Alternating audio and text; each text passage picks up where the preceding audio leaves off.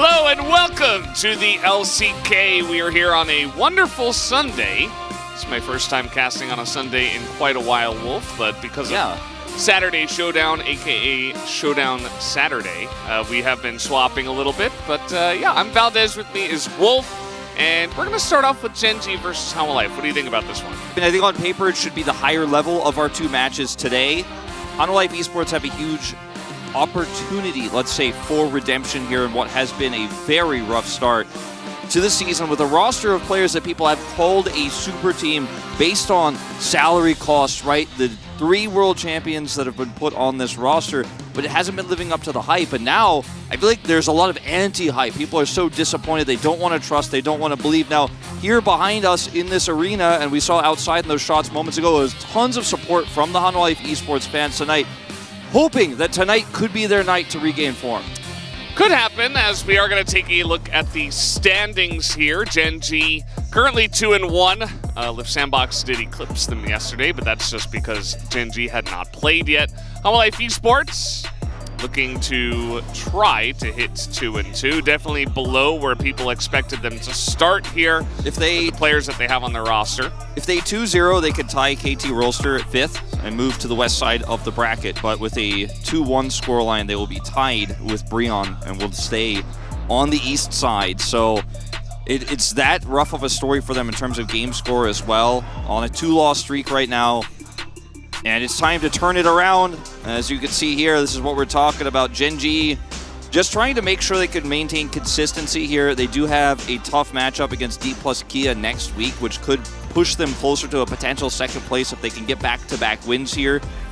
And for Gen G, it's been a pretty good start, right? And Pace's development is definitely happening. We're seeing it in real time. The guy looks better and better every single match he plays. Delight is gelling pretty well with him in the laning phase. And they're big favorites coming into tonight's matchup. Absolutely, especially because Hanwha Esports, yeah, they lost to Live Sandbox. I thought they would learn a little bit. They did not. They got crushed by KT, who looked fantastic. Take a look at this total head-to-head. Clid, definitely the topic of many a LCK fan nowadays, and he is a 17-2 favorite in their historic matches here. Two junglers that have not faced each other in 533 days. Yeah. Clid spent time on FPX, right, when Chovy was reunited, or was joined with Peanut in that Nongshim trade. Remember, Peanut was on Nongshim for a while, had some struggles back during that era in 2021. This is the exciting matchup here. There's definitely a bright light. I actually like the visual here for Zeka, because he is the shining light on this roster for Hanwha Esports, the most consistent part of this roster. And in their wins, it has been basically all about him. He gets a double kill in a skirmish on something like an Akali or a Silas, and he carries the game. It's been really Zeka against the world. He's 1v9'd in those victories. Yeah, just having a little bit of trouble recently in their couple of matches, especially the last one against KT, where he tried to go onto the Yone and carry it, and it did not work, to put it lightly. As here's the Hanwha Esports roster. You'll look at these players, and, you know, especially some of their new pickups, the Viper pickup in the bottom side, you would say these guys should be amazing. But they're 1-2. It's about the mentality, Valdez, here, because you fall 1-2 in a season like this. You've only defeated Guangdong Freaks. Let that sink in for a moment. You've lost to Live Sandbox. You've lost to KT Rolster in dominant fashion. It was a crushing defeat in that KT series. And you've got to keep your head on straight here, because you don't want to be ending week 2 with a 1-3 scoreline while you're trying to build synergy. You want to have trust in the world champions that stand beside you. Tonight would be amazing if they could take the win, if they could get that upset. That does so much for your confidence. Yeah, it would be massive. The only issue is that right on their losing streak, at the worst time, they have to fight these guys who are pretty incredible. They're not on the S tier of Wolf's ranking with D+ and T1, but they are right behind them at A, and these guys are quite strong. I think they're only going to get better with Pays down there in the bottom side, alongside of Delight, who we even recognize had tons of potential from last year, and Gen G immediately picked them up for a good reason. Gen G have shown us really a lot of versatility in drafting. We've seen Corki from Chovy already. He's played the Ahri, the Akali. The only champion he's played more than once is the Silas. So Gen.G's drafting right now is hard to really get a strong read on. They haven't actually shown this is our playstyle, for example, like T1 have, like D plus Kia have, with their oppressive get ahead and try to take that momentum into the mid-game style. This is the matchup we are zooming in on. As I mentioned, Chovy only with 2 games on the Silas split across others. You look at Zeka's top champs, the Silas, the Azir, the Akali, 3 champions he dominated on at the end of the season, then took that into Worlds where he dominated on those 3 champions, right? Nothing has changed. For Chovy, a lot more diversity. Yeah, absolutely, as he does have a pretty cursed DPM. But it is number 1. It is number 1 for mid laners. That is not number 1 in the LCK. Curious about who that is, but note that Zeka does have a bunch of first place is himself. As Chovy's having a good time. Hopefully, for his sake, he doesn't have to play the Corki once again and just farm wolves while his team wins and not really interact in the game other than firing some rockets here. Kingen still waiting for him to step up back to his Worlds form, where he did look pretty incredible in those finals. Kingen versus Doran is going to be a really interesting matchup tonight, as Klid has just not been able to be a supportive jungler for his top laner. He's died isolated in the jungle multiple times. He has not been able to cover Kingen, and Kingen's early game has suffered. And as a result, we're seeing a lot of teams target Kingen, especially on his Gnar in the early game. Klid has, right now, the highest death percentage across all teams as junglers, the highest jungler with that. And he has also the lowest kill percentage of all junglers, or kill participation, that is to say, of all junglers in the LCK. He hasn't made an impact on this roster really at all, whereas Peanut is the opposite. He hovers topside of the map, and Doran's jungle proximity is the highest of all top laners, and Doran's stats, as a result, are the highest in the early game as well. He's up 300 at 10 minutes on average. And so I think for HLE Esports in this matchup, if we see red side picks, which we do not see here in game 1 for HLE, maybe giving Kingen a counter pick, allowing him to play strong side rather than weak side might be the way to go, because Klid just so far hasn't been able to keep him alive or keep him protected on these weak side picks he's playing.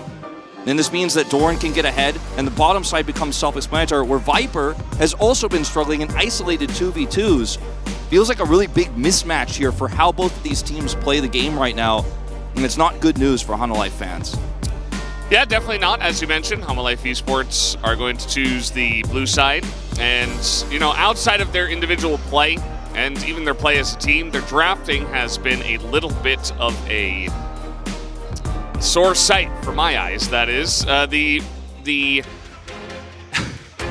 Gnar. I hope we don't see that again. That really got me. The blind Gnar that just got absolutely orange buffed to death was not a good sight for my sore eyes. As let's see what they decide to draft today, as Caitlyn is no longer allowed in the LCK. Peanut bans here already.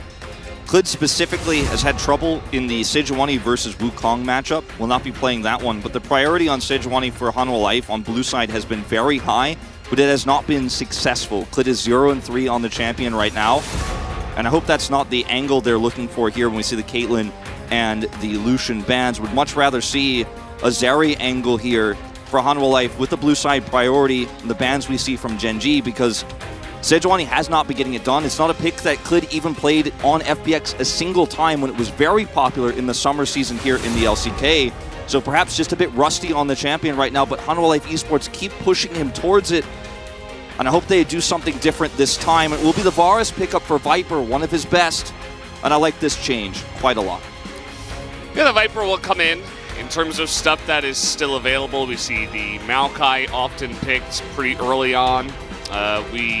In recent times as well, I've seen a lot of, bot lane and jungle priority in the first 3 picks, but it has been changed a little bit. There have been some teams that have been prioritizing some mid laners, such as Ryze, as the Maokai will be picked, kind of unsurprisingly. It's very strong into the Varus. You know that hard engage that you can go for and you can draft around will be strong, as they might pick away the Heimerdinger as well, so that they do.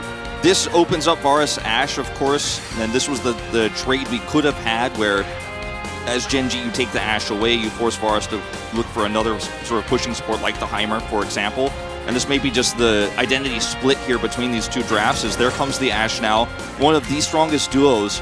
And Viper and Life shouldn't have laning problems with this much power in the lane.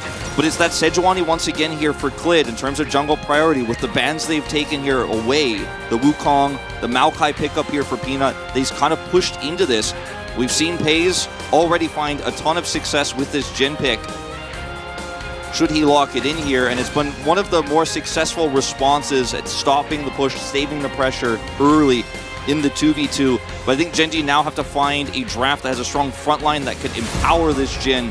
Love the Akali ban here because Jhin somewhat isolated in the backline, somewhat vulnerable. Same with the Heimerdinger here, and it's Zeka's best pick. Yeah, I mean, the Sylas is already taken off the board. The Akali will be as well. I don't think Yone really deserves a ban.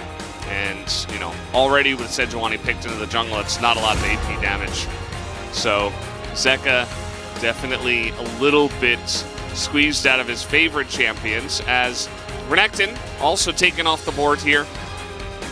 Pretty strong nowadays in the top side, can deal with a lot of the strong meta top laners. One of the crazy picks that's still open here for both teams is Ryze. And Chovy is a great Ryze player. Zeka not as famed for it, but he has played it before. I think that's another one to look at here potentially for Hanwha Life Esports if they have no intention of playing it here in this draft. Great side laning power though with that pick for Hanwha Life's draft, where you have so much long-range engage with the Ashe, the Sejuani, even the Varus ultimate. There's a lot of chain CC in this composition already for single target pick. Should they leave it open, I think Chovy will be glad to take it though in this draft. They take away the strong side Fiora as well, so no Fiora, no Renekton. Does kind of feel like it's going to be a Cassante Gnar situation going into this game. And they could save that 5th pick for last for Chovy just to make sure it's the right call, because Syndra's still strong in this draft with the Jhin pick. You want to show your hand early. Yeah, Cassante also very strong, just in general with what's available. King could just go for the Gnar again. Feels like a comfortable spot to pick the Gnar. He feels like a player that is comfortable with the pick in general, and that is going to be the selection. But definitely, we'll have to see what Zeka is going to choose here. We'll be blind into what's already been picked. Something with good CC sounds great, but I think more than CC, they need damage. With the Azir pick here, you have a lot of power in the mid game, and you have tons of damage and scaling, and your side laning goes up if you go for that Nashor's Tooth build. But if he wants to do something that's just pure damage, the Victor, he's on the same page as me here, because you already have the setup CC. You already are dealing with an AD carry that is more utility than raw damage. And you thought you protected the Gnar pick. Whoa. You thought you protected the Gnar pick. You banned the Renekton. You take away Doran's Fiora, and Gen G are going to play around top side again. They are going to look to punish Klid and Kingen again. We have seen so many teams find an angle, and we saw the Irelia mid just yesterday. You have Cassante, you have Irelia who looks to get pressure here in mid. It can help play around that top side. Yeah, you thought, okay, we got the Cassante pick out. We're safe here. It's a Gnar pick coming through. It's not going to be a lane swap, but there is so much power in a side lane for Chovy here with this Maokai pick. Maokai protects deep side laning champions. That's one of the weaknesses of these Cassante comps. They don't have the same ability to side lane and put pressure on turrets when you get to the mid to late game. But you have an Irelia mid here, and yes, you absolutely can put that pressure on. Lack of magic damage here, but who's building MR in this composition for Hanwha Life Esports? Not a lot of great options. Yeah, Klid can tank some of the damage, obviously, in the front line with the Sejuani, but you're playing Gnar top. It's going to be very difficult here, I think, in the mid-game from behind for Hanwha Life Esports to play the game. Yeah, I think they have enough magic damage. You know, they got the Maokai, they got the Heimerdinger, so I think it's a actually perfect spot to pick it up. I think Chovy probably watched the games yesterday and saw Closer just absolutely stomp on this pick, and he's like, well, I'm Chovy, so like, of course I can do this. And you know, he's got a big smile on his face. I know that mid laners love to play this champion, and I think it's just a perfect spot for it. And I think, you know, Gen G's just one step ahead of the meta by going for something like this. They are watching what other teams are doing. I think it's a great spot to put on some pressure and punish some of those players, some of those champions that do not have the escapes, as guys, we're jumping onto the Rift already for game 1.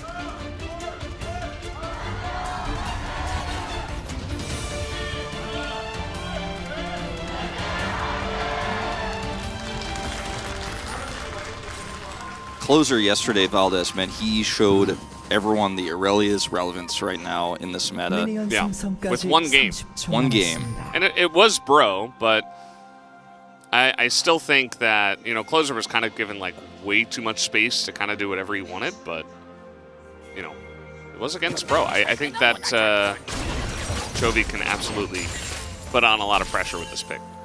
I'm really liking how Genji has looked at Hanwha Esports' game plan and how commonly we've seen this style of King and Gnar and Klid Sejuani in the top side and said, there's another way to attack this. Not as early as we've seen in the past, obviously with those bans towards Peanut. The entire draft for Hanwha Life has basically seemed like it's designed to protect Kingen. And yes, to a certain extent, Viper and Life here on the bottom side with this Ashe Varus, but taking away all those aggressive Peanut jungle champions, then taking away Doran's, Fiora, and Renekton, saying, we want to play Gnar, that is what we are going to do, and it's going to be safe, and it's going to be fine, I think is just kind of turned on its head quite significantly by this pickup of the Aurelia here late in the draft for Chovy. And that's another thing that Red Side can afford you, which is why I'm surprised Hanwha Life didn't prioritize Red Side here with side selection going into game 1, especially when we consider they're taking all of their wins on Red Side this season. Yeah, it's pretty interesting to see, as Viper did go for the Comet here. Looks like he will be playing the lethality version of this Varus. Not too surprising. I think, you know, you're not going to be surviving very long in melee range against a lot of the Genji picks, although you could, you know, on another slate, you could say, hey, they're going to be in melee range very often. But I think this is a better choice, just to stay away, and it's going to allow them to be extremely annoying in the lane, especially, which is where they're going to find a lot of priority, as Peanut got a leash. He was down here pretty quickly, but Life with their priority, you know, just helping leash the Gromp a little bit there for Peanut. Thank you very much, as Peanut. But yeah, going to be pretty annoying to have that much priority on the bottom side. Now, Zeka's laning the early parts of this Victor matchup extremely well, putting on the pressure with his E, and just kind of pushing Chovy repeatedly here with it, as you see here, using the Airy proc basically on cooldown to make sure that Chovy's under a lot of pressure. Klid utilizing this pressure extremely well, and we've seen Klid have a lot of problems actually in the early game in Sejuani matchups. Not as much the Maokai one as the Wukong, but he's actually utilizing that mid prio right now with the bottom side prio here to put pressure on Peanut. So good start for him here in this game. Not sitting back and watching, definitely getting involved early.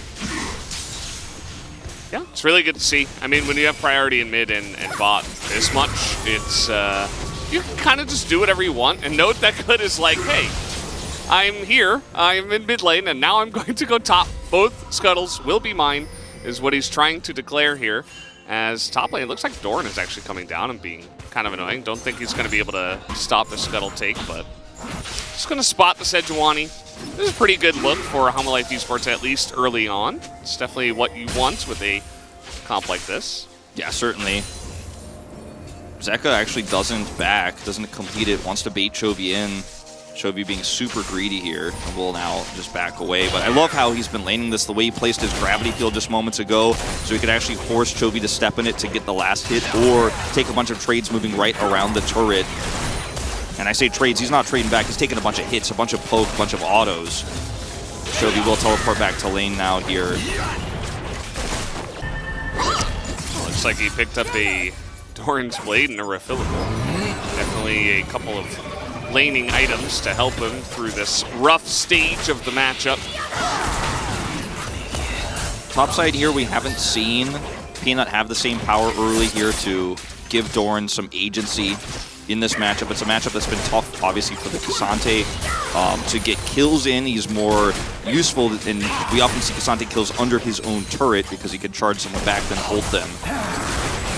As not a lot of action top side in this matchup just yet, but I think that is going to come online later. And bottom side. Here we go. It is the patented Peanut flash over the wall. He is looking for life. He's just going to go for Viper, and they get back in time. And you can see that Peanut did not want to advance onto life because he knew he had his flash available, and he would just die because he would be stuck under the turret. So definitely a good look for Peanut. You know, a nice gank. He did get a bunch of summoners out of the Humble Life Esports bottom lane.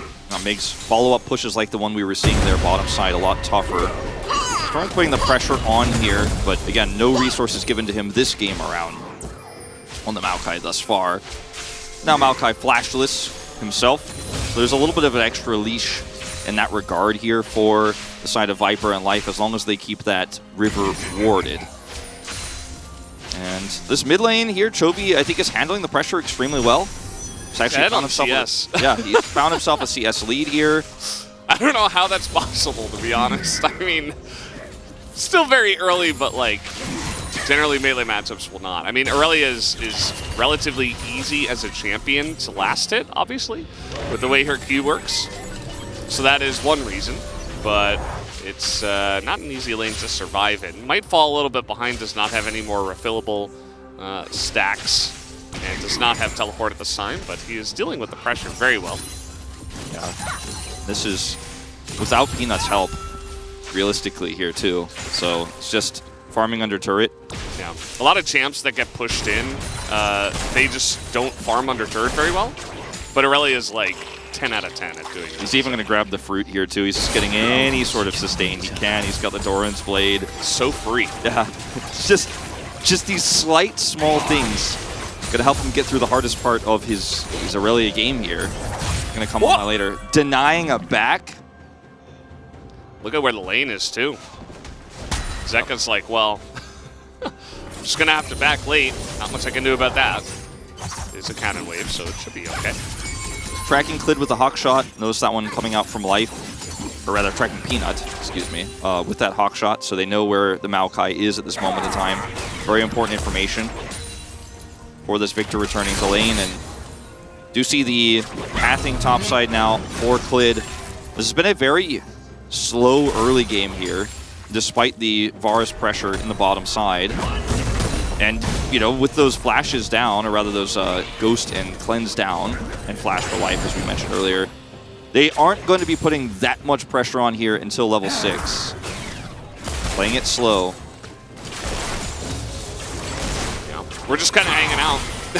Just waiting for someone to make a move.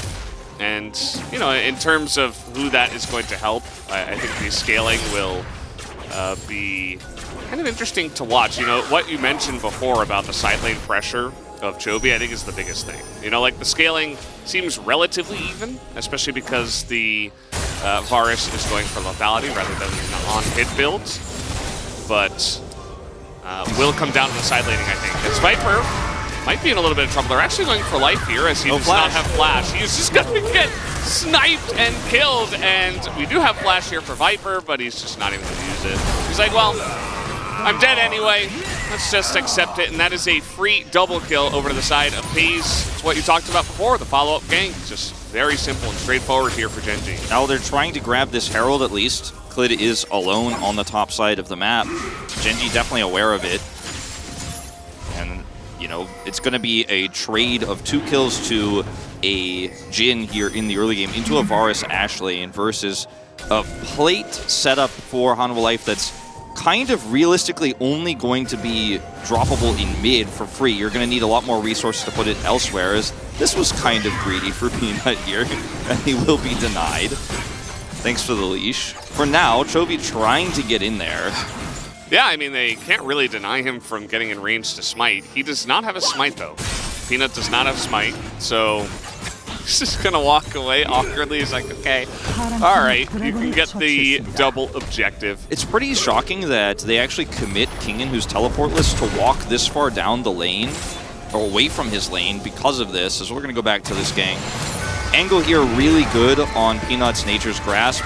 Going to be able to catch both. They go for life first. He's flashless, and then Peanut gets the root here with the twisted advantage. There's nothing you can do as Viper. You're just too far up the lane. That ultimate from Peanut is perfectly angled, and you're doomed without those summoners. 그러니까 완벽하잖아, 그냥. I am perfect.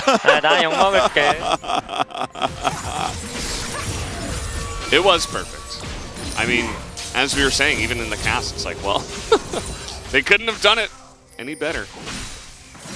So during this Drake contest, quote unquote, where Peanut stood nearby and Chovy kind of walked over.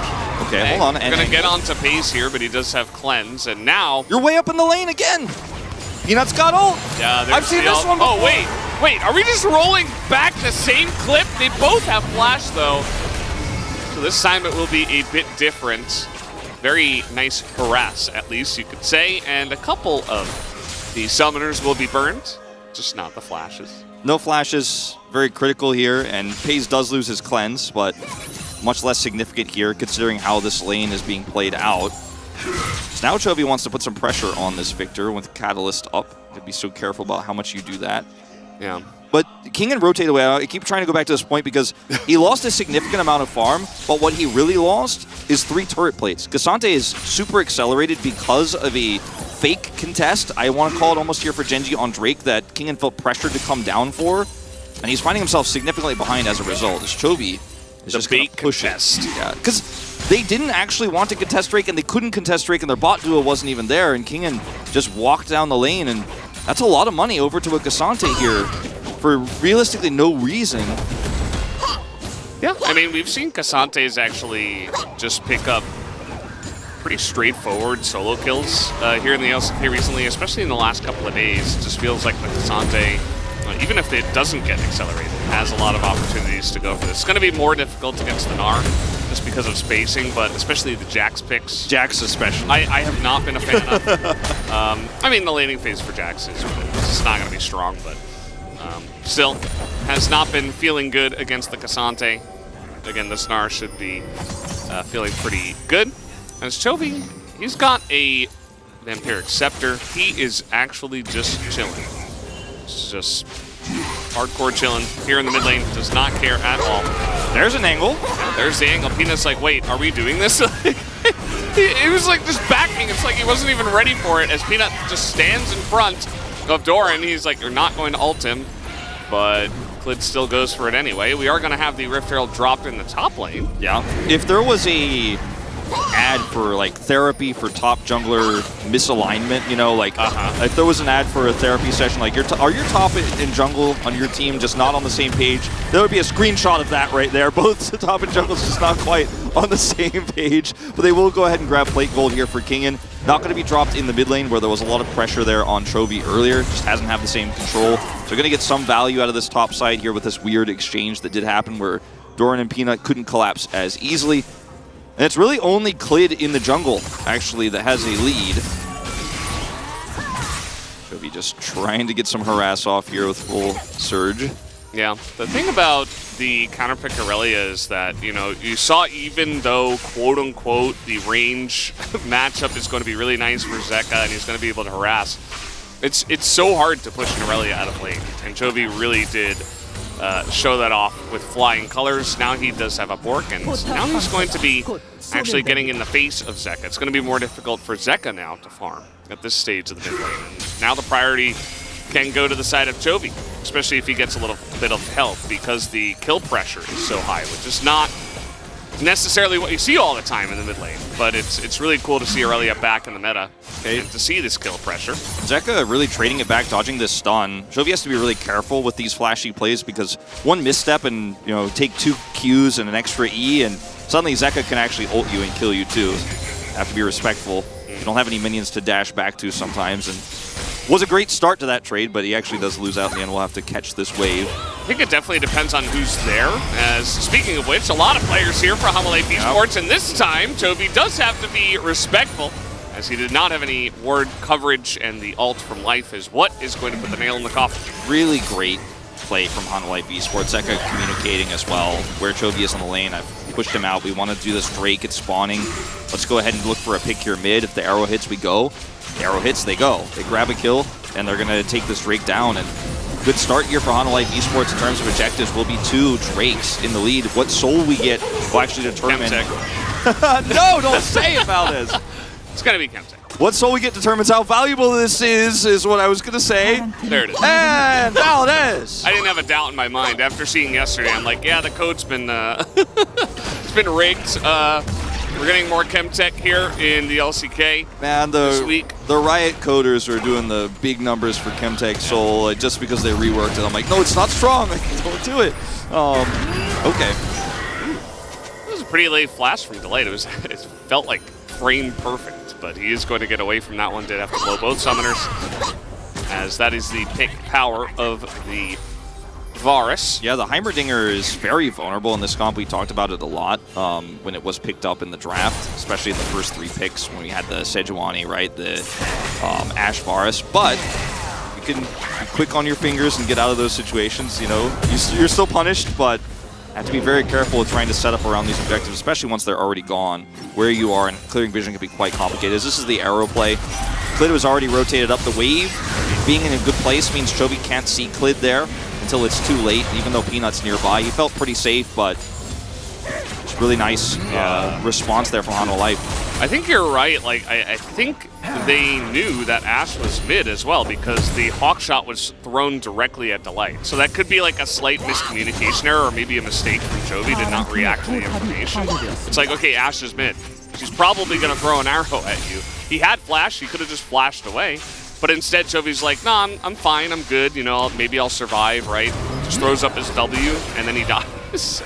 So, maybe a little bit of overconfidence, maybe a little bit of a miscommunication issue. Either way, a nice setup from Hanwha Life. I do like the pick here of items, or rather of item, of Mythic for Doran. He goes for the Jackshow build this time around because they have a 2 melee front line where there's a Maokai to set them up. And Jin, again, utility in this draft, not going to be carrying a lot of the damage, having some extra survivability, making sure that you can use that. Yeah. That's the Jin. But look at Peanut, he's just there, he's just soaking everything for the Jin. And there was not a hard commit here from the side of Hanwha Life Esports, as there were only the 3 of them. They will be at least successful in pushing them back. Well, what I was going to say about this item is it allows them to sit up in the front line and really tank that damage, do a lot, threaten the back line, threaten this Victor, threaten the Gnar, of course, even on a flank angle, can be quite critical when the Gnar is trying to get that Gnar bar online to 5v5 fight. And Doran took out the entire turret this game. Doran's laning has been amazing. Like I said, Peanut, highest jungle proximity in the league for top, but still, this time doing it all alone, essentially, and making this Cassante pick very strong, grabbing that whole turret, and making value out of nothing, basically, in this game. And we haven't been looking at it, but I just want to give him credit. As here comes another gank. Okay, the wave is going to be cleared very nicely from Zeka. That's going to give them a great chance to survive, as the arrow did come through as well, and Gen G are totally stopped here on the dive. So Hanwha Life Esports a great response. What at first I thought they didn't see coming. They were very prepared for that. So now we have a follow-up fight here. Chovy is going in. He's kind of low on health. That's fine because he's got so much support from the river. Hanwha Life just running away as the Pays shots ring true from the river. Lid. Now he's just going to flash in. That's a free piggy kill. Chovy gets the double. And he's looking for a little bit more, but Life is going to back away. And like you said, Wolf, what are they going to do about this Aurelia? Yeah, I mean, they don't have an answer. It's a problem too, and it looks good from the outset of that exchange for Hanwha Life because Chovy's taken so much damage, but he's just so mobile. He has his Blade of the Ruin King, and he's got a lot of minions to operate around here, and he's next to a Victor. Once again. Okay, this is actually a 2v1 as Pays is just dead. Very far up the lane, he was just backing there. That was kind of confusing, and Hanwha Life will take the free kill. Yeah. No turret to suck up those minions, but no one to catch them either. Delight, it looks like he's going to be trying to hold that wave mid, so pretty rookie mistake, let's say, here. As look at Chovy's health, feels like, okay, we can push up. We have a lot of support here. We've got Clid, we've got Life, but there's a disjointed communication between Clid, Life, and Zeka. Zeka's actually trying to make a solo kill play here onto Chovy. He's trying to push him back and hoping that support's for him, so he can actually push Chovy back.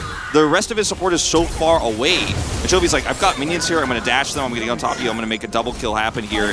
And Clid just kind of sits back and watches, then dies without ulting. And yeah, this is just great. Yeah, I thought he was backing, but actually he's just like, he's really so far up the lane. Yeah, definitely a little bit of a rookie mistake there. Maybe it works in challengers. It's okay, Pays. You'll get it. You'll get it. We have faith. As now Gen G are going to go ahead and actually commit on this Drake. As Kingen, he is going to hit Meganar. Yeah, and he does a lot of damage to Delight at the same time. There is no Cassante in this fight. Doran's going to have to TP in. He does have that teleport and Gargoyle Stoneplate. Onlife Esports, I think, really should look to collapse here and punish now. The Drake, not really the most important target. Winning this fight before Doran gets there is more critical.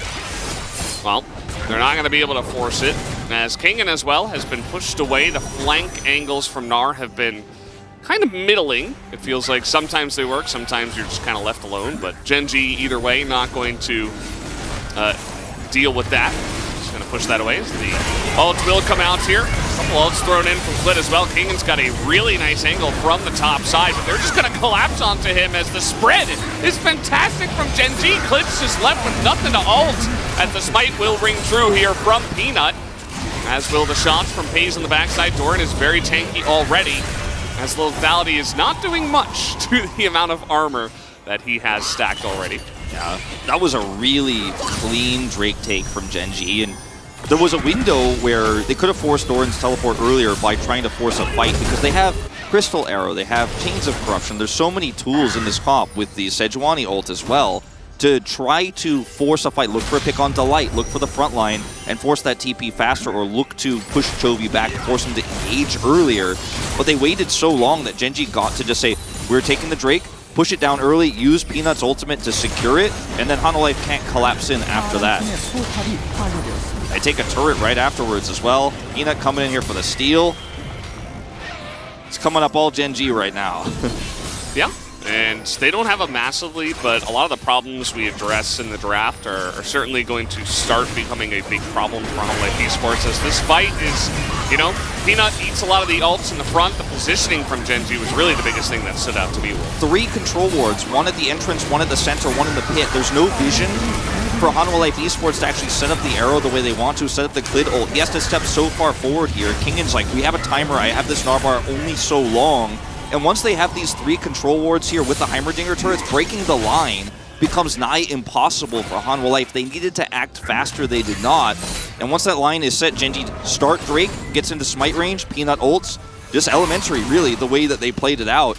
Just punishing Hanwha for a little bit of slow play here. But I'm going to be honest with you about this, I've been pretty impressed with how Hanwha is playing the first parts of this game so far. It's been a much better look than what we've seen in some of their last few series. Yeah, you know, sometimes you've got a weak schedule. You say, okay, we're playing against, who's it, KT, right? We're playing against KT on Friday, but we've got Gen.G on Sunday. And we got to prepare a ton for that matchup. So you're kind of like, okay, we're good enough. We'll probably take down KT. But obviously, as we saw, they were not prepared enough for that. But perhaps they prepared a lot more here for this matchup instead. And they have definitely looked better compared to the match they showed against KT. This is the first signs, by the way, in this game to talk about what we talked about was going to be a big problem of the 1-3-1 that Gen.G want to set up here. Again, the Cassante not as lethal, but the Aurelia a big problem here. And every time there's a lull state with Baron, Gen.G are getting the advantage around vision because of this Aurelia threat on sides. And Clid needs to be really quick on punish plays on this Aurelia. Look at them rotate up here now with this Ash Arrow in tow.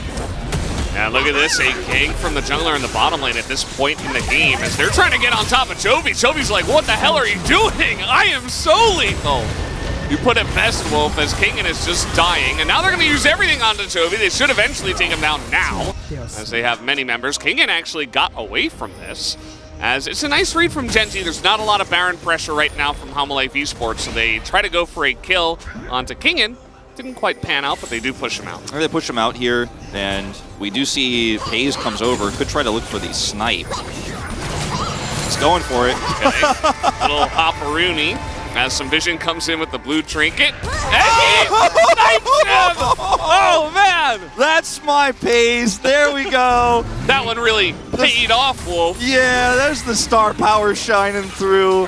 Chronicler's jumping out of his seat over there on the space, no doubt. And wow. that was a risky play in terms of committing your ultimate here, but it pays off big time. Like the Gnar gank was a success at the end of the day, and now they're gonna push this mid turret. So much damage here. Yeah. The Eclipse finished for Pays. He's got so much lethality and kill pressure. even onto the Gnar, who does not have a lot of tanky stats at this point, but the build he has gone for. And it just, as we both said, pays off. Yeah. And we're going to be saying that a lot more, I think, in this season. Otherwise, you know, the top collapse onto Chovy was what I was really feeling like needed to happen quickly. It needed to be very swift, and it could have been a lot more coordinated, but Hanwha got the job done in the end and did shut him down, but it was at the cost of Life, who did not actually have his Crystal Arrow. I thought with his movement there, he definitely would have had it, but it was actually about maybe 10 seconds or so away. So Chovy just assassinates him first and pulls all of those resources. Meanwhile, they get that turret bottom side and King in. Although not as cleanly as they would have liked, but they still got him in the end. Pays and picks up the kill. Could have been worse again for Hanwha Life here, but Gen.G just have so much control over sides, and you could see it on the objective vision. Now they focused on bottom side with the Drake spawner. The Drake spawn time kind of ticking down. They have set up here, and Hanwha Life on the wrong side of the map. This could get nasty. Yeah, Maokai ultimate just to push them away as Doran is looking for the engage, and a couple of them are bunched up in Chovy's, but Meganar does come through. King's getting a nice knockup, but the stopwatch is going to buy so much time for Chovy. Can he survive, though? As over the wall, Viper and Zeka are just putting so much damage, as they do eventually take down Chovy, but it is traded for the Hanwha Life Esports jungler. It's like Doran's Life, where you going? Well, he's just dead. Doran just going to pick up a free kill, as Life has just kind of been food so far. I think Life wanted to come over here and try to set up some vision for potentially a steal, but I think he forgot that Clid was dead. I'm not entirely sure what was going on with that, just trying to clear some extra vision, but it's a second Chemtech Drake here for Gen.G. It's not a very critical objective. Just take your trade and walk out. As, a sniper on the hunt. Mom, get the camera. Oof! Oh, and Viper just a second too late. This fight, this aggressive play from Clid, really gives Gen.G an angle here. Look at where Doran gets to push over here, and this is without Heimer turrets. Kingen saves the play here with that Gnar, because he TPs in with Mega Gnar and buys enough time. And look at the Viper and Zeka in this fight, just untouched. Yeah. They have the range advantage here because it's a 2 melee comp here, no range mid. Chovy's in stopwatch, doesn't do any damage. And Gen.G still do so well with the ultimate coming up from Delight. Some turrets he places there on the back because that's their range damage right now is Heimer turrets. Yeah. And then Life just walks up. And it's a bit puzzling, but he will be punished. And Gen.G already win the exchange because they grab Drake, but that's just a gift for Doran here, his first kill of the game. Yeah, it's just a little treat, you know. Sante getting a bit hungry at this point in the game, so it's just a little snackaroo. And yeah, Gen.G, they didn't necessarily have to take that fight, as we talked about. Okay, Peanut's standing on a ward, but they're just so tanky at this point. They didn't have to take that fight, but they kind of forced it because they feel confident, they're very far ahead, and they wanted to put on pressure before the Drake, so they just pulled the trigger. And it kind of works out for them, as now they're setting up position here on the Baron. And there's not a lot of vision now for the side of Hanwha Life Esports on this objective. Clid, where are you going? Very risky flank angle here to try to catch somebody. He will get away with it. Somebody's got to get in there and get some vision. So it's going to be Clid. Very risky, but he gets away with it. Zeka coming down here to catch this wave. There's just so much pressure on the map. He does have TP, but this could be Gen.G just pulling the trigger on Baron. If he teleports in, not that he has a ward to teleport to, he's gonna lose so much time here, and he's so vulnerable if they identify the angle he's taking. Yeah. The turn here from Gen.G, pretty excellent. When you do have the Maokai and the Cassante for engage, as well as the Aurelia. There is the Nature's Grasp coming out over the wall as Doran is just zoning them away, and Jin is going to get the Baron, as this is a very broken fight. Kingen and Clid, again, just left to the wolves, as Chovy and Doran are just hunting this squishy backline. What is going on here? They're just left out to dry, as Hanwha Life are literally being hunted for food right now. Chovy looking for the second kill, won't get it. Life once again, a tasty snack for the Cassante. And Gen.G just gonna rip them to shreds. Yeah, it was basically unwinnable. Chovy and Peanut up here at the front. Peanut gonna tank this turret with no minions. It doesn't really take damage, but here come the Baron buff. The minions, the TP, actually gonna get some serious value here. For Doran showing up, but also for the turret. So many of these minions just going to crash through, and this may just simply be Gen.G ending the game No vision whatsoever for Hanwha Life Esports, no map control. And they just cannot do damage to this front line of Gen G at this point in time. Big Gnar ultimate into the wall. It's going to buy a lot of time here for Hanwha Life Esports, as maybe Gen G have overstepped their bounds, and it looks like they're going to take that turret and take it a bit slower after that one. So here comes something onto, okay, well, they're not going to get the kill onto Chovy. So unfortunate that the Void Staff Victor actually dies early in this fight. With him surviving, potentially they could have actually done a lot more damage there and actually chased harder. Squid wants more. Be careful about this. There's no follow-up for you. Ash is trying to defend top. Ash support trying to defend. TP'd back in the top lane. They're just keeping the pressure up as, oh boy. Mount Clid might be left out to dry himself as in goes the Maokai. Pays even. This the builds he goes for, just going to kill this Sejuani. This is an example of what we've been talking about Hanwha Life Esports not finding their footing in terms of coordination, as Viper and Life have to defend that top push. They see the teleport coming through from Chovy. Clid's on the wrong side. This fight is just a wash because there's no vision. The guess on the double go into the pit here is just 2 sacrifices from Clid and King and hoping to get a steal. And the rest of the fight, where the rest of Hanwha Life Esports are split away from their front line, is a wash. There is no hope, there's no chance. You sacrifice these 3 players, hoping for the double steal combo there. You fail that, you lose the bottom side of the fight. FaZe clears the minions. I missed that part the first time around. I love that from Jonas Strong. And like, yeah, we already won this fight. This is really good time buy here for Kingen, who's had a great game. Like, I think he's had a few moments here where he's bought time and is trying to buy some space for his ranged damage dealers to actually chase these players back, but he's unsuccessful. Clid dying after this while Life was defending is really the point that I want to focus on most, because there's clearly a disconnect between Clid. It's like, we got to punish them, they're retreating, we push them back, I want to catch them, we got to force them, and Life is like, dude, I'm on the other side of the map, I'm trying to defend this Aurelia, he might all-in me and kill me, I need you to come back here. And then Gen G realize Life is top, they see Viper, and then they just turn and kill Clid. Why are you out here on your own? And it's a desperate situation, it's a desperate game, and Gen G will punish you if you're indecisive, they will punish you if you're not on the same page. Gen G may be seeing the tier list that Wolf made and got a little bit angry. They came out to punish today. This is not... I put them in A tier, okay? They're just one step behind. But it wasn't S. Wasn't good enough. And yeah, I mean, they're not holding back from this one. They look extremely comfortable in this lead that they do have for themselves. And individually, you know, Valdez, it's been a great game for some of these players. Kingan's had individually a great game on his own. I feel like Zeka's laning phase and how he's played these team fights, great game on his own. Yeah, they're just not a team yet. Yeah. Hanwha Life Esports needs some time as they are coming forward. They do get the kill onto Heimerdinger, as it doesn't seem like Gen G really care here, as Doran are going over the wall and Zeka's just gone. As that is a huge chunk of damage immediately just taken away from the side of Hanwha Life Esports. That is just so much of their late game damage, and now it's just they just don't have it anymore. As now the inhibitor is going to go down. As Gen G's comp has punished, and it has played out very well for them. They do take the inhibitor down, but a little bit of a chase here from Meganar and the rest of Hanwha Life Esports. As King, and he really wants it here, as the house is going to hit Pays, and the ult is going to hit the 2 tanks, it looks like. Well, Chovy tanky enough. He is going to go down eventually, though, as Doran is being chipped away.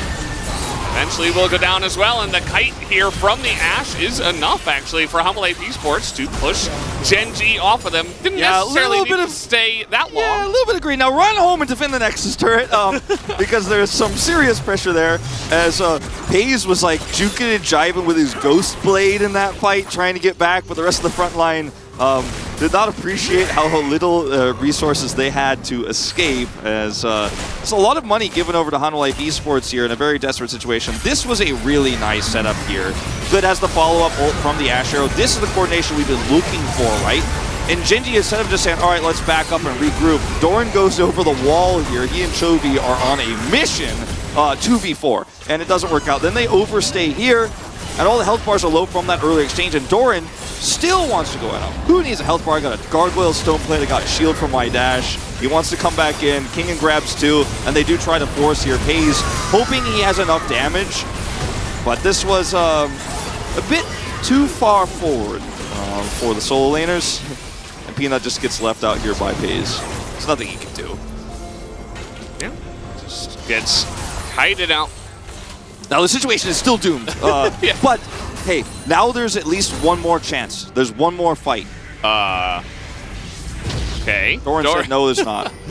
Doran's like, wait, this was pretty deep. He's going to try to block them from coming over to Baron, and they have enough damage to do this now. Aurelia on 4 items, 3 of those being the sort of damage he wants, but sitting on 4 items is just 35-minute Baron going to disappear before our eyes. The frozen heart, actually, I just noticed that. That's so nice into the squishy backline of Homolife Esports. It's like, yeah, I dare you to try to do damage if you're not Victor. And if you're Victor and you're in range to do damage to me, you're probably dead. Not happy about it. Yeah. Again, there was never an answer for Chovy in the side lane. We didn't even really get to see that. I mean, Gen G were just like, yeah, we'll just group up and bop them instead. So, good enough, I suppose. Gen G trying to take out this open mid inhibitor now. Can't kill Chovy, but now you have to kill him twice. They're cutting this out. Chovy is going way too far as the Chaos Storm is on top of him. He's just eating so much of this damage. As he's going to get pretty low there. And the snipe, 1370, is enough to take out Life. The poor support Ashe in this game is just eating it today. Yeah, she really is.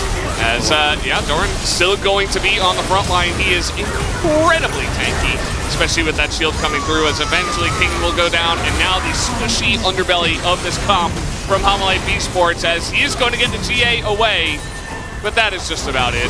Chovy is not going to go down. That's going to be game number 1 here in 36 minutes for Gen G. They had a lot of fun with this one, but they got the win in the end, and that's really what matters. 30 kills in total, as Gen G will take game number 1. There were some overextensions there at the end for Gen G, but I think the reason why we saw that level of commitment, especially Doran's teleport down there to the bottom side, is they realized, hey, our comp is pretty heavy melee. Victor's starting to come really online. Like, he's been online for a while, but he's just been shut down by the composition and him getting so much pressure on him. He's got Aurelia on top of him all game long. But if we don't end this game now, we back again, and yes, they're down to 1 Nexus turret, those inhibitors come up, we might lose a 5v5. King's engages have been good. We don't want to let the game get to that state where suddenly we have a range damage problem. And you could see it in some of those pushes where they're trying to force things through, and after the engage goes up and King stops them, they're like, we don't have range damage, like, put those turrets down with Heimerdinger, we gotta push. And it did look like if the game went longer, there was a small chance that Hanwha could come back. So I like the decisiveness there from Gen G to make sure, let's push early to end this game. Grab that Baron super fast. Doran TPs in, blocks them out. They Baron, they push with the minions. The minions in the game for them at that point with the amount of pressure they've already put onto that base. 1 Nexus turret remaining. And Gen G, there was some fun moments in this game, but I think Peanut ruling the early game, truly, on the bottom side, shutting Viper and Life down with those 2 big ultimates. Yeah.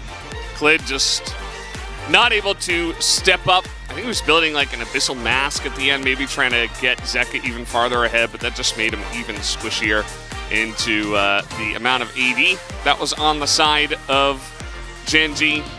And yeah, pretty straightforward one. Viper did a lot of damage, but it was not critical damage.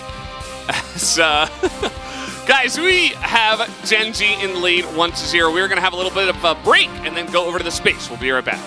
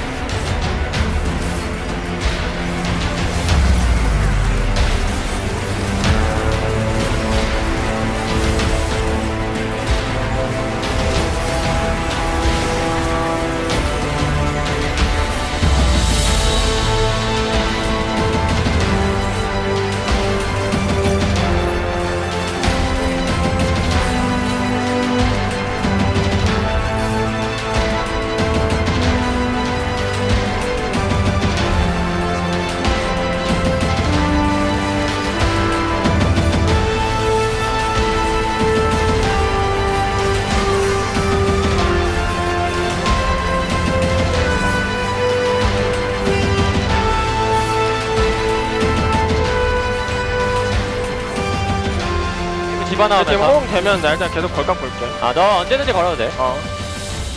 집만, 빅토르 빅토르 쪽 한번 봐볼게. 집만 살 생각하면서 해. 나 궁 대고. 방 나오면 써도 될 듯? 잠깐만 나 좀 맞는다. 이거 궁 한번 써줄게. 한번 괜찮고. 빼야면 빼야겠다. 야, 좀 안 좋다. 빼면서 봐. 괜찮아. 용 1분 애들 용으로 가자. 하나 나이스. 잡았는데? 잡았는데? 아, 이거 근데 되냐? 피업을 해야 되긴 하거든. 피업을. 피업 되면 해도 돼. 난 좋은데. 좀 봐달래? 진 노플인 거 생각하고. 네, 저 나르부터. 나르 높을. 나를 노플. 나르 W. 야, 빅토르 스턴 맞았고 잡았고. 빅토르. 빅토르 잡을만해. 빅토르 노플. 이래 어차피 가인이야. 나 타워탱. 아, 끝났다. 타워. 아, 잡아도 돼. 죽이면 안 돼요? 죽여. 그냥 죽여버려. 끝낼래 빨리. 하고 싶은 거 다 해. 야, 우리 천룡 때 못 싸웠겠다. 나이스. 선영 때 박세스였어? 내가 풀이 없어가지고 아마 졌을 때.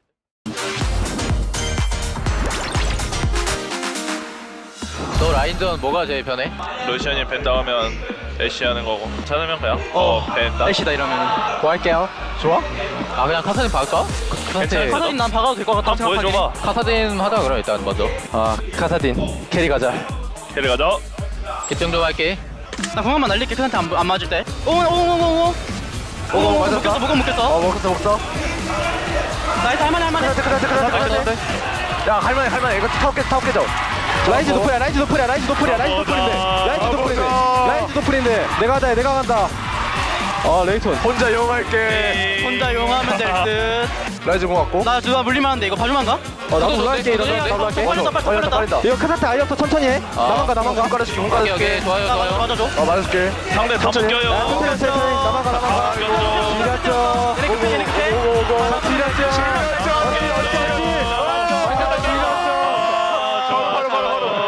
좀만 집중해줘. 안 끝났어. 공항만 날렸어. 여기다 날렸어. 카사트 내려봐. 할만해. 야 체리 볼 수 있나? 체리. 제리. 나이스. 펜타. 펜타.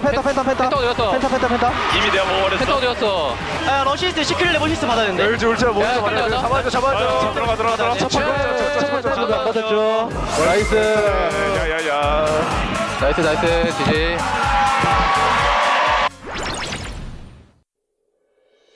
이제 눈빛으로 기선제압 한번 해야 될 것 같은데. 근데 기선제압 하다가 눈 맞으면 맞을 것 같은데요? 쟤네 근데 피지컬이 말이 안 된다. 야 못 이기겠다.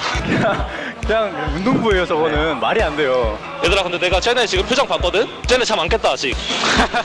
야 무조건 이겼다 이거. 준비한 대로 잘하자이. 아 깔끔하게 가보자 오늘. 이거 나 미드하고 아래 다이브도 되는데 어때? 야 한ля선이다 이거. 얘네 다이브 하겠다. 안 죽어 우리. 받아볼게. 알게. 대리. 옹 잡았다. 옹 잡았어. 까비. 야 나 개잘 컸다 얘들아. 나 캐리할게. 얘들아, 우리 미드 저거 끝났다. 파이팅. 나 살짝 공부하고 얘들아. 얘네 이제 내려간다. 야 얘네 먼저 간다. 그냥 텐 나 못 싸워 지금. 야 빼면서 해봐. 우리만 간다. 살기만 해봐. 야얘 여기부터. 야야야. 천천히. 좀 애매하다. 에이지 미드 밀어. 미드 푸시 못할 수도. 얘들아, 윌로 클로저 캐리 가보자. 가볼게. 가자 이거 싸움 보자. 아지르 볼게 나. 비 많이 알았어. 그래 미드 궁 쐈다. 옹 높을. 빨만한가?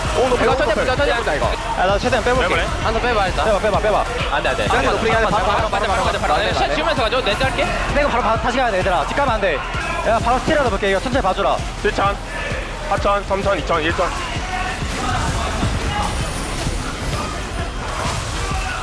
아, 천천히 빨리 말고 나 가인 있어. 아래 봐줘. 대리 쪽. 제리. 야, 너 살짝만 해봐. 빨리. 아지르 봐줘. 아지르. 아지를 지키면서 해. 아지를. 이게 많은데 아지르 쪽 버전에서? 아지르 쪽. 야, 나 이거 아지르 봐줄 수 있어? 아지르. 야, 빼봐. 때려봐. 나이스. 끝낼 수 있어. 아니, 못 끝낼 수 있어. 아니야, 끝낼 수 있어. 가볼게. 아, 끝날려나? 끝나겠다. 아니야, 잠깐 내가 막아줄게, 형님들. 기다려, 나 믿어? 5초? 할 수 있으면 막아봐. 가보자. 보여줄게. 미친 기다려봐. 과학자 가보자. 3초. 나 2지만 본다. 보여줄게. 막았어. 형들 막았어.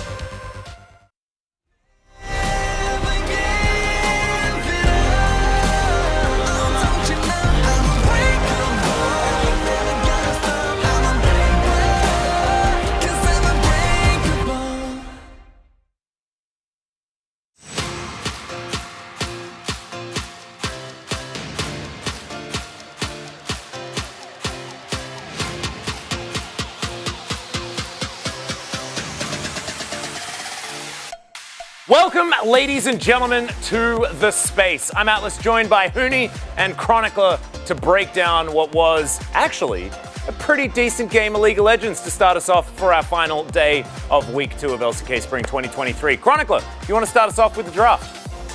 Yeah, because overall, I actually really liked what we saw here in terms of creativity from Gen G, because going in on the Ashe first, giving over Ashe generally is considered a pretty bad idea, and we were kind of questioning the call from Gen G to go for Maokai Heimer in first rotation instead of going for the Ashe instead of the Heimer and then pick it up on the next rotation. But, as we're going to see in the highlights later as well, with the Jhin pickup, they were actually able to both reliably fight for prio outside of the early levels, and then more importantly, the Maokai Jhin combination was actually really big, shutting down the two immobile AD carries. They still had some issues fighting in prio, but overall, I think nice trap set by Gen G there.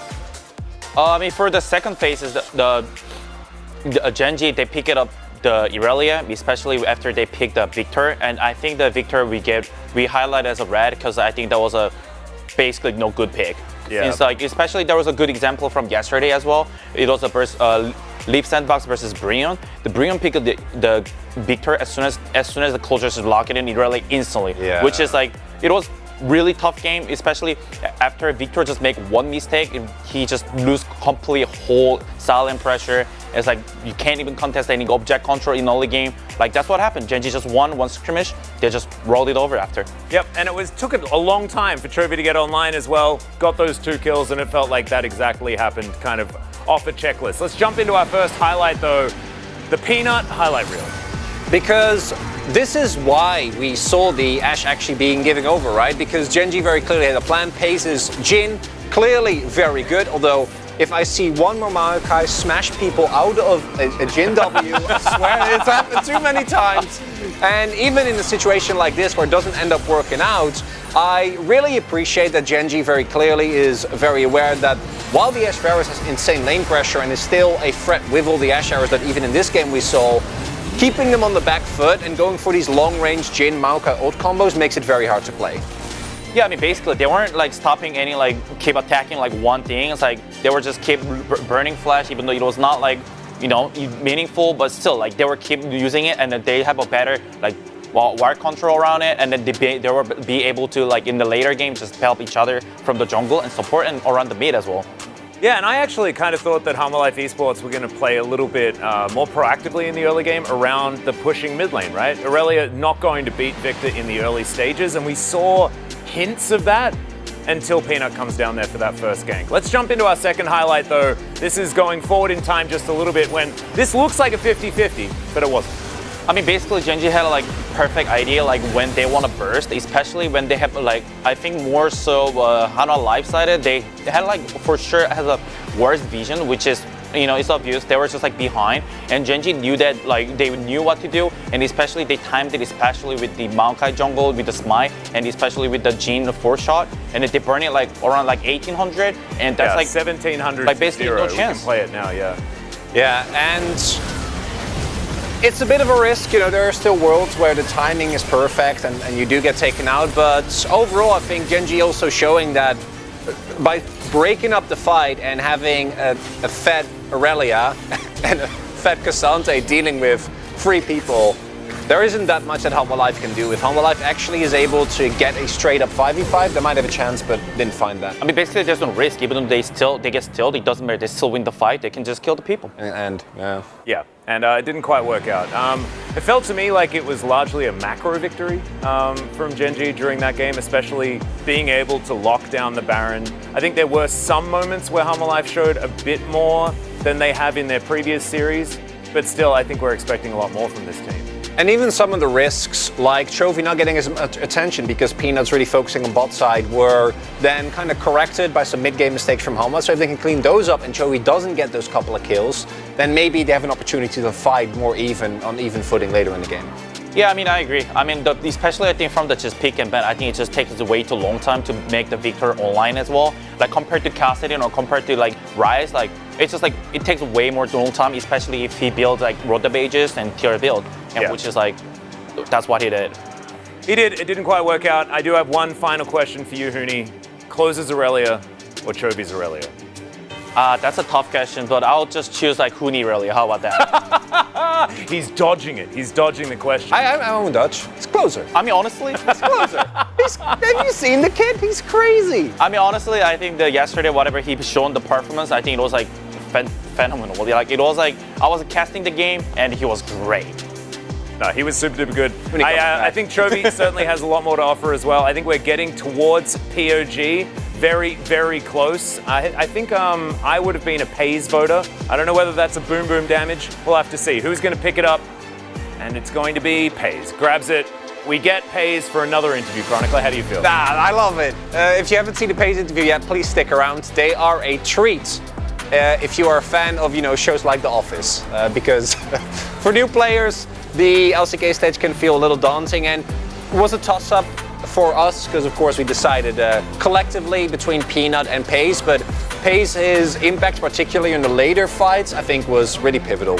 I think more so I gave it away to Pays, like the main reason why I think he stepped up himself and he proved himself that like what he need to do as his team as a role, and he find himself that he can like what he need to be doing the best as a team, that like he just doing like he didn't make any major mistakes, like the game like was like really just smooth and just keep going. And also Peanut build Death Cap on Maokai, so I think the main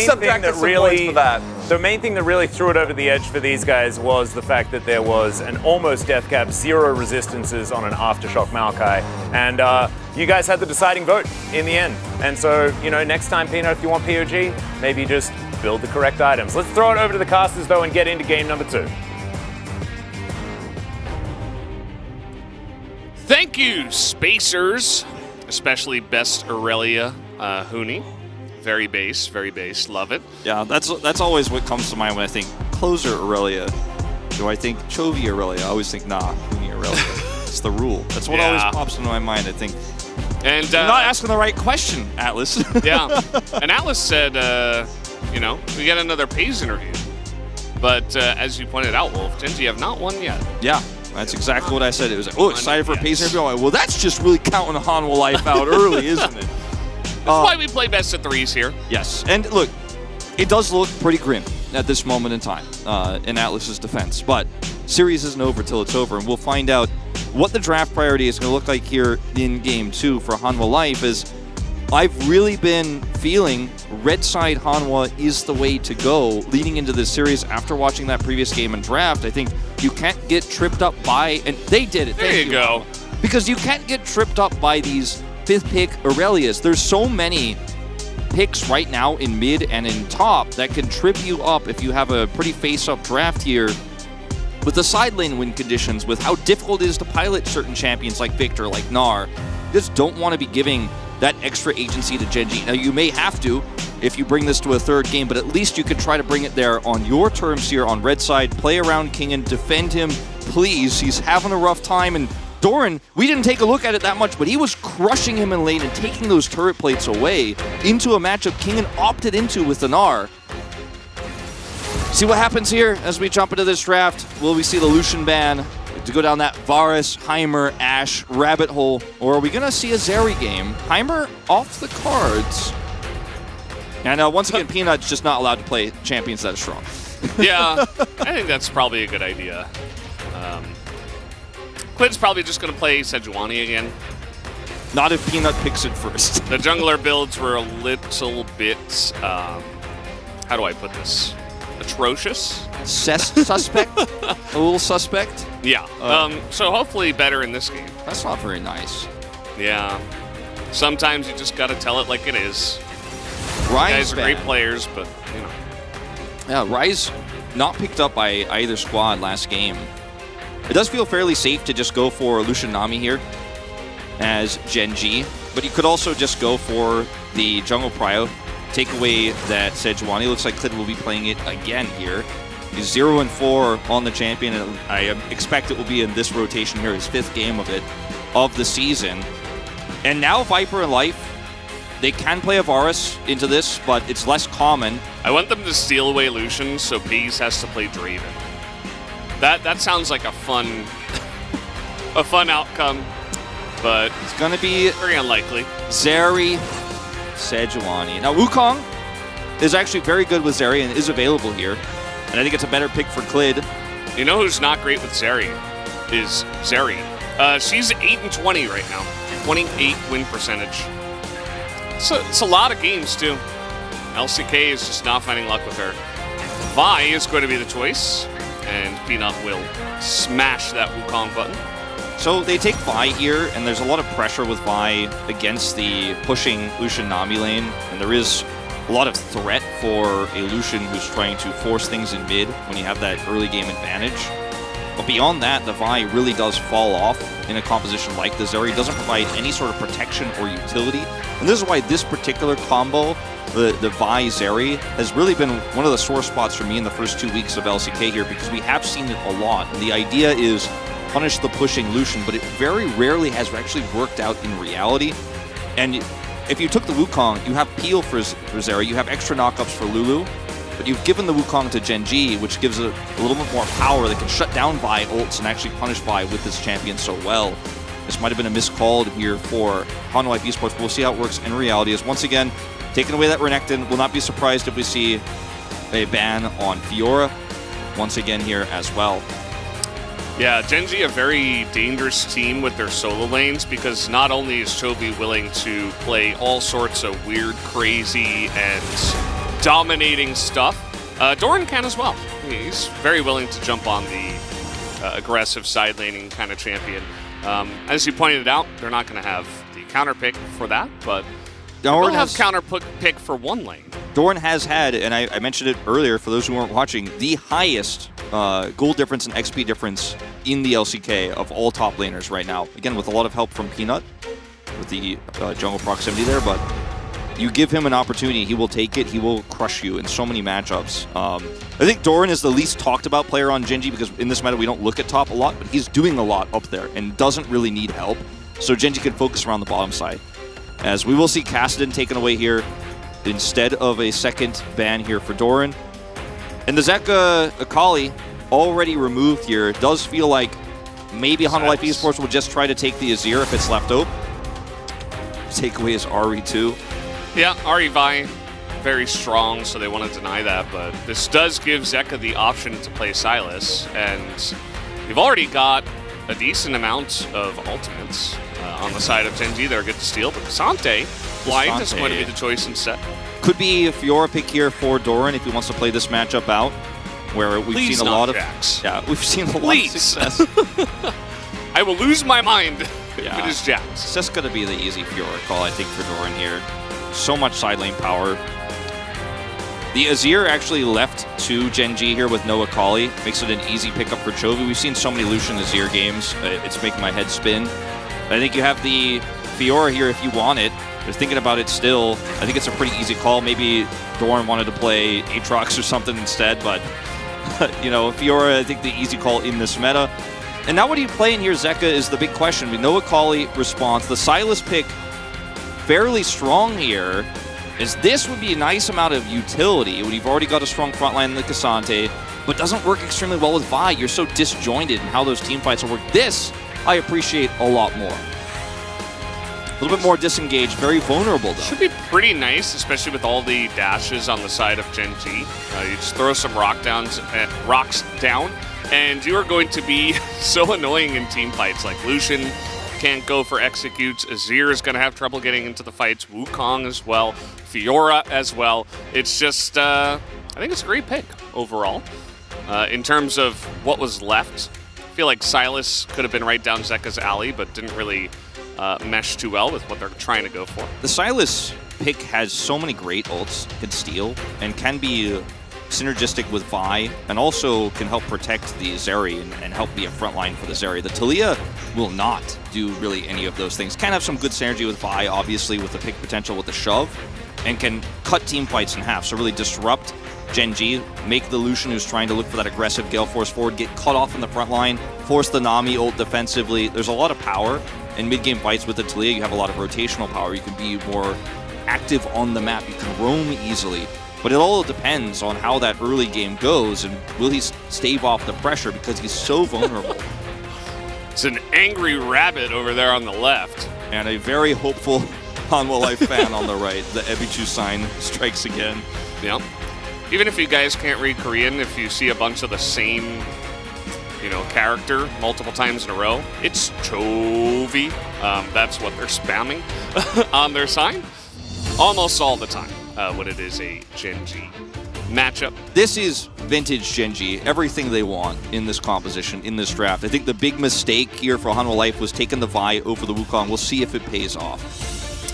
You keep saying that. I know Pace is in this game, but Either way, guys, we do have game number 2. Let's jump onto the Rift.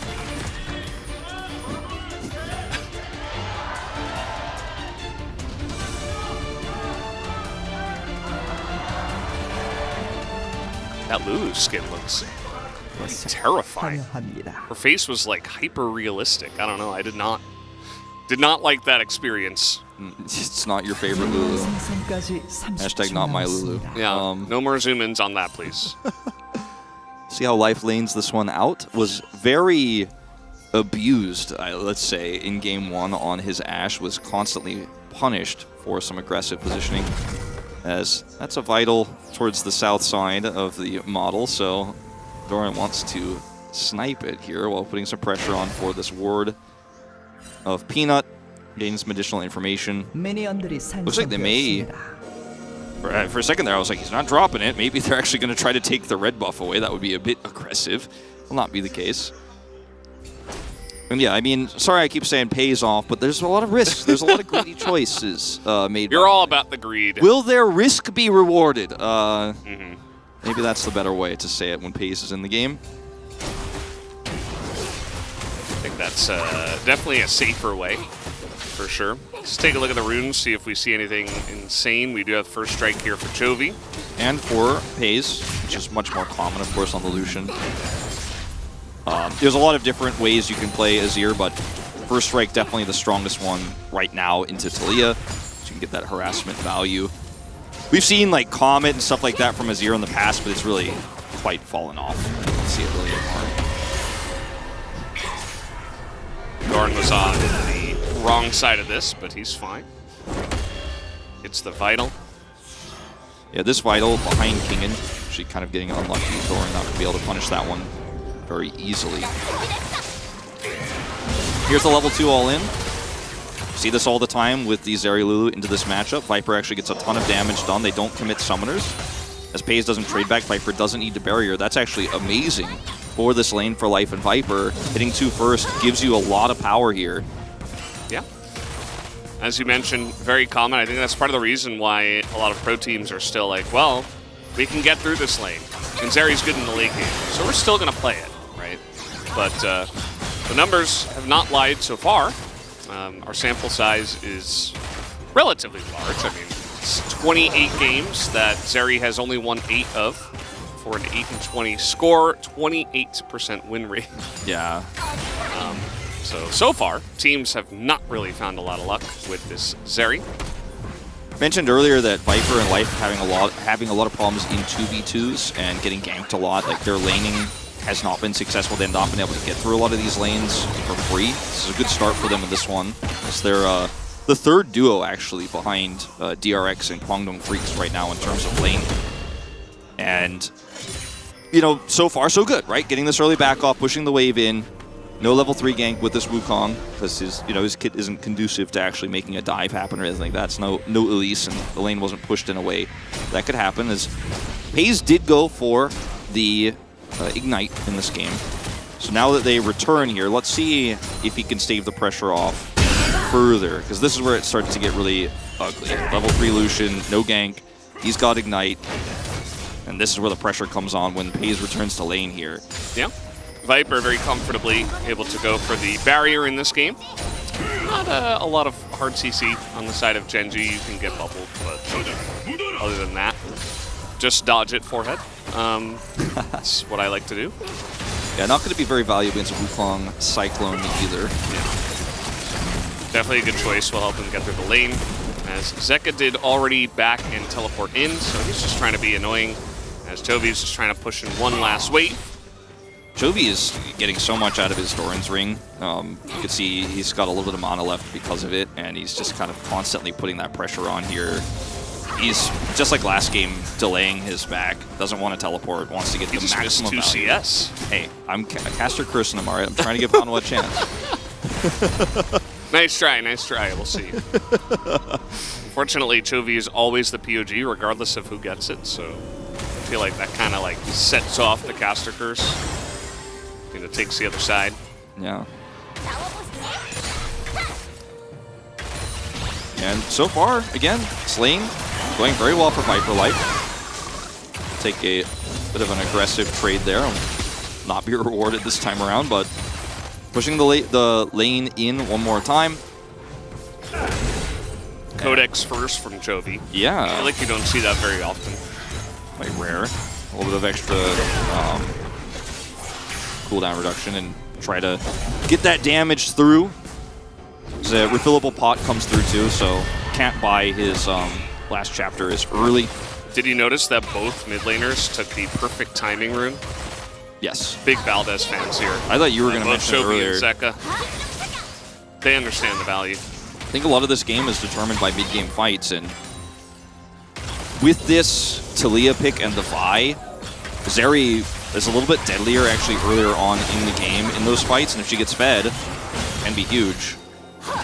So I think taking a stopwatch here means you have a little bit more agency to play riskily as Zeka to set up for that play. Viper dashed very aggressively forward. If Peanut was there maybe 5 seconds ahead of that, he was probably dead, or at least he had to flash. But Peanut gets there a little bit later. Just going to back away, do his Krugs. And not much else will happen. No. We had yesterday the latest first blood of the 2023 spring season. So far it was like 19 minutes, 40 seconds or something. Good old Bro versus Live Sandbox. Always delivering. Yeah. I don't think we'll be getting very close to that this game. Just a theory based on the Lucian Nami Fiora comp that we have here versus Vi Taliyah.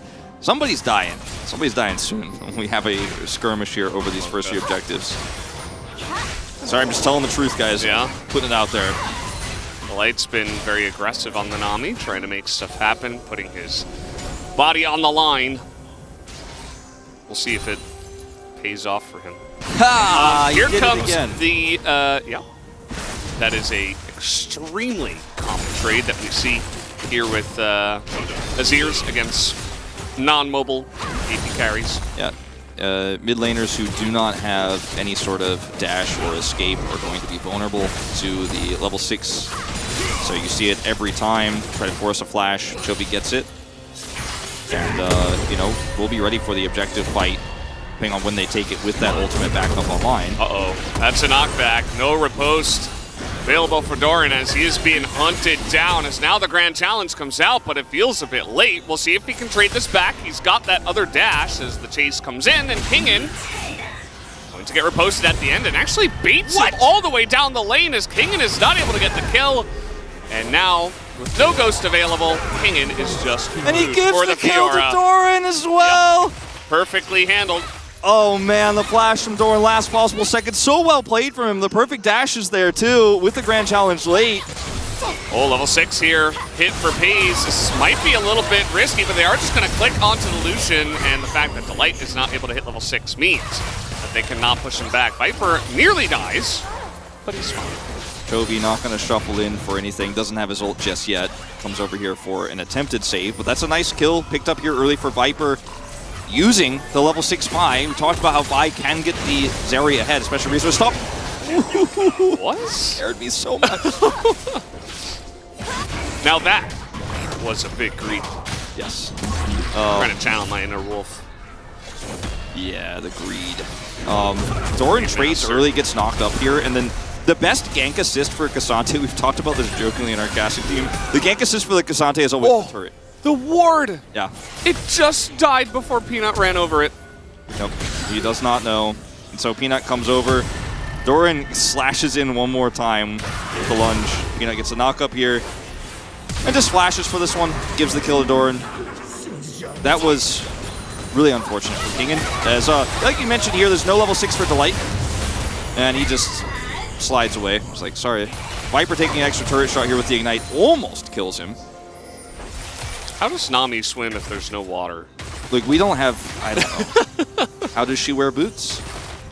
It's just some questions that will just never be answered. It really bothers me. Yeah, well, like you said, we'll never know. Nocturne can wear boots. Nami can wear boots, but Cassiopeia can't? What? Yeah, sounds like it might be That's time not to give fair. her boots back, you know? Yeah. Time to buff Cassiopeia, bring her back into the meta. I feel like she'd be pretty good. She is on the edge of it right now. We see Hubbard sometimes against Ryze has been banned. I saw in the LCS. It's still hanging out. Look, Nothing against. Don't diss other regions on our show. You could do it off camera, okay, with me in our private time. But officially, we love the LCS. They're great. They are, actually. Genji, by the way, just wrestling control of this Drake extremely well. Pays using his ult, not getting a ton of damage. They're going to contest one more The time. burst. Nope. Goes to the Wukong. As over the wall he goes, but Peanut is stunned by the rocks. And that's exactly what the Celia brings in, as now Viper goes straight over the wall into the face of Pays, and Delight is going to zap Delight. But that is about it. They're not going to go for the dive. So Genji barely getting control of that Drake, really holding onto it tight there. But unfortunately not. Oh, as Clid wants to set something up here on the return to lane, potentially. See if this does work out. Meaning a lot to Maybe this. it's just AFK. No, I don't think so. Yeah. Okay, so he waits. But then when they arrive, Yeah, he's just a gonna little bit mistimed with what he thought was going to happen there, but it's okay. Unlucky. I mean, they still get a ton of value out of this, and they were protected by Clid. Like, his job in this case is to make sure nobody comes over here and punishes them. They can get these plates, and then maybe he even gets a kill if Peanut isn't there. Just a little bit mistimed, but the idea is still good. And they will pick up tons of plates. So a kill here for Viper, lots of plate gold. They win the last team fight. Genji is still with a 1 Drake lead here, but this is a pretty good game state overall here for Hanwha Life at this moment in time. The Gale Force is coming up soon for Pays, and that's going to be the next objective fight we see, but not coming up for a while now, where we're going to see that value come through. Is Genji in a really greedy spot here, and Peanut just outplayed here. Pushed into the wall. Played, interesting choice of how he did that, but he takes him out. It's his kill. They win the fight, lose the Drake. So it would have been amazing for Hanwha Life if they actually had been able to hold on to that one, especially considering now that Pays is going to grab all that plate gold with the Herald here bottom side. I hate when I get outplayed by rocks. It's just the worst feeling. You're playing a Dash champion and Talia just says no. Feels sad, man. As the Rift Herald to go into the bottom lane, that is a nice amount of gold traded back. Doesn't look like there's a big gap in the bottom side. In fact, Genji have taken the lead in terms of gold. We're behind a little bit there. What is the soul going to be this time? I don't think it's going to be Chemtech twice in a row. Don't ask me. You're the one who knows everything, apparently. They definitely wouldn't put it 2 in a row because that's too obvious, right? Like, they got to mix it up a little bit. But they are biased towards Chemtech soul, of course. Well, wasn't the last one last night, Chemtech, so it's still 2 in a row? No, it's a new day. Oh, okay, so it resets. All right, cool. Okay, here comes a massive dive. The roam potential from the Talia showing off as Delight. This time it's him. That's a massive bubble. Buys a lot of time, but they were a bit zoned. Just showing off his mechanics. I mean, if we weren't outnumbered, I would have absolutely turned this with his bubble. But yeah, he does go down, and really nice setup there with the Wild Growth. Really good combo. We talked about Wukong combos, obviously, with Cyclone and what you can do to protect your AD carry as well as get extra knockups from the Wild Growth. The Vi can do the same thing when she gets on top of somebody. Wild Growth comes in. And despite Delight's best attempts, he dies here, and this is a lot of extra pressure here once again onto Pays in this lane. Viper looking for one more plate here before it falls. Will not be lucky enough to get it. He really wants it. They're pinging it too, and it's just not going to get it. Oh, close. Not quite enough, as we do have the crown finished here for Zeka. This is all started by an aggressive setup here fighting for Tribrush, and the fact that this is what I was saying about with Talia's roam power, especially in the early game. A tussle like this, a skirmish on the bottom side, a 3v3 becomes a 4v3, and Chovy cannot match with this Azir. He will not be able to get down there fast enough. Good Wild Growth on top of Clid's ult. That's a dead Nami, and that's An attempted set of plates to be taken out. Viper's picked up so much already. 233. Doesn't get the full turret, unfortunately. It would have been nice if they had a minion wave after this. But still a nice edge picked up. Yeah, it is pretty nice. The crowns are always a topic of discussion here in the LCK. We have some big haters here on our talent roster. And I think this time it's not a huge fan. I think it's too easy to proc. What do you think? I'm kind of mixed on it because I'm scared for Zeka. No rocks on the ground, as no flash is going to help you here, Zeka, as the rocks come now, but a little bit too little, too late. Free food for the Peanut Wukong. That was really well played from Peanut, wrapping around there.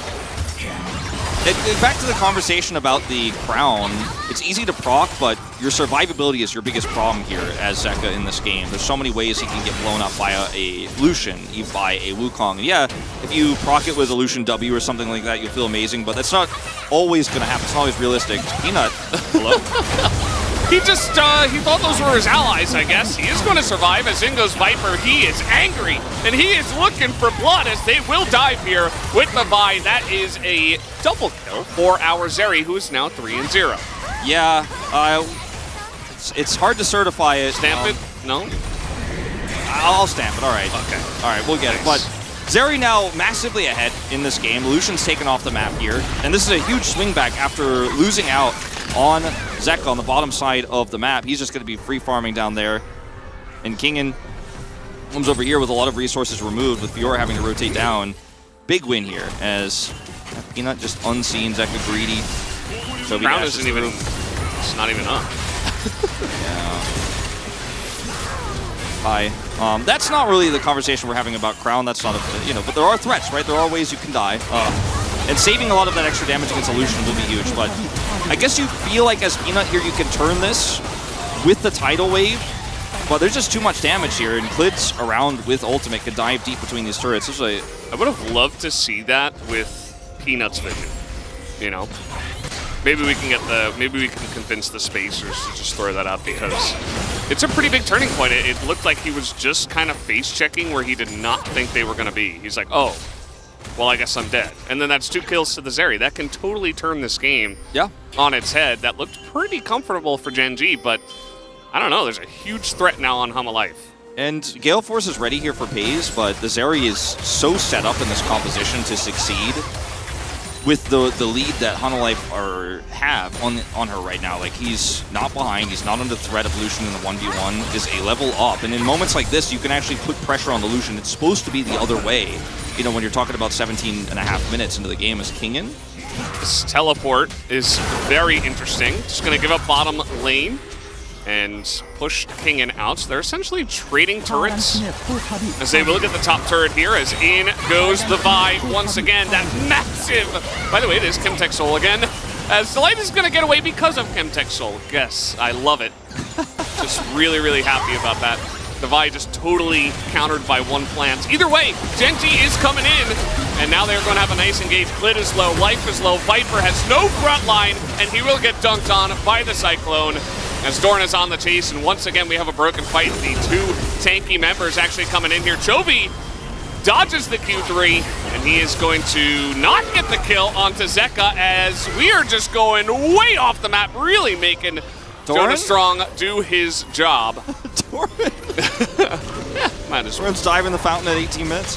Does get out of there, but this is a fight, an overextension for Hana Life Esports, where they use a lot of tools to try to catch Delight. They're overextended, and it's almost as if they forgot that the reason why this is a risky play, and yes, the blast call does save Love it. Viper actually hit it. But remember that the top side push there for Gen G is why this play was possible in the first place, so they thought. So unfortunately, there are some rotating Gen G members who come down over here for the punish. The turret is still up. This is a much easier, more realistic play. If mid turret's down, it's not. And you wanted to get more out of this than just trading, for some pressure in bottom lane while you lose your top turret. You look for the punish, but you actually get punished yourself. And really good Zonia's there from Zeka, because if he doesn't, he dies to Leandri's. He still goes super low. And making our observers work. Yeah. Getting the zoom ins, the camera pans. That could have gone a lot worse. Like, they got themselves into a really sticky situation. And I think what I will say about that play that I liked is that it means that Hanwha are trying to make plays, trying to be aggressive, and trying to punish, which is something I think over the last few games we haven't always been able to say about them. Sometimes they're too timid, they're getting out macro, they're not communicating, they're not trying to make punish plays. This was the wrong choice, but the fact that they made the choice and they did it quickly and decisively, I think is a good sign, even if the end result is Gen.G favored. yeah, certainly better than I think what we witnessed in the series against KT, where it was kind of just slowly and passively falling over. So that's certainly been a nice improvement point for Hanwha Life. I'm glad you did point that out. Even though, you know, this might end up being a 0-2, still good to find the small positive parts of the losing team. We've talked about Klid's isolated deaths and how he has the highest death share on his team of any jungler, but he's had a great game here. You know, he's found some incredible picks. He's gotten Viper ahead. And it seems to me that even if this is an 0-2 loss, what I want to highlight and talk about again is just Hanwha Life seem to have identified a lot of their problems. You know, Dandy's talked about how this team's communication is its biggest issue. Viper? Yeah, he's eating so much damage. He's getting really aggressive, really trying to press the advantage in the mid lane, but still a Zeri. It's, yeah. I mean, he is going to heal up. He does have shield bow, but at the end of the day, gotta be a bit careful as they will push in. The rocks are on the ground, so it's going to make it difficult for Gen.G to do much as Azir wasn't here. Yeah. And they're just 1-3-1-ing already. There are no vulnerable turrets here because both of those outers have been taken. Chovy's going to TP bottom side here to look to group for this third Drake. And, you know, Chovy has a death cap. Yeah, he went death cap second. I was going to mention this. He has a ton of damage here and can push structures super hard too, but with his teleport down, Hanwha Life Esports too timid to take this, and I think, frankly, even with Zeri on 2 items here, Lucian's caught up. You don't need to force, but you don't have a good side laning option here either. So you're kind of trapped in the LCK phrase of rock and hard place as Hanwha right now. And this is where the Vi doesn't have utility. Quite literally. I mean, they're trying to get on top of the Fiora here as Doran is going to be isolated, just Cassante things as he goes miles away from the team. Doran is a big Hanwha Life fan. He's trying to join the squad maybe this game. A little bit. Now it's a 5v4. Ooh, nice look there as they did spot the Wukong coming out of the jungle. Kangen is not here, but does have TP, so he can come straight back in after healing up. There's a control ward for him to jump to right in the front of this pit. There he comes.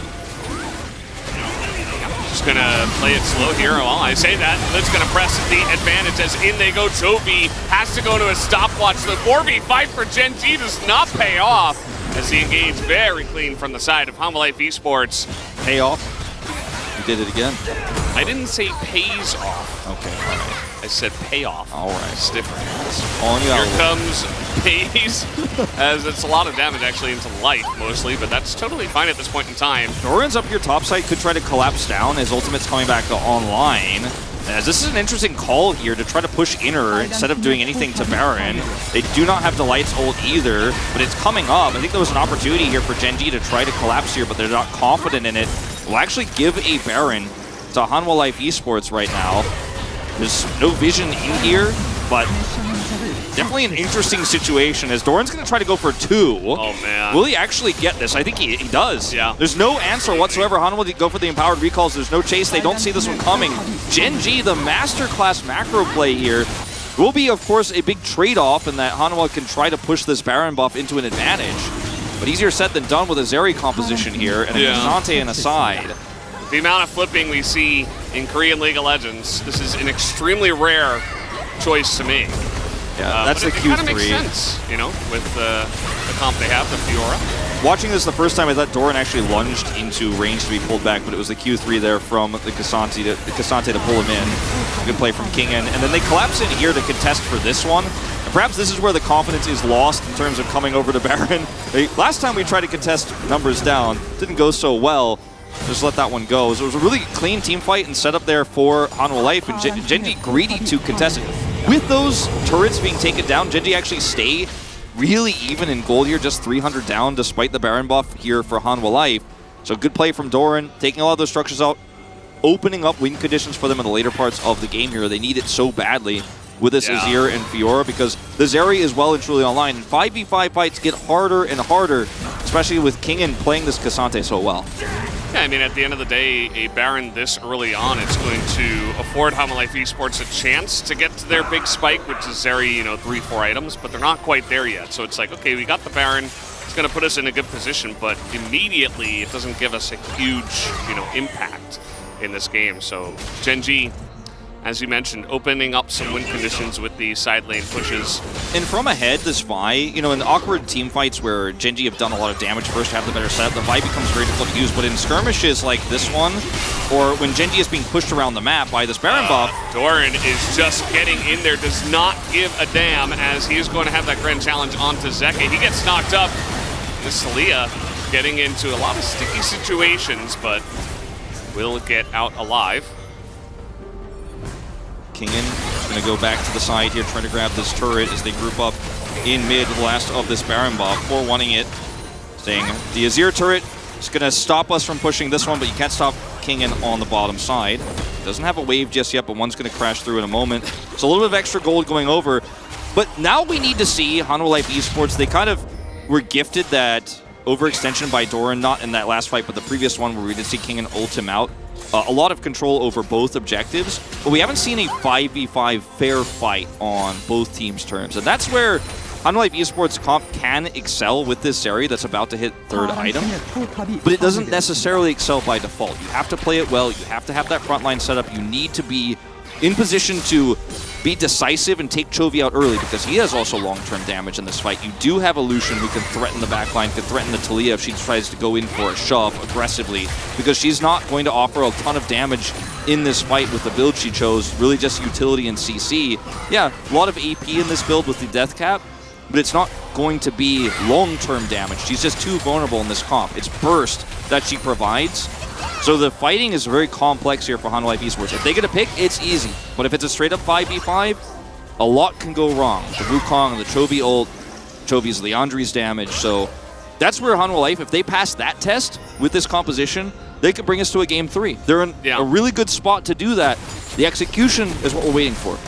Yeah, and that's really the question, because that is their win condition, right? So they kind of have to execute it well, right? Because if they don't have team fights and they try to play some kind of like 1-3-1 against Gen.G, they would not win. No. Spaze is going to just drop the cannon for seemingly no reason. That's okay, happens to the best of us. But yeah, I mean, Gen.G, if I'm them, like, you can probably win some team fights, especially with how skilled you are, but you also can just split push and never team fight Homolife Esports again. So Hama are going to be looking for opportunities to force Gen.G into team fights, which might not be all that simple. I mean, they do have a couple of objectives coming up, but Gen.G already have 2 Drakes, so they can just kind of give over Drakes if they want to prioritize split pushing. So Hanwha are now being tested simultaneously on how they could 5v5 team fight, right, like we were talking about, but also in how they respond to this Fiora, because the Fiora can stop Homolife Esports from getting those successful setups if she's given too much of a leash, where Doran actually starts threatening inhibitors and stuff like that. And Gen.G have, as you mentioned, this is really critical, as you pointed out, because they have a Drake lead and the Soul is fairly irrelevant in this game. Gen.G have the leeway to actually hard push, commit a teleport, and try to go for a base trade type scenario if Hanwha are indecisive. So Hanwha need this Drake, but even getting this Drake alone doesn't feel like a huge win, and Gen.G can try to punish them if they mess up the positioning in this fight, but there's no losing for Gen.G on the map right now. And this is going to be a game that goes much longer if Hanwha wins it. Yeah, absolutely. And I think at the moment, Kingen's doing a pretty good job of matching Doran in the side lane. Doran did just hit level 16, and he is, just hovering around this fight. It seems like Gen.G are actually going to commit to a team fight, or at least challenge here. They are posturing for it. Again, as we mentioned, they don't have to do this, but seems like they want to. Zeka's so far back in this fight, going to try to cut them off. It's a nice wall. It's going to cut them off for now, but in goes Chovy and sweeps in 3! Is it enough is the question. Is the damage there? Pace is going to get on the front line now, as the grand challenge is not enough. Down he goes, and Pace is a little bit too close to the sun, perhaps. He will get that 1 kill, but Klid and Zeka looking to try to clean up here, and Pace is so low. He will have to flash away from this one, so Homolife Esports barely gonna hang on and take that fight down. But I think kind of ironically, because Zeka's positioning was so good and he wasn't really the target in this fight, Viper dies so early. He has to be the long-term damage, and he in fact is in this fight because he has all of that AP. You usually don't get to survive this long as Taliyah. And with this knockup coming through here from Chovy, Zeka still survives. Notice FaZe does not turn on him and punish. They're so tunneled on the Zeri, and he gets him, and then FaZe is chasing down the bottom part of the fight here, but Zeka's actually left to his own devices. Look how much damage Zeka does, untouched, no Lucian after him, no CC after that initial Chovy attack. And Zeka's like, thank my lucky stars, I'm alive here because I had to carry this fight and do all the heavy lifting outside of that initial engage. And he absolutely did. Now he can pick up Azonius here as his next item and hope to do the same thing. But this fight needed to be cleaner for Hanwha Life Esports, needed to be watching where Chovy was, because it's a win in the fight for Hanwha Life Esports, but no major objectives to take here with it afterwards. So it's a win, but it's a small win, still behind in gold. So it's not that significant here. But what it does show is that, you know, this comp is hard to execute. And Viper dying there, if Zeka's collapsed upon right afterwards, it's not a winnable fight, right? So Viper gotta be careful. They gotta watch Chovy. He's got so many angles he can threaten with. He got CC'd to death after just only hitting Cassante the last time. So Chovy, even though he got the ult, is gonna have to get a bit more as a massive double knockup, and Chovy is just gone as I immediately caster curse him. And a fantastic play comes out from Hanwha Life Esports. This is what you gotta do. Set up around the big objective, you force Gen.G to team fight you, and you can take the wins. They know that Chovy wants to go for that angle. They know he wants to slide across and look for the ult, and Zeka grabs him. I don't know what's going on here. Thorin just decided maybe to give a little gift on over. He does not have Spellbook, and he is just probably going to die. He is going to run away for quite a while as here comes Viper. The riposte is good, but eventually he's gonna buy some time here, which I mean, it's my caster like way of saying like okay. He does die, but the real hero in this fight is Zeka, right? Who ends up grabbing Chovy on the edge there. Doran sticks around, buys some time, let's say, trying to be nice, and he does not gain really much from this, but this is where you know, as Zeka here, with this setup, that where is Chovy going to be in this fight? You have Clid there with you too. Where's Chovy want to be? Right there. Clid go around, wrap around, and let's punish him. And just delete him instantly. FaZe leaves. He's like, I'm not doing anything in this fight. And maybe Doran thought that FaZe, if he sticks around, we can actually contest this. Maybe we can push him off, but FaZe definitely didn't agree. I don't agree either. Doran is punished late here. He's not going to be able to split push or threaten Hanwha Life Esports. So this Baron is much easier to use with no Fiora on the other side for sides. He's coming up in 10 seconds here, but there's no wave for him to jump to threaten anything. Look at the top wave, look at the bottom wave. Kingan's pushing here. Doran going to be useless on the respawn, unfortunately. Level 18 for Zeka as he is just cruising ahead. You know, thought this was going to be mainly about the Zeri, and Viper's doing a great job, but Zeka's just having a day out now as Peanut is caught. Well, his clone was. Doran as well, a little bit, but he just going to dash over the wall. The wall guarantees an inhibitor, though. Yeah. So it's a good play, nonetheless, for Zeka here. Definitely worth. Zeka's been such an annoyance on this Taliyah. 4 items now, as they will look to siege here in the mid lane. He can play deep for scoops with his Zonias that, you know, I talked about. He was good ability. He's got it now. They have this Baron buff. Look at the angles he's trying to set up here. Can chip away, and then if anyone comes for a flank, if there's a Fiora flank, if there's a Wukong flank, he can just toss them into the rest of the team. The jaws of Hanwha Life and destroy whoever flanks. So it's really difficult for Gen.G to even step up to their own wall right now, as you can see here with the combos preset. Just wearing down on this turret. Kingan doing a great job of putting on the pressure in the bottom side, making this very annoying. Peanut gets stunned and he misses the knockup and immediately just gets nuked by the Taliyah, and that is the power of this pick into so many dashes. Down will go Doran. We look to be going to a game number 3 as Viper. He wants this to make this about him. The second you try to go in like that, you are punished by this Taliyah. That's why this push is so oppressive. Peanut hopes for the hero play. He comes up empty, and I think we are going to that 3rd game, although heroic attempt here from FaZe. See if they can push in this one. Chovy is alive, and that is going to be a big issue for them in terms of pushing. FaZe will barely survive. As in goes Toby. He's going to get a massive sweep. Catches one. Zonya's the other. He's got Pace here doing damage as well. And Viper can't end the game as he's going to get the kill onto Pace, but immediately goes down.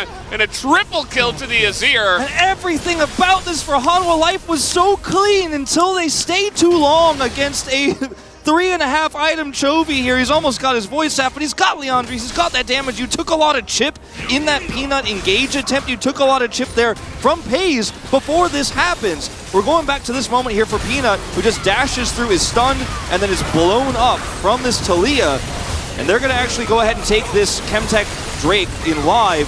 But look at all the damage that's done in this exchange already. Paze lives here, which is really critical. He does a ton of damage here until Chovy shows up.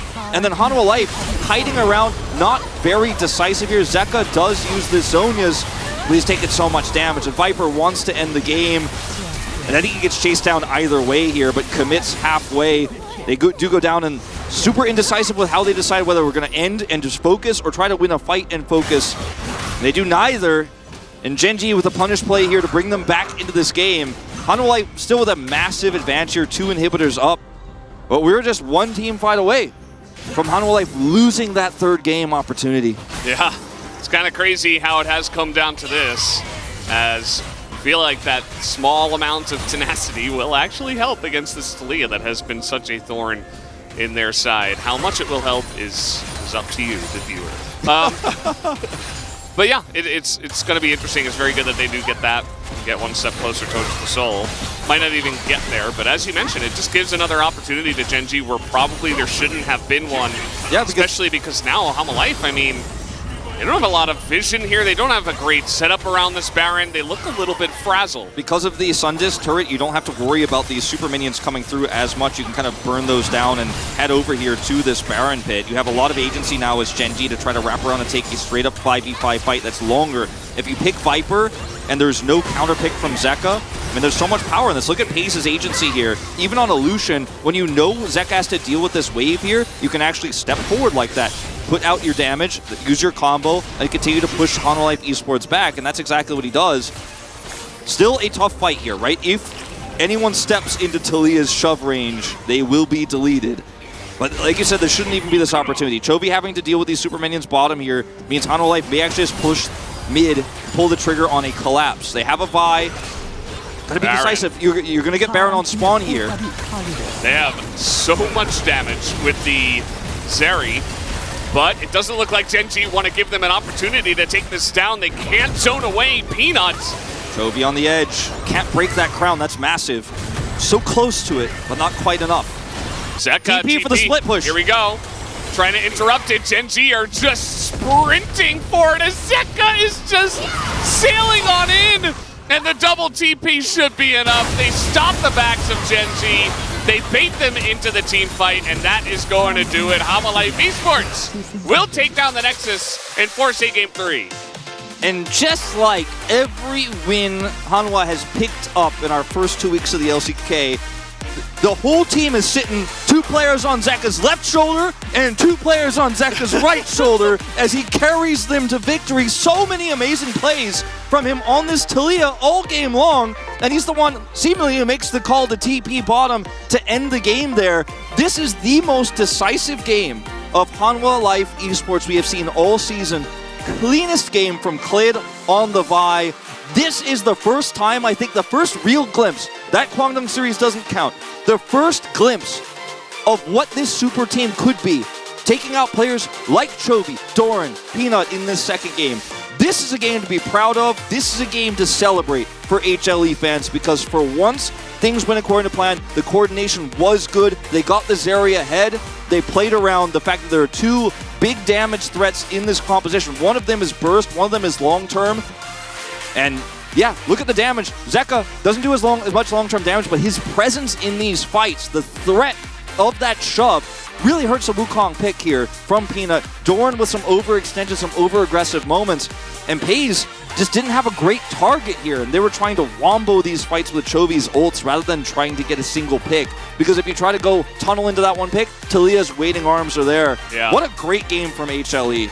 And that's a second game in a row now where the counter pick has been utilized so perfectly. The Aurelia in game 1 from Gen G and the Talia in game 2 from Hanwha Life Esports. This red side getting more and more stonks. We'll see how it will go for game number 3, guys. But first, we will have a break.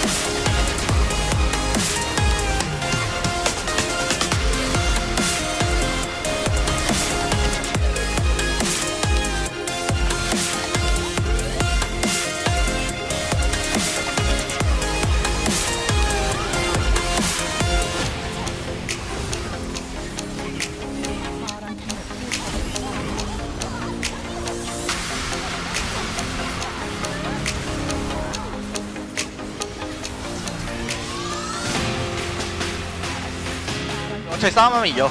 그 진짜 끝내 그 싸움만 이기면 이긴다. 바로 신경 안 써도 돼. 네 왔다. 잠깐만. 나 천천히 해봐. 어디 피갈리 되고. 바텀에 나 이거 넘어가면 아직도 노텔. 다 넘어올 수 있어. 다 넘어올 수 있어. 그냥 바텀에 돼. 텔볼게. 지금 가자. 나 이거 바로 끊어볼게. 가자. 앞으로 가볼래 태민아? 가보자. 끊어. 싸운다 이거. 루시안. 아주 변이 났어. 그나? 끝났어. 빨리 돼. 끝났다. 몇발 건데 견주나.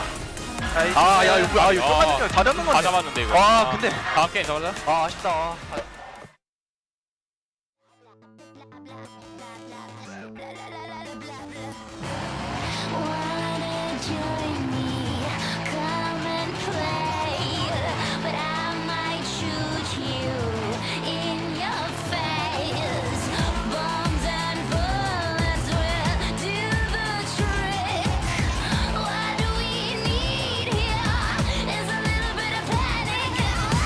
Do you ever wanna catch me?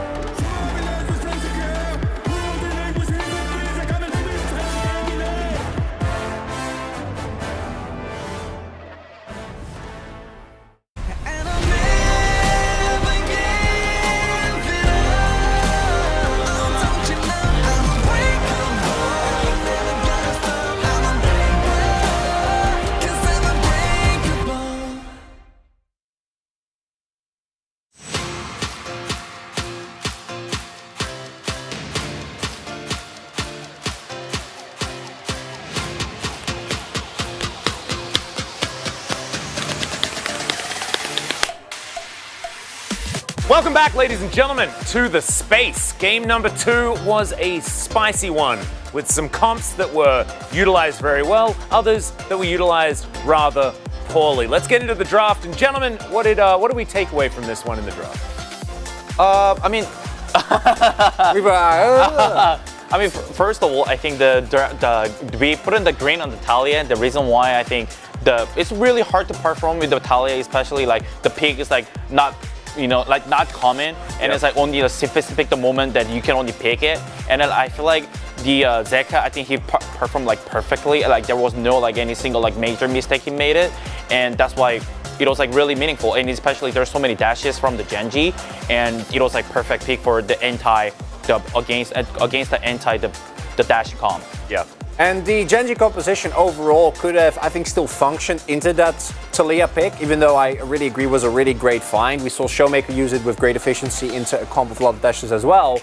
And most notably, if you actually utilize your Fiora, which we're already modding about it, we're going to keep doing that the segment later as well, because I do think that the Genji team composition can still play either 1-4 or 1-3-1, can be pretty hard to engage on. Although, also shout out to Klid here for his Vi play, because him going for Aftershock Vi actually I think really works out, because all he wants to do is start fights. He wants to create space for his Zeri and his Talia, and he did that really, really well, especially after what have been a couple of fairly lackluster games for Klid. Yeah, he's had a bit of a rough start to the season. Hopefully this is a sign of redemption for Klid moving further forward. We'll have to see how that one goes. Let's jump into our first highlight though, because the game started pretty messy, gentlemen. Huni, do you want to take us through? I mean, the thing is like the Peanut was like making like, this is like uncommon mistakes in the first scenes. Like it was like really messy. It's like he's going back and forth, and that's like weird. I mean, he was just like he just had a kill on the bot and then no ulti, and he just walked up and died. And then here, even though they were aided by the Blast Cone, just in the first place, going this deep for a kill on the Nami when the enemy has a teleport advantage is kind of a disaster, right? Like, they're in very deep. Hayes actually gets the shutdown on a fed Viper here. So these are the type of moments that if you make these mistakes against a D+, a T1, you just instantly, like, the game's done. Like, you immediately will not be allowed to play anymore. And it really set up for a mid-game where it was still kind of up in the air. Genji, obviously, having a really strong side lane was nice, but the 5v5, as you can see here as well, from the composition of Hanwha Live, is actually quite strong. Yeah, but should we be 5v5ing if we are Genji? This is the question that we have. Question. Yeah, 4-1 is kind of what Genji had designed. It was a really beautiful composition around that 4-1 style of play. And we have a professional top laner with us here on the desk. So thankfully, we have Huni to take us through Doran's amazing 4-1 play as we get into our next highlight. Oh yeah, especially right here, he just completed his whole breaker, and then this is the first fight he's going for it. And he was just at the top, and then he decided to just come back to bottom and push the bot. Look at top lane. Yeah, I mean, he just decided to randomly just join the fight. Meanwhile, he could have just pushed top whole time. And for context as well, ladies and gentlemen, we're fighting for a second dragon for Hanwha Life Esports, and it's a Chemtech Drake. Absolutely. I mean, that's the why that I think Genji, like as what like everyone says, like the composition clearly had a win con, but I think just Genji didn't know like what's clearly like the easiest way that they can just win the game. And that is one end, trying to 5v5, and Chovy almost salvaged it with that great shuffle, but unfortunately some target selection errors from Paze here going in on life, buying some crucial seconds, and Zeka plays this fight really nice, then zones out the bot lane, and as a result, him and Klit survive. They're able to pick up the subsequent Drake as well. And the Drake doesn't really matter, but because of this, I think that the map wasn't really broken open. If you get a top lane inhib there, even if you lose the Drake, even if you lose the fight, from that point on, you have a very clear pressure point. You have a highway for the Fiora, but after that, Genji just kept grouping and kept losing fights. Yeah, and I feel like that was where the game really went out of Genji's control. They stopped even attempting to do any sort of 4-1 play. Doran was with the team for the rest of the game because, yes, from that point on, he couldn't, but that decision just didn't need to be made. And this is what we were seeing in 2022. This is like one of our biggest issues with Fiora picks in general in the LCK was that 4-1 wasn't a style that any of our teams knew how to play. I mean, that's correct. I mean, that's why in LCK, the Jax was not like high prio, like the Fiora was not it. You would have been in the top lane. Yeah, I mean, for sure. I mean, like if they lose like whatever, I would just get even a break. Would you have gone even with Cassante in lane though? I have no idea yet. we will find out soon, though. I don't know. It didn't happen, so. We can't possibly say. I mean, I can say whatever I want, right? Like that's true. It's true. Maybe 2016 Huni. 2016 Huni would have definitely destroyed that Cassante in lane. Let's see who picks up POG though for this one, as it will be Zeka. I think this was an absolute no-brainer. The guy's shoulder power was massive. Zeka and Klit, to me, the big highlights of this game. I actually loved Klit's, I want to say, dedication to making sure that the bot lane of Genji couldn't really play. But Zeka, to me, in team fights was simply too big. This is the type of situation where it's basically Talia's dream. If you can hit anyone with your Unraveled Earth, if you get good placements, you can basically single-handedly win team fights. But actually doing it is a whole other thing. I mean, for sure. Also, especially including the last call of the back door, like the happy bee. It's a hilarious. But like in this point in the map, like how much they have a map pressures on, they can just do whatever they want. And then I think that's what Zeka provided to the team. Yep, and a few stray votes going over to Klit. Yeah, really like that. Good to see, even Viper getting one vote there, Media throwing one over his way, but mostly Media nailing it. We love to see it. We want to see improved votes, and that is definitely a good step forward. Only one boom boom damage vote. So let's throw it over to Valdez and Wolf to get into game 3. Thank you, Spacers. As yes, the fewer boom boom damage, generally the better. I think Viper did well with the lead that he had, but certainly felt like Zeka was kind of, just carrying everybody on his shoulders, did a lot of the heavy lifting, you could say. I think without his amazing shove there on the Baron play, that could have been a moment that Genji get back control over the game, take Baron, and actually push to end, because obviously the 4-1 or 1-3-1 they could have played a little bit there, but mostly 4-1 with the Fiora is much easier to pull off when you have that Baron buff. And as was mentioned by Huni and Chronica there, once they fell behind after that final highlight, there just wasn't an opportunity for Doran. And that TP call we mentioned on the cast, it felt very bizarre, but the wave wasn't in a state to threaten anything, but it could have become very quickly with a Fiora pick there, and it was a non-issue Drake. So very bizarre, because we've seen so many good Fiora side laning players this season, as Genji will actually give Hanwha red side here in this. I thought we would see them swap back based on what Hanwha has shown us so far. Yeah, I thought that absolutely they were going to choose red side, but maybe just want to prioritize something. Maybe they're going to switch up their bans a little bit here. Yeah, and you mentioned it right before we closed the end. These R5 picks have been the real clutch ones, actually, in both games, defining the success of these two teams so far in this series. That's a change. Yeah, they are showing a lot of respect to this Zeri. Even though it wasn't flashy, he did do a lot, Viper, in that last game. We got to see Genji's POG vote. There you go. Yeah, there you go. We'll see what Genji had planned here, because now there's a lot open, right? Okay, there's their second POG. Yeah, vote. If I couldn't have voted for Zeri, I would have voted for Clid. Then it'll be the Talia, right? No, not going to be prioritized. What if they just ban 3 of their champs and pick the exact same comp? I think that Hanwha Life Esports would not allow it, but it would be very funny if that. Also, Kate, Heimer, and Yumi would all be available. So, one of those 3 champions will be available, as it turns out. As one down. And the Heimer, Kate, Yumi circle you were talking about. I think this does look like it's going to be potentially a very standard Varus first pick here for Gen G. Ashe still up. We'll see what Hanwha Life Esports does if we think back to game 1. Definitely some choices they made that were questionable. He said Yumi. He did. Even you guys could get that one. So Varus, a very strong pickup right now in terms of the different picks you can go for to control the bottom lane, but also the Lucian pick here. Any Namers? The Lucian pick usually explicitly for the Zeri lane, which is not allowed in this game, or against the Sivir lane, but not so much into Varus Ashe, which Hanwha Life Esports can snap up here one of those components, because now that the Nami is locked in, this is going to be Nami Ashe. He said Varus. I think it's very easy to just grab Varus here and a jungle pick for Clid. Man, I'm just spoiling this draft. Well, I mean, even if you couldn't read the lips, you could read the draft. Now this Poppy pick would be quite unusual, but it's quite unusual, but it is a common response we've seen to the Lucian Nami in 2022 summer. Looks like Clid's going to go back to the Sejuani this time around, though. Hasn't found a single win on it, and as I mentioned before, hasn't played it in that 2022 summer meta. I like this a lot more, but they're going to actually wait and see what Peanut's playing first.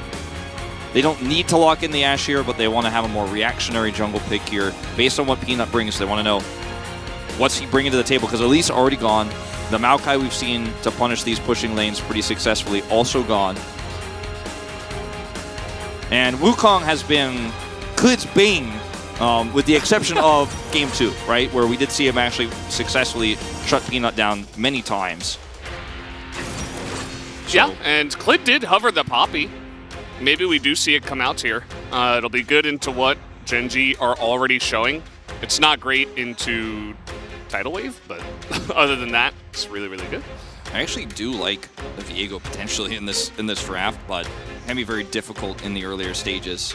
There's a lot of follow-up CC in the Sejuani, and the reason why we see this trio specifically is because you have Ashe Arrow, the Sejuani ult, follow-up chains of corruption from Varus, and whoever gets caught is dead. Pretty much, it's non-negotiable. Like, they're not getting out unless they have cleanse and they react very quickly, or they flash the arrow. You still lose flash there.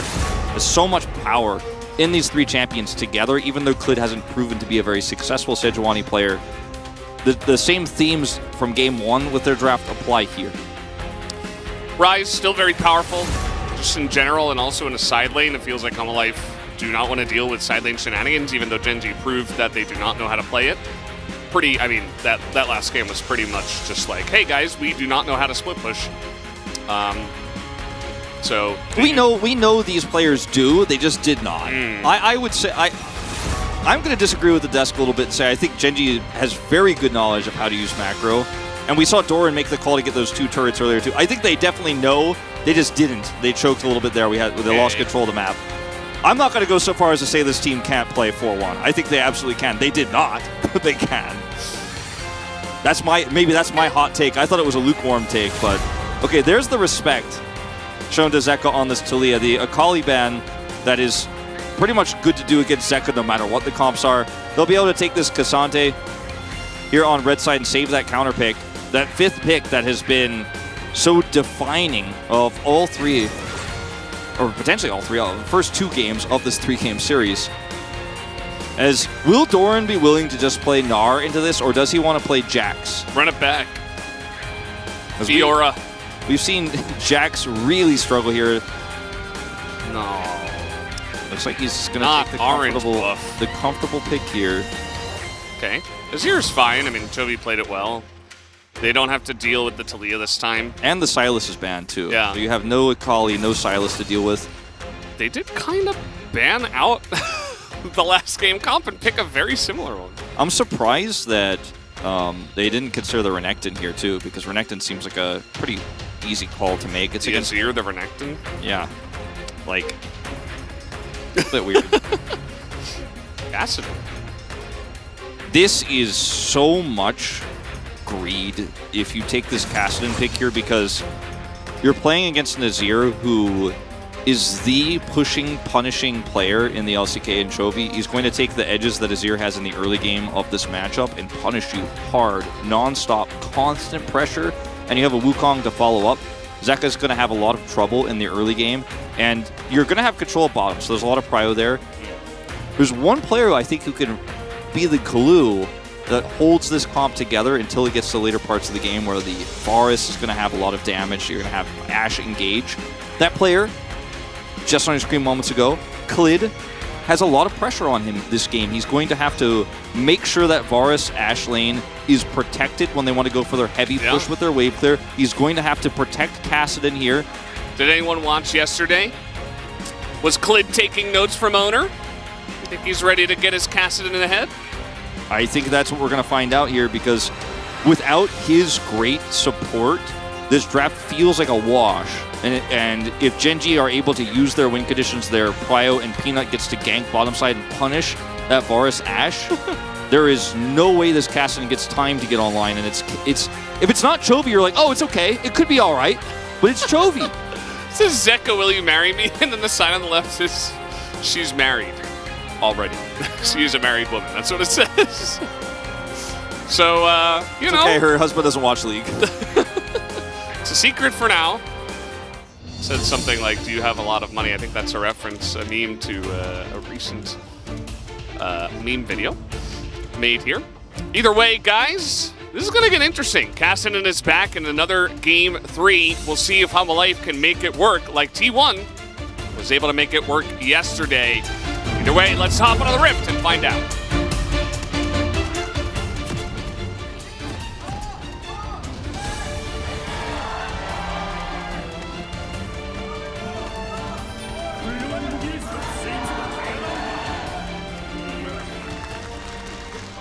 The game we watched yesterday with T1, so we're going to see this potential level 1 skirmish, is so similar to this one, except it was a double AD carry lane for Keria playing one additional new AD support.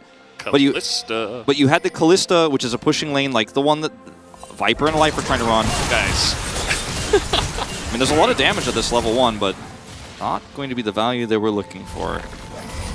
Interesting. I guess really trying to get some deep wardage early, make sure that this lane can get... Ooh, that was close as well. Paige is probably like 2 seconds off his W there. Huh. Scary time. It's going to make this bottom lane, it's going to kind of tilt the way it's supposed to go.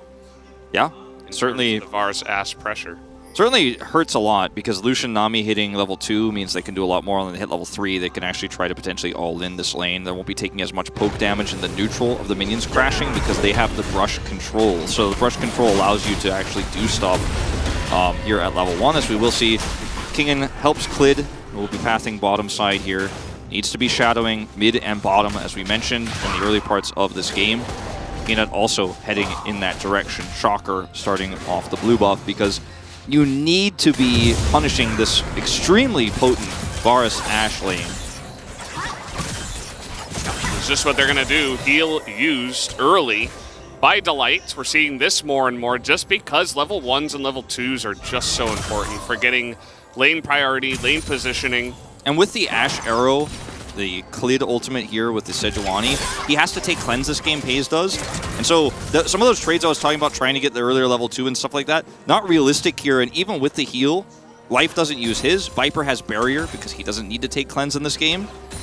And unfortunately, despite that early level 1, they're right back in control. Level 2 here first for Viper. Life will be hitting his in just a moment with that next minion. And yep, back to normal here. So Peanut versus Klid is going to be the next exchange. You know, Paze and Delight are like, I need your help, Peanut. And Klid has to be here to make sure that Peanut doesn't have power in this early lane. The biggest loser of this from the early game, obviously, is going to be Zeka, who's playing into the Azir. You can see he's already under turret. The draft can work here for Hanwha Life if they use this pressure well and Klid makes all the right choices. Yeah, as you said, I think a lot of it is going to come down to jungle positioning and that matchup. And yeah, I mean, we do see Unsealed Spellbook once again. This is what Faker went for. He was also being pressured in his lane. I forget who he was playing against. It wasn't Azir, I don't think. Oh, no, it was Rise. It was Rise. And right. Showmaker's Rise was punished by Owner's Sejuani, which led to the teleport advantage there, and Faker didn't have to back. He gets level 6, instantly gets a triple. The game ended at that moment. I don't think we'll see anything like that here, but it was Owner's play that led to Faker getting POG in that game and popping off, right? Yep. And same champion, Klid, on the Sejuani, like Owner was yesterday, has a lot of agency in this game to protect his bottom side, just like the bottom side that was pushing for T1 yesterday. So there's a lot of comparisons you could really draw here between this draft and the other. Different champions bottom side, but really similar themes. Same sort of control Rise has early, unpunished, can be a problem, was punished by Owner. Klid's just sitting in the bush, like, canceling his backs over and over. He's just camping here. That's what he should be doing, too. Yeah. It's either that or try to get the Kassadin, right? Top lane doesn't exist. Peanut is going to have a hard time trying to get anything done here pre-6, and pre-6 for Chovy, that is, on this Kassadin. And the Kassadin, of course, can ult over Chovy's Emperor's Divide. There's a lot of ways that he could just sit back and survive here. So now that Klid is gone, there is a window. Peanut is just too smart, man. He just knows everything somehow. Yep. Fortunately for him, there is a ward. Yeah. And now there's another ward. Very nicely done, and that's going to start off with the Ghost here as he is trying to force this flash out of Doran. And there it is. That's what happens when you try to hop away and you get knocked up by Q3. Yeah, the timing of that perfect for Kingen. And if you get that knock up, it's really easy. Double scuttle. Double scuttle here. Peanut had to go bottom side later to try to put that pressure on, gets seen by the ward and falling super far behind. Now Chovy potentially punished. This looks familiar, right? Right before level 6. I've seen this one before. But Chovy will be able to get away easily. He is Azir. Rise didn't go phase rush, which was something I saw all over the internet was very controversial because he went Conqueror. Chovy went first strike, but he's Azir and has a dash. So he actually can stay like this, but man, you could draw so many lines between those two games and the timings we're seeing here. It's kind of absurd. And, I mean, take a look at the bottom lane CS. That's going to be the biggest part of this early game. Already 600 gold, the difference here in the lead for Hanwha Life Esports. Their jungle is going well, with Klid taking both the scuttles, relieving some pressure from mid. The bottom lane is winning. They did not get ganked by Peanut, which is very important. I think maybe a zoom in on Viper because he didn't go Dirk. I mean, he went for the Early sliver. Yeah, he's got the Scepter, and he does not have the Dirk. The, oh, you were talking about Viper. Sorry, I thought you were talking about Paze. Yeah, he did go for the Scepter first. Not going to be as much power here in terms of the poke, but they both went for Halo Blades because they want to just be able to all-in this lane, so I do like that choice. You're not going to get as much value out of the lethality necessarily here. You want to actually win fights based on the Ashe slows and long-term damage and Halo Blades trades. So it's basically like an extra summoner spell worth of like a little bit of extra healing and damage with your autos. So I like it for that reason, and we will see early Drake picked up here for Hanwha Life Esports. Zeka bought a blasting wand, then undoed his bot, or his buy. He canceled it. Undoed? He undoed it. That's an undo button, okay? So he undoed it. That's the official term when you cancel an item. I hate when I have to undude my stuff. Come on, undude. Get with the times. But he grabbed, obviously, a tier and the Mana Crystal just for some more sustain in this lane. This time, no punish. Kingen is totally fine. If you dodge the Q3 and you get a few autos and get that hyper proc, it actually suddenly becomes a great trade for the Gnar. Yeah. Take a look at Paze. He's got biscuits and a refillable. Same for the Nami. And they're still being pushed out a bit, which is very, very annoying. I feel like Paze could be doing a little bit better about CSing under turret because he's behind, but he's like even more behind than I think he's supposed to be. Yeah, at this point in the game. This is really rough, and unfortunately Peanut has made no impact here because of that camping from Klid earlier, and the ward coverage here has been really good. And even with, you know, Peanut coming down here, if there wasn't a ward, with all the poke that Viper is getting done here on this Varus, again, a really big comfort pick for Viper here, it's really easy to just kind of kite back and be like, well, I could trade a kill actually no matter what. Once Life hits 6-2, they actually have kill pressure in this lane if Peanut is not here. Like, there's actually an angle because they have the experience Level advantage. 6. Here he comes. Ward will see him, but they're already kiting back. Yeah, and guess who's here? It is Clid. So once again, in position at the exact right time. The bottom lane stays safe. Viper and Life get more and more ahead. Finally, Pays is beginning to chug some of those biscuits. He was holding on to 2 of them. Now he's only got 1. He doesn't have a refillable to wash it down with. I think his mouth might be a little bit dry after that biscuit. As here we go, Ghost popped once again. Kane going in for the dive. Doran in a bit of trouble as he does not have his flash back up. This is looking pretty elementary, as that will be the first blood given over to Kingen in the solo kill, as no snipe comes out from Viper onto Delight. Yeah, Peanut really wants to ult and turn this and punish this plate attempt, but look at the damage. Just kind of walked up and almost died as the culling comes out here. Viper in a little bit of trouble. Viper's Positioning, trying to grab this plate, is perfectly out of range of Peanut's Flash Cyclone because he wants to Flash Cyclone and kill Viper here and punish him. He has to be so careful. Okay. Because, I mean, arrow and flash could happen. Looks like he's not going to flash, just going to charge it up, and Pays will respect. He's going to, you know, be delayed in his back timing here as well, and will lose even more minions. Peanut took all of that. Yeah. Peanut took all of that damage here because he wants so badly to punish, but Viper's positioning is just too good. Like, his spacing is so good. Gets the plate and gets out. This is like, finally. This feels like how Life Esports fans are like, yes, this is what I expected. Yeah. Like, come on. Viper's so good. Like, play around him, draft around him, you know? As Viper's going to be going for some crit in this game.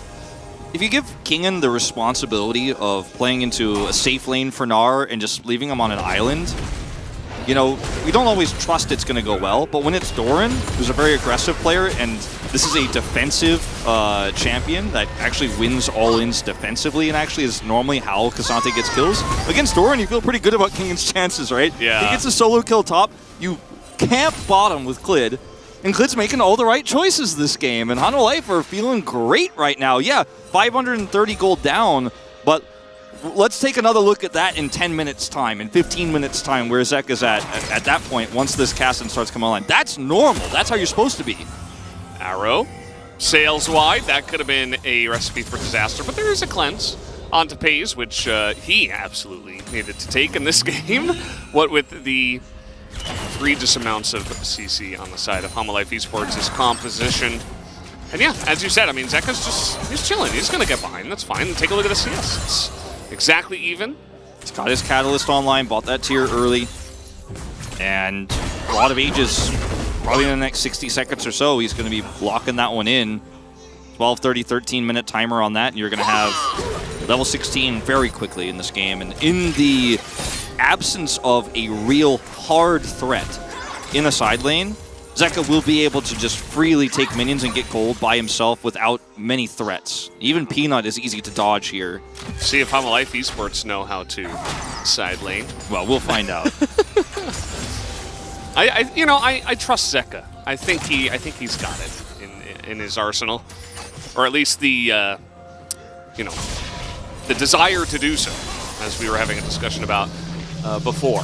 As it looks like this is a Rod at 12 minutes, almost exactly. Yeah. That is so free for the Cassid, and he's feeling pretty peachy right now. Yeah, it's not a Faker triple kill. That's the one thing that's different is, you know, we did see some trade back in that game yesterday with T1, where Kumakarya had some skirmishes. It's, okay, this time Doran's going in. And the flash is down, and it doesn't matter anyway. Doran is just getting kind of rocked up here. Kingen is back in form for this game, and Doran does not know what to do. Yeah, he went in deep and got punished. Tidal wave, though. Very nice. Viper does not care, as the arrow will hit, and Pays just barely going to survive. Clid is here. Hanwha Life are destroying them. Like, this is insane. Yeah, this is...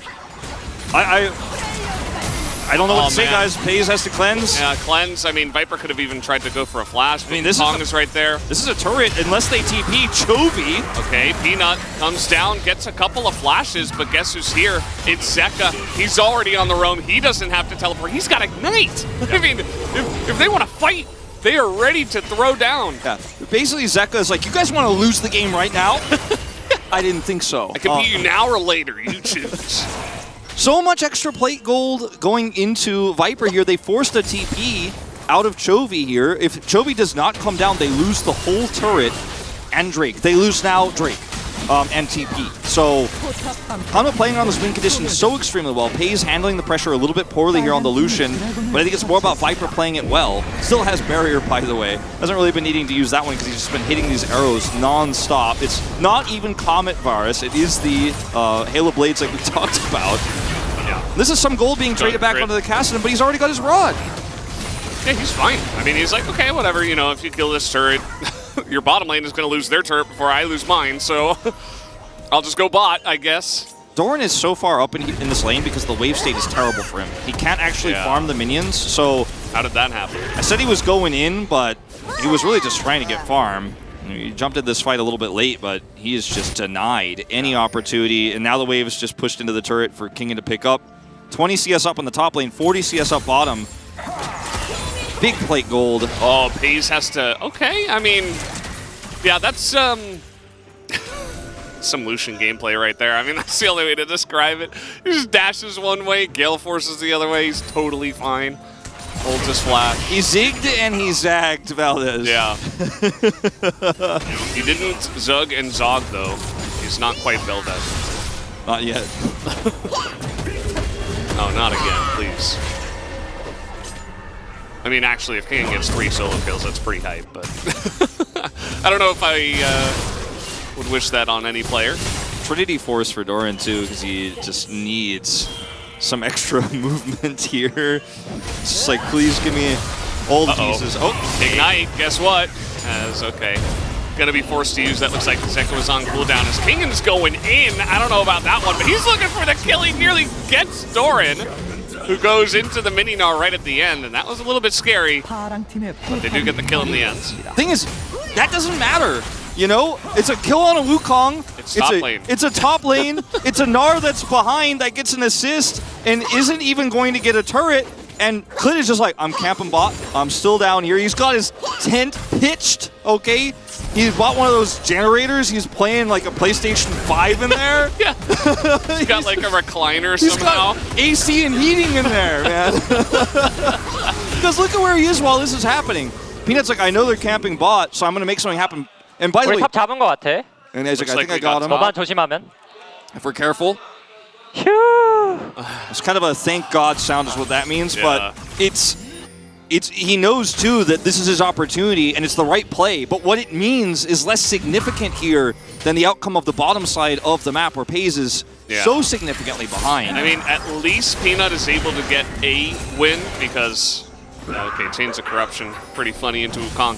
He got the Rift Heralds, he got some plates for his Azir, like Chovy's got a lot of gold now, and he did get the 1 kill. So, like, at least he's doing something, because before that, he's kind of not able to find anything because, you know, naturally he would try to go bot and try to help out that lane, but he was just denied so many times that he kind of gave up on it. The Maokai ban is actually so critical in this game because if you have Maokai, you can actually ult this Varus Ashe lane, but Wukong cannot close the gap because he will be arrowed or chained of corruption or blocked by Clid, so he doesn't have a lot of power on that bottom side. Okay, that was denied. The hop is kind of funny as, okay, that's a lot of CC though, as Peanut will follow up. Life goes down once again. Second Cyclone is huge, and Zeka doesn't quite have the damage just yet to follow up on this one. Gen.G find an excellent fight, as it looked like Doran got caught, but no, he was just baiting him in.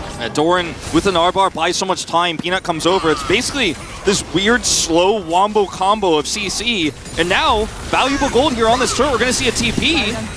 I guess that will be enough, but Gen.G, they got themselves back in the game with that one. P's also picking up a kill. And this should be Gen.G rotating over to Rift Herald here, although I suppose Peanut doesn't have ult and is very low, so they're just going to back off. It's second Herald anyways, but with the Hanwha back 0, I thought they were going to try to rush that one down and get a little bit more. They do not. However, I think that's a TP coming through there from the Cassidy and Zeka wanting to rotate over as quickly as possible. But this is not really, it's at the outset very greedy from Hanwha because they have the CC, like let's lock Doran down as Narvar is almost expired, but this moment right here where he knocks them through and Peanut has a follow-up CC is all they need. Second activation catches Viper here, and like you said, Zeka can't really fight back that much at this stage in the game. Peanut takes out Clid here on the Sejuani. Hanwha Life, I think, tunneled a little bit there on Doran, but who can blame them? It looked like a juicy kill opportunity. They get the turret and this TP from K'Sante, and I believe the TP from Zeka right afterwards, as you can see here. So a lot of value for Gen G, taking a gold lead now, and a big swing back in a game that looked, frankly, pretty doomed until that moment. Yeah, and I'm on the edge of like, man, can we blame Hanwha Life for trying to take a fight at this point in the game? They felt very far ahead. You know, naturally the Varus is super fed. The top lane's doing really well. Like, you feel very comfortable in that position, but at the same time, you have Kassadin, who didn't finish his rod. He has no damage basically at this point. So like, I don't know, a little bit split. But either way, I'm going to give Peanut credit for that. You know, Peanut and Doran knowing they could turn that, because a lot of teams also just let Doran die there and are like, ooh, this is too rough. But why 5v5 on the second Rift Turtle though? It's like my question. As the arrow is going to hit in the back line, Doran has to flash away from the Chains of Corruption. Both sides have a decent amount of CC, but Hanwha Life more so, as Clid in the front line will get that ult onto Peanut, who nearly will survive, nearly gets sniped as Pace goes in. Not sure about that, buddy. Very, very far forward, and Kingen is an unkillable guy. He wanted to ultimate to the pit. pit. Nice from Doran, gets over the wall, gets the Kassadin as well, as they're trying to lock down Zeka, and they will. And Kingen will also go down. Doran just immediately gets spanked in lane, doesn't matter, pulls it immediately back in the next two team fights. Kingen really wanted to pull him into the pit there, but actually causes a big problem for Hanwha Life Esports, gives Doran the opportunity to set up for that late Gnar ultimate and actually turn this fight around. I think if you just let him walk away there, or if you can get the angle to push him into the pit, it looks way better for you, but they stay too long, overextend, and Gen G grab this Baron. And man, the early game for Hanwha was so good, and they did everything right. And it's too good to be true. I'm going to say it again. I really think tunneling on killing Doran on the top fight on that second Herald is a mistake any team could make. With the vision they had, I can let that one go. But fighting for third Drake when you already have a 2 Drake lead, just take the extra 10 minutes you've bought yourself for Soul here and say, you can have one Infernal, I'm not going to fight for this. Yeah. And then they still win it off of a huge follow-up overextension from Paze. Yeah, Paze wants to chase Clid, and that's a huge mistake. So they win the fight, and then with the Kingen rotation over here, he's a little bit too late to push Doran into the pit. Wants to get the long wall push to the right side there to isolate him, but in fact puts him in range here to grab 2. Big error here, but Doran capitalizes well, and Gen G eventually, without Illusion, win this fight. This is one of those games where the top laner loses lane really hard, but then he just plays immaculately in the team fights. Doran, a very emotional player, but it seems like he's using his anger and taking it out on Hanwha Life Esports. He might be getting some POG votes with how well he is playing these team fights out. Yeah, and he's been the reason why Gen G have won those last 2 fights. Topside the tunnel on him the second time here from Kingen, not able to isolate him the way he wanted to. He turns that play around with the crush into the ult there.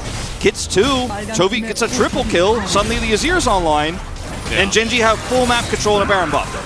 And Hanwha Life just playing how many times can we fight before Rod is done for the Kassadin. Not a game you want to play. Clid is going to get caught here. As, you know, he's very tanky, but not tanky enough. Not against a supremely fed Chovy Azir at this point in the game. And yeah, the Lucian got really far behind, but it's still Lucian. Can't be there. Trying to hold on to that turret was not the play. Still some really strong win conditions here for Hanwha Life Esports. Still up 2 Drakes. Gen G has only 1 solo Infernal. No inhibitors go down. Zeka can sit inside. Look at where he is on the map right now. He's pushing all the way to the inner turret topside with some shadowing here from Kingen. So he has the protection. He can just warp over. Will Doran die is the question. It is 3-on-2, and Peanut's doing a pretty decent job on the Kingen.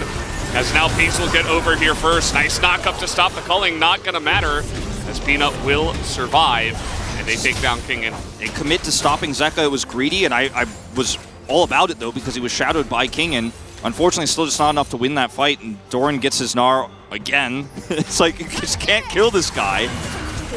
And goes down, and this is just Clid getting caught. Doran is getting POG if they win this game. I don't know what else to say. I mean, he's just had a god-tier game. The one time he loses lane super hard, then he just gets the other parts. Normally, he's really angry. Doran normally wins lane and then doesn't do that much with it so far this season, but this time it's the opposite. It's once again, he has Narbar here, and Zeka doesn't get away, but like, can't even trade a kill back onto the Gnar here. And Zeka got so much farm and so much experience that he is close to 16, and that's one of their biggest win conditions here. Life can take away a lot of this vision very quickly, even defensively against Genji's Baron buff, because he has the Umbroglaive. So there are good things here, there are good pieces. And luckily they have that 2 Drake lead. They don't have to fight this next fight here until we see a little bit more setup, a little bit more control. Oh, they will. Hold on, hold on. You're right. You're right. They don't have to. They don't have to. You could just wait for Kassadin to get online. Or make Varus is also really fed. Could also play around the Kassadin and try to set a trap. You know, but they have so much long-range CC. But if they try to outgroup Genji here with Chovy being on death cap now, 3 items. 3,500 gold ahead of Zeka. You cannot win a 5v5 unless somebody is picked. If Pays overextends, yeah, maybe. If Chovy tries to go for a flank angle, you turn on him, he gets hit by an Ash Arrow's chain CC'd and dies, yeah, maybe.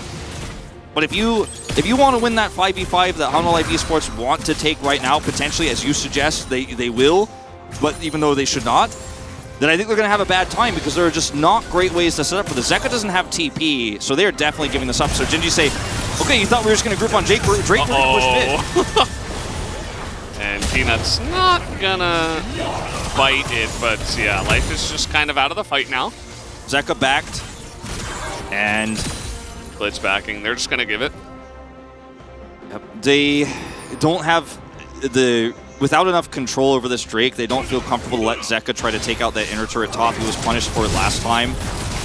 They're just gonna try to give him some split experience here in mid, but the Drake goes over. Doran gets to freely rotate top. No pressure here. Baron's not up for 75. If Baron was up, maybe you split this and you get something out of it, but even Zeka isn't getting that much experience here. Look how close he is. 216. You can see it's like, he kills this Krug and he gets it. And yes! He did it. And that's huge for him for the upcoming fight, but it doesn't remove all of the problems that he's going to face when he tries to go in. I'd almost argue that he needs to prep his R in this fight like twice before the engage comes through, because he really needs to have so much damage and burst, and they need to blow up either this Azir or the Lucian. They have tried to blow up the Gnar, who's now building even more MR, and I don't think that is going to be the way these fights are won for Hanwha Life Esports, which gives Genji all of the control. As long as our damage dealers aren't killed, we win this fight. Even though it's late game Aston versus, late game Lucian here, I give the edge to Genji because this Azir has so much agency in this game and has so much peel. Peanut has 4 kills this game. Yeah. Already has his cleaver done. Like, the Wukong hits hard. Yeah. You go in as Kassadin, you get knocked up. That's the end of that. Yeah. Peanut. Okay, here he goes again. He's looking for Viper. Very nice change come in, and Viper's just railing into him, but Peanut will be able to get away. Genji like to start Baron after this, I think. As Kingen is not here, does have TP. Actually do not commit. Very, very puzzling decision there from Peanut, considering they're not going to actually follow up with the Hex Drinker here from Peanut. He really does not want to die to magic damage. Well, having that extra survivability when you're trying to sit on top of the Kassadin, definitely going to be very useful. Kingen gets a free hit on this turret. He's not going to be able to take it out, but can threaten because he has TP. Can just kind of sit back behind this wave and I think Genji, that call is not going to be punished for Peanut going in and losing his ultimate there and Flash, but certainly could have been by Hanwha Life Esports, and Genji didn't try to start the Baron, just going to rotate over here now. Got to be decisive, Hanwha, in this game, because you have all the tools that your composition was built to have. You have the level 16, don't have your 3rd item yet as Zeka, but you have to carry anyways because time is running out. And you can give up 1 Infernal, you can give up 2 Infernals, but a Baron or a 3rd one here as we get closer to 30 minutes, you cannot. And this is like walk the plank or fight me for Gen G, you know? Like, you can't just sit back. You've got to go in. Now we'll see if they can, okay. Wow, not flipping an objective. What league is this? I don't know where I am. Insane. Yeah, Gen G just gonna say, no, we don't want to go for a smite flip. Kingan's going to get a turret. He had TP the whole time, and HLE Esports just coming close alone was enough, and they didn't even wait for the teleport from Kingan or anything. Gen G just still backed away. They weren't willing to flip, but they weren't willing to control this vision deeply. So Hanwha just kind of show up, and then they get a free turret. No TP used. Dora now matching inside. This feels like 2021 Gen G a little bit here. You have a lot of control over the map. You're not willing to start this Baron up or control vision around the outside. Peanut not having flash or his ultimate at that moment, I think definitely part of it. He still doesn't have his flash, but at least he has ult here this time around to potentially turn this. What animal is it that you said that Gen G actually is? A snake. Like I was like, why do they think Gen G's a tiger? It's clearly a snake. Oh boy, Zeka. He's eating damage from Baron too, just helping out Gen G. That is the teleport from Doran.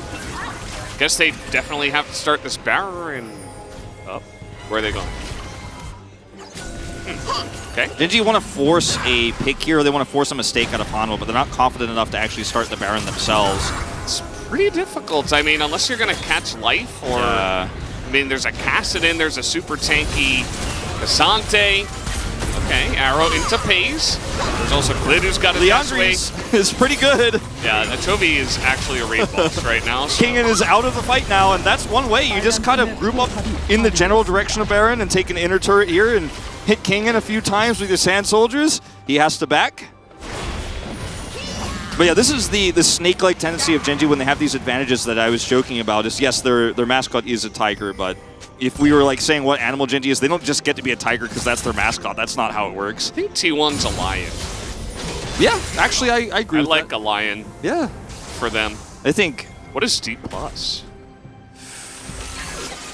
Ooh. I don't know.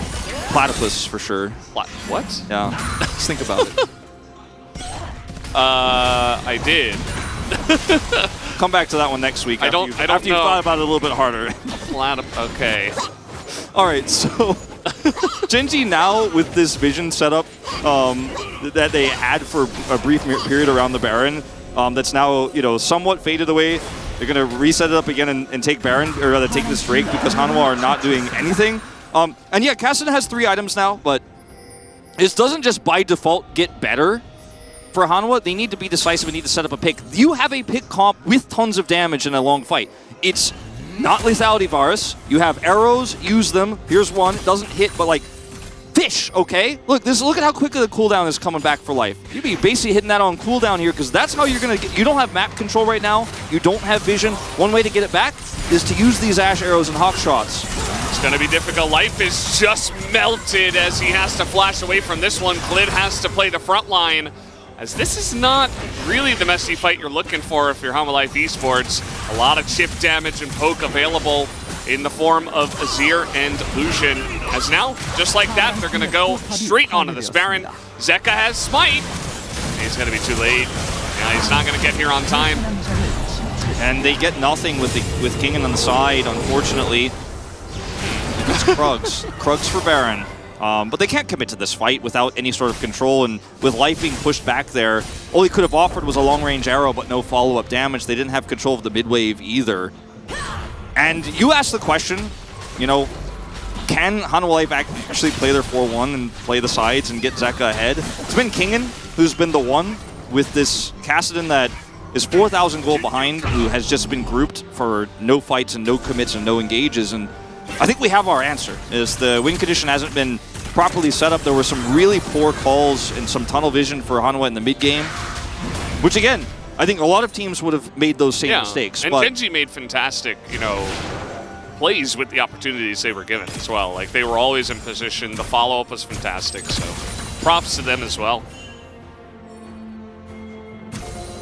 Gen G just kind of using their setup and their turn and their lead here to group around objectives, not take them. So Pace has Cleanse, and also Delight has Mikhail's. So yeah, you got to use that CC, but you got to use it a lot. There's got to be a bunch, as Peanut can solo Zeka still. The Mikhails and the Cleanse here, this late in the game, you have those options. The longer the game goes on, the more difficult it can be. The arrow is already halfway back. We're 2/3 back. Look at how quick it comes back, Valdez. It's level 11, but need to use it here to find a pick. Where's the follow-up? Okay, well, Viper is gonna go down as, oh man, a double kill as Paige just gets in there and Zeka can't do anything. Just immediately melted as Clit is ulting the wave, I guess. Doesn't matter, as his team is just gone already. That is gonna do it for game number 3. Gen G with triple Infernal and super fed Chovy alongside a Pace, who eventually hit his spikes and did insane amounts of damage. A little bit anticlimactic, but Gen G were in the lead the whole way since the mid-game, and they are going to take down this Nexus. Doran with the claps, as he was the one who clapped in that game. So much tunnel on him. He turned things around so quickly, so well.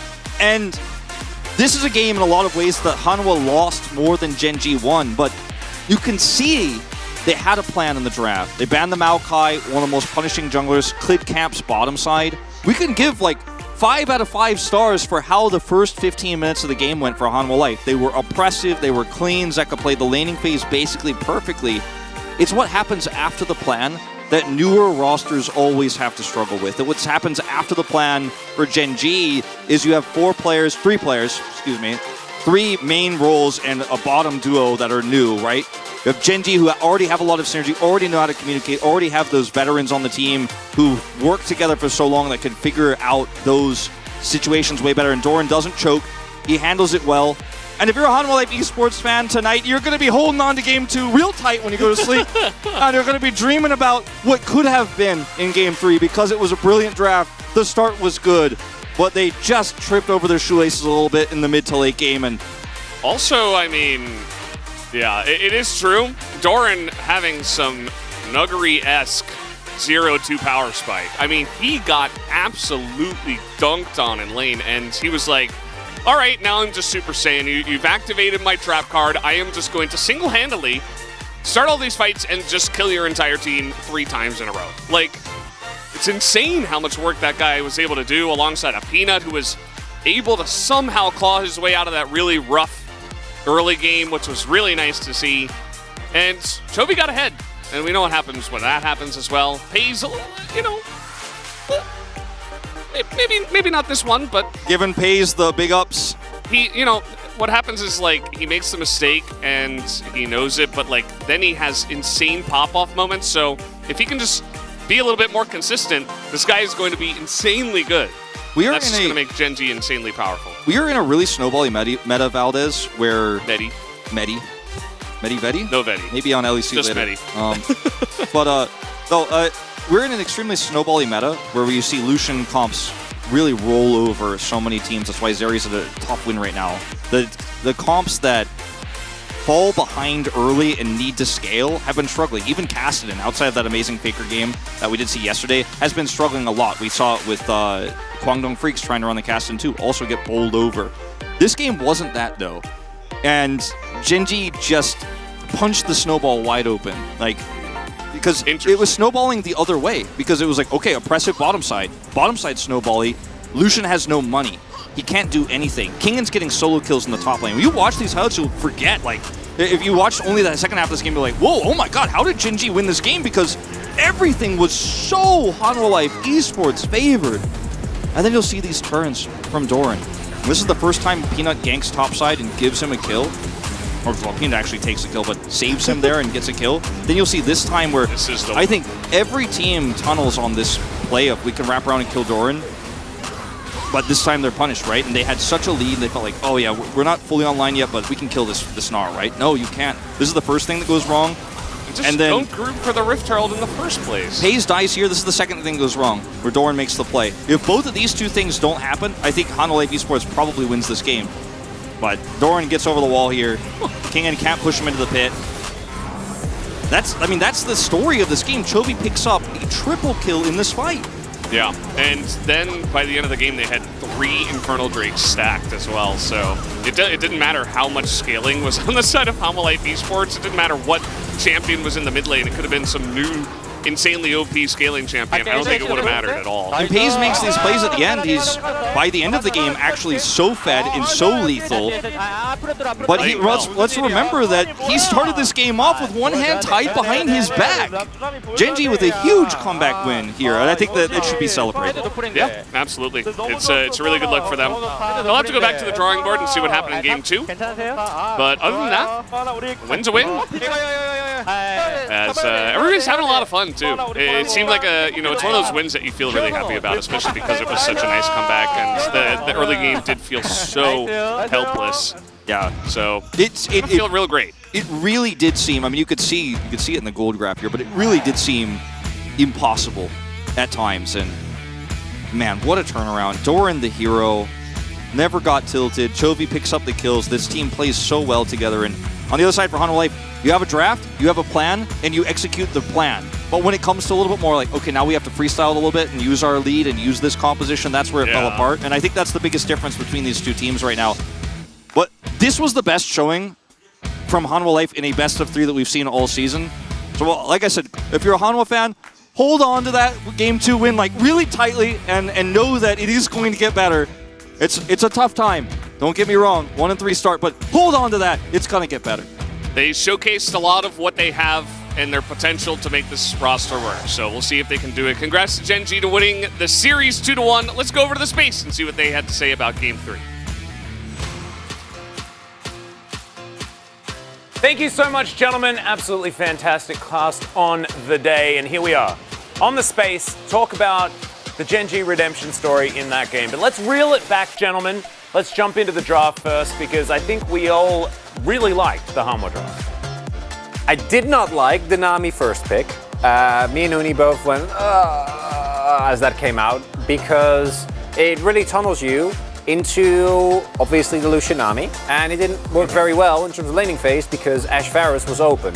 So they got bullied real hard, and overall, you have double melees with a Sejuani. You know, you have a great scaling mid laner that gets a lot of space because your bot lane is applying pressure as well, so your opponent needs to pay attention to that. Can even post-tick go for some roams, some dives as we saw? Yeah, I mean, more so I'm assuming like Pays is like has a better play. It comes a more better play when he has like more mobile, when he play mobile champions. Like when he play like more immobile champs, like he's like more inconsistency. I think that's why like I'm assuming like that's why they hire prioritizers of Nami because they know that they're gonna go no matter what Varus and Ashe. Because like otherwise it's like they just need to pick it up the first pick Varus, which is like what everyone does. Yeah. But I don't think that was like, I think Gen.G decided themselves, like inside themselves that, oh, that's not our comfort zone, you know? Yeah, the one pick I did really like was the Gnar, because as we saw in the previous game, the 1-4/1-3-1/ have someone split push strategy didn't quite work. So instead we get Gnar, we group, and we fight. I was begging for Gnar. Yeah, the Gnar definitely worked out, but not straight away. The Gnar was an iffy pick in lane, and I think we can get into our first highlight here and go through the evolution of Doran. Atlas commercial voice. All right, so if you have a top laner on your team that is doing this, ladies and gentlemen, what you need to do is just wait. Just hope that they've picked a champion like Gnar. When later on, you can get into that team fight, you've won your lane, and they can just get that CC down and win you the game. There are so many Cassandre solo kills. One, I think you're allowed if you're playing against him, but two, that gets a little egregious, and everything in terms of game state was looking really dire for Gen.G up until this point. Yeah, I mean, honestly, here, I think it's more so Hanwha Life side is like making like really big blunders. We know he's there. And also, especially this is like starting with almost a 4v5, and they're like really split. If you see like where it's based on Hanwha Life, the positioning behind on it, and it's just really big blunder, biggest blunder, whatever they made it. And as a result, again, Chovy was on vision. Like they knew Chovy was coming, they knew that Cassandre couldn't join, so they were never going to be able. And then here, Pays has a bit of an oopsie, maybe making Gen.G reconsider giving him champion with a dash, as that one not necessary at all. And everything looks great again. But Hanwha Life get lulled into a false sense of security. The one sense run into the Mega Gnar and the wall. And we need to reiterate as well that Doran, in both of these team fights, missed 50% of his abilities, but then hit the one game-winning ultimate. Twice. That's what he did. Twice. Twice in a row, he did this. And I think there's no shadow of a doubt in anyone's mind that that won them the game. Getting those two fights under their belt, because that led to Infernal Drakes and led to Chovy getting 1 billion gold. It really important to me is also what happens to Hanwha there, because Hanwha, in terms of laning phase and individual play, I think do look a lot better. Klid, justifiably so, got really eviscerated for his performance in week 1. And I do think that individually, the moments that Hanwha Life showed today, as the cast was talking about, are a lot better, but they still, in mid-game, are still very clearly not quite sure as to what they need to do, because getting caught twice in very similar fashion, just overextending into a Mega Node that you know is there, you can't really afford. All right, and there's the first strike and then from the Chovy, and he earned the gold this buy from the first strike, the 1100 and 58. Insane. And he was sitting on what, 3-0 and 2? So it was basically like he was 6-0 and 2 instead. Yeah, 6-7 kills worth of gold on the Azir is... And also, especially for pace, like he had a slow start, and he recovered with the first strike, which is like it was a really high value, and he was not losing any like core item, and he was going evenly and be able to impact the game. Yeah, no, it was really, really good, and now I think we're getting close to picking up a POG. Does Doran get it? I'm not entirely sure. We're very, very close. Here we are. Chovy votes. Who is it going to be? Is it going to be Chovy? It's Peanut. Oh. So the Nut picks it up with his Wukong. That's going to be his second of the season. I mean, honestly, it's no doubt. Like whoever get it, like Doran get it, Peanut get it. I mean, honestly, more so Peanut be able to accelerate the Doran the first play with the top game, right? Yeah, the explanation could be that he saved Doran's lane a little bit. For sure. I mean, he made the lane phase already. It was like almost doomed for the Doran, and then he just basically redeemed the Doran like 100%, like 0 to 100. And overall, also a bit of a redemption game for Peanut. His previous Wukong game was pretty much a disaster. And in these type of situations where you're going to be really reliant on your team fighting to actually make it, although I am curious to see is, okay. A couple of Pays votes in there as well, which is quite interesting after the relentless We're the only ones who saw. believed in the Doran redemption story. I think the 2 solo kills made the other people. Yeah. I mean, also especially he stepped up himself from the including the game too, and then he made a bad poor play, not executing At least we got each other. So that's why we more high value that he actually stepped up himself at the game 3. He proved himself. There's no way we can make Doran tilted, so I'm gonna just keep farming. That was a great story. 100% tilt-proof Doran, but we have Pays and Peanut alongside for an interview, so let's throw it over to Jisun for some translation. Thank you very much, guys. This is Jisun for the POG interview translation. We are here joined by Peanut and Pays from Gen.G. Congratulations. Another POG interview duo, Peanut and Pays. You guys are on a 3-match winning streak. How do you feel, Peanut? Today was a very, very important series for us. I wish it were a 2-0 win, but still, even though Game 3 was really, really close, I'm happy that we were able to get the win in the end. I'm really bummed about my performance today, but still we won, so it feels okay. And Pays, your curtain call was finding all the enemy whenever you just went in for that. How was it? Yeah, I mean Pays, he's really good at Jhin.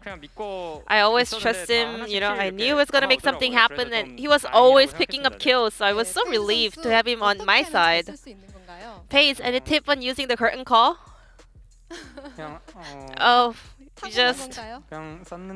just used it and they got hit.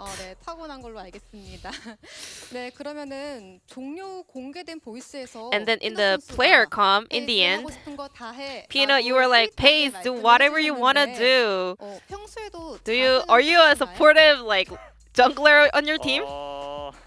Well, I'm not really sure, but FaZe was struggling a lot in the laning phase in Game 3. So because like we were nearing the end of the series, I just wanted to make sure that he can do whatever he wanted to do. FaZe, would you like to say thank you for Peanut or other members? I lost lane, you know, but they were always there to cheer me up, and then they won the game for me, so thank you so much. I want to go back to game 1. Chovy played Aurelia into Victor. I'm really curious about this pick. Peanut? So Chovy, you know, I mean, he's like really good at Aurelia. Everyone knows that. So as long as he's confident, I can always go with Chovy's Aurelia. As a jungler, I always want to have Aurelia on my team. And then in scrims, we actually, you know, tried Aurelia very often. We always had good result. And today we had the perfect matchup to go for Aurelia, so we went for it. And game 2 came to an end with a backdoor attempt from the solo laners of Hana Life. What did you focus on game 3? We were pretty aware of that, you know, backdoor would be the way they were gonna go for, and it was really hard to kind of defend our Nexus, so we just wanted to move on. We didn't want to focus on what happened in game 2. We just wanted to, you know, discuss. We were a little bit rushing. Our calls are not on the same page, so we wanted to make sure that we were on the same page and stay calm. And Peanut, well, Cleat actually has a 17-2 head-to-head matchup record against you a very long time ago in the LCK. Were you aware of this kind of record?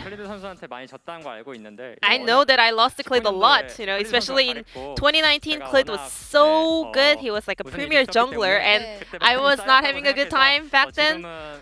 So I think most of the records come from that era, but I was not, you know, worried about it today. Game 3 was not easy for Gen.G. How did you manage to overcome this? In level 1, I made a major mistake. So, you know, I just wanted to go to the late game, you know. And FaZe, every time Gen.G wins a match, you are always getting the POG together with Peanut. Are you happy with your recent form right now? Well, recently I don't think I was not performing bad, you know, but I just got a little bit more greedy, so I should kind of control myself and, you know, focus on playing the game. Well, I don't think I played well, but I just keep getting POGs. Feels good. Very humble state of mind from FaZe right here. Your next week opponent on Wednesday will be D plus Kia. Are you ready for that? We are on a winning streak, so we want to keep this going. But I know our opponent will be a really strong team next week, but you know, I gotta kind of remember the fact that we beat them every time last year. So I hope we can continue that this year too. We will do our best to prepare for that match and get the 4th win in a row. And this will be the end of the interview from Peanut FaZe from Gen.G, and back to the no carpet space. Thank you. Thank you so much, Jisun, for the interview translation. We were caught in mid-sentence talking about next week and how excited we are for next week's games.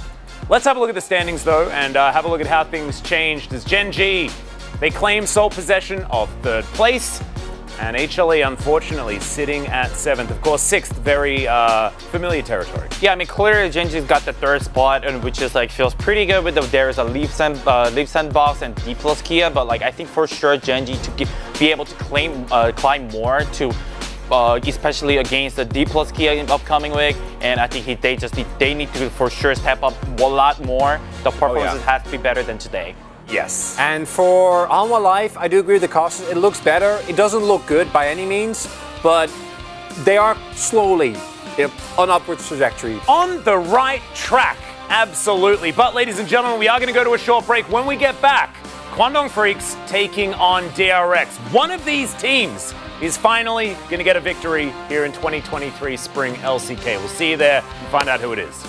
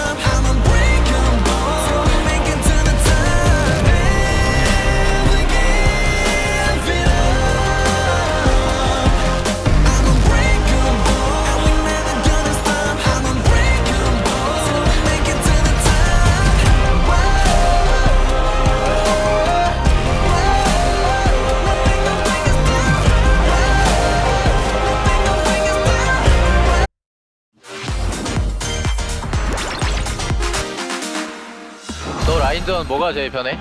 루시안이 벤 나오면 애쉬 하는 거고 찾으면 그냥 벤다 애쉬다 이러면은 뭐 할게요? 좋아? 아 그냥 카사딘 박을까?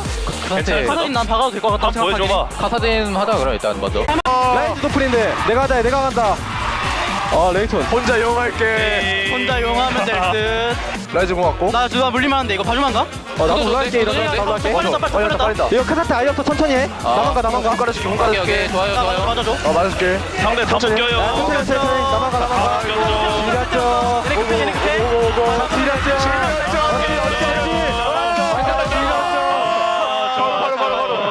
좀만 집중해줘. 안 끝났어. 그만 날렸어. 여기다 날렸어. 카사트 내려봐. 다음만 야, 체리 볼 수 있나? 체리. 나이스. 펜타. 펜타 어디 갔어? 펜타. 이미 내가 먹어버렸어. 펜타 어디 갔어?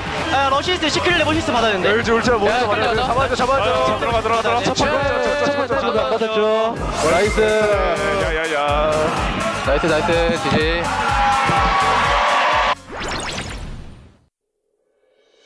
제 눈빛으로 기선제압 한번 해야 될 것 같은데. 근데 기선제압 하다가 눈 맞으면 맞을 것 같은데요? 쟤네 근데 피지컬이 말이 안 된다. 야 못 이기겠다. 그냥 운동부예요 저거는. 말이 안 돼요. 얘들아 근데 내가 쟤네 지금 표정 봤거든? 쟤네 잠 안 깼다 아직. 야 무조건 이겼다 이거. 준비한 대로 잘하자이. 아 깔끔하게 가보자 오늘. 이거 나 미드하고 아래 다이브도 되는데 어때? 야 한ля선이다 이거. 얘네 다이브 하겠다. 안 죽어 우리 한. 받아볼게. 할게. 데리볼게 데리. 야옹 잡았다. 공 잡았어. 까비. 야, 나 개잘 컸다 얘들아. 나 캐리할게. 얘들아 우리 미드 정글 끝났다. 파이팅.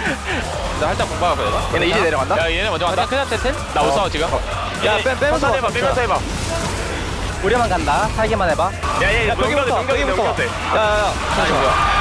천천히. 좀 애매하다. 에이지 미드 푸시 못할 수도. 얘들아 윌로 클로저 캐리 가보자. 가볼게. 가자. 이거 싸움 보자. 아지르 볼게 나.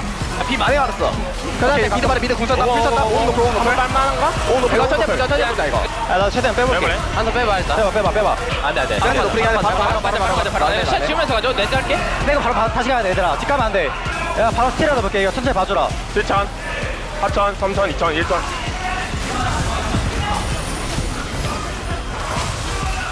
아 천천히 빨리 예쁘. 나 가만히 있어. 아래 봐줘. 베리 쪽. 제리.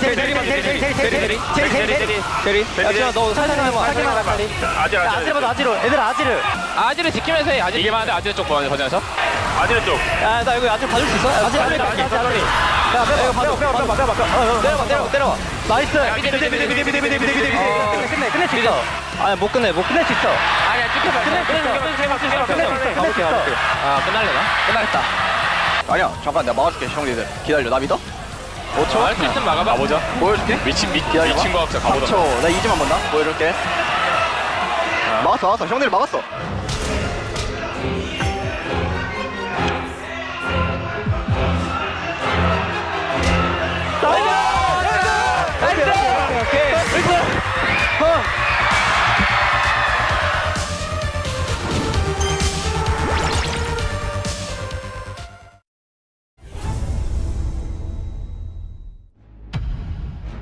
LCK 아레나 지하.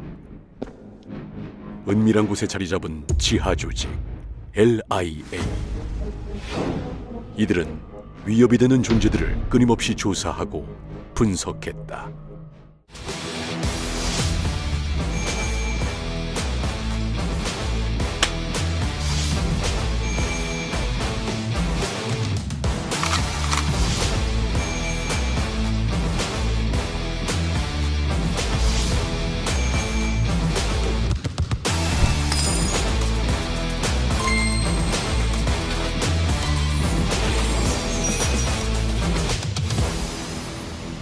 자, 그러면 이제 뭐 내가 보냈던 영상 메시지 다들 확인했겠지? 일단 개막전 경기들이 다 진행이 됐기 때문에 간단하게 이제 분석을 해보라고 했는데 다들 준비됐어?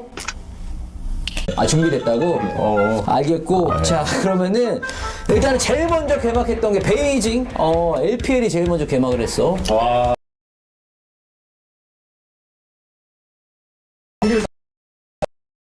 여러 가지 장면들이 있었는데 일단 준비한 작입니다.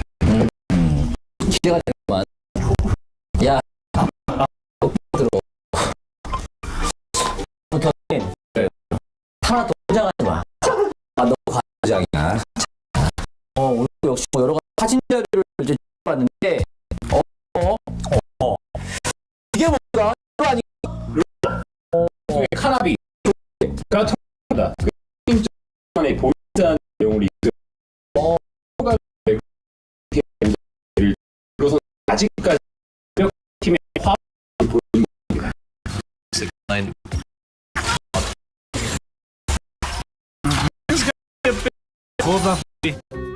什么意思啊？两好，他们很急，他们下路。多久一？来我这，来我这。없다 비카에 조심해. 나 나가 있어. 오케이 오케이. 뛰어 아이로 그냥 시행진 다 뛰어 아이.慢点. 네. 바텀 쪽에 특히나 이 서포터와의 그 소통이 굉장히 중요한데 뭔가 디테일한 상황이 벌어졌을 때는 조금 당황하는 모습도 있고. 그렇죠. 저는 근데 솔직히 이 장면이 더 위협적이라고 느껴졌어요. 아직 소통이 안 됐음에도 불구하고 펜타킬로 데뷔전을 이뤄냈고 계속해서 안정감을 갖춰간다? 이건 나중에 진동이 더 위협적으로 변하지 않을까 걱정이 좀 많이 생겨요. 어차피 이게 시간이 지나면은 이런 소통 문제 좀 괜찮아지지 않아? 또 유학파 출신이잖아. 맞습니다. 저의 이제 경험을 토대로 바탕을 말씀드리면은 사실 한 6개월 정도는 어느 정도 듣기밖에 안 되거든요. 하지만 6개월이 지나는 순간 말하기까지 자기 이제 주도 가는 컴코에 이제 플러스 월까지 얼마나 발지도 기대가. 어떻게 보면 적응 기간이고. 맞습니다.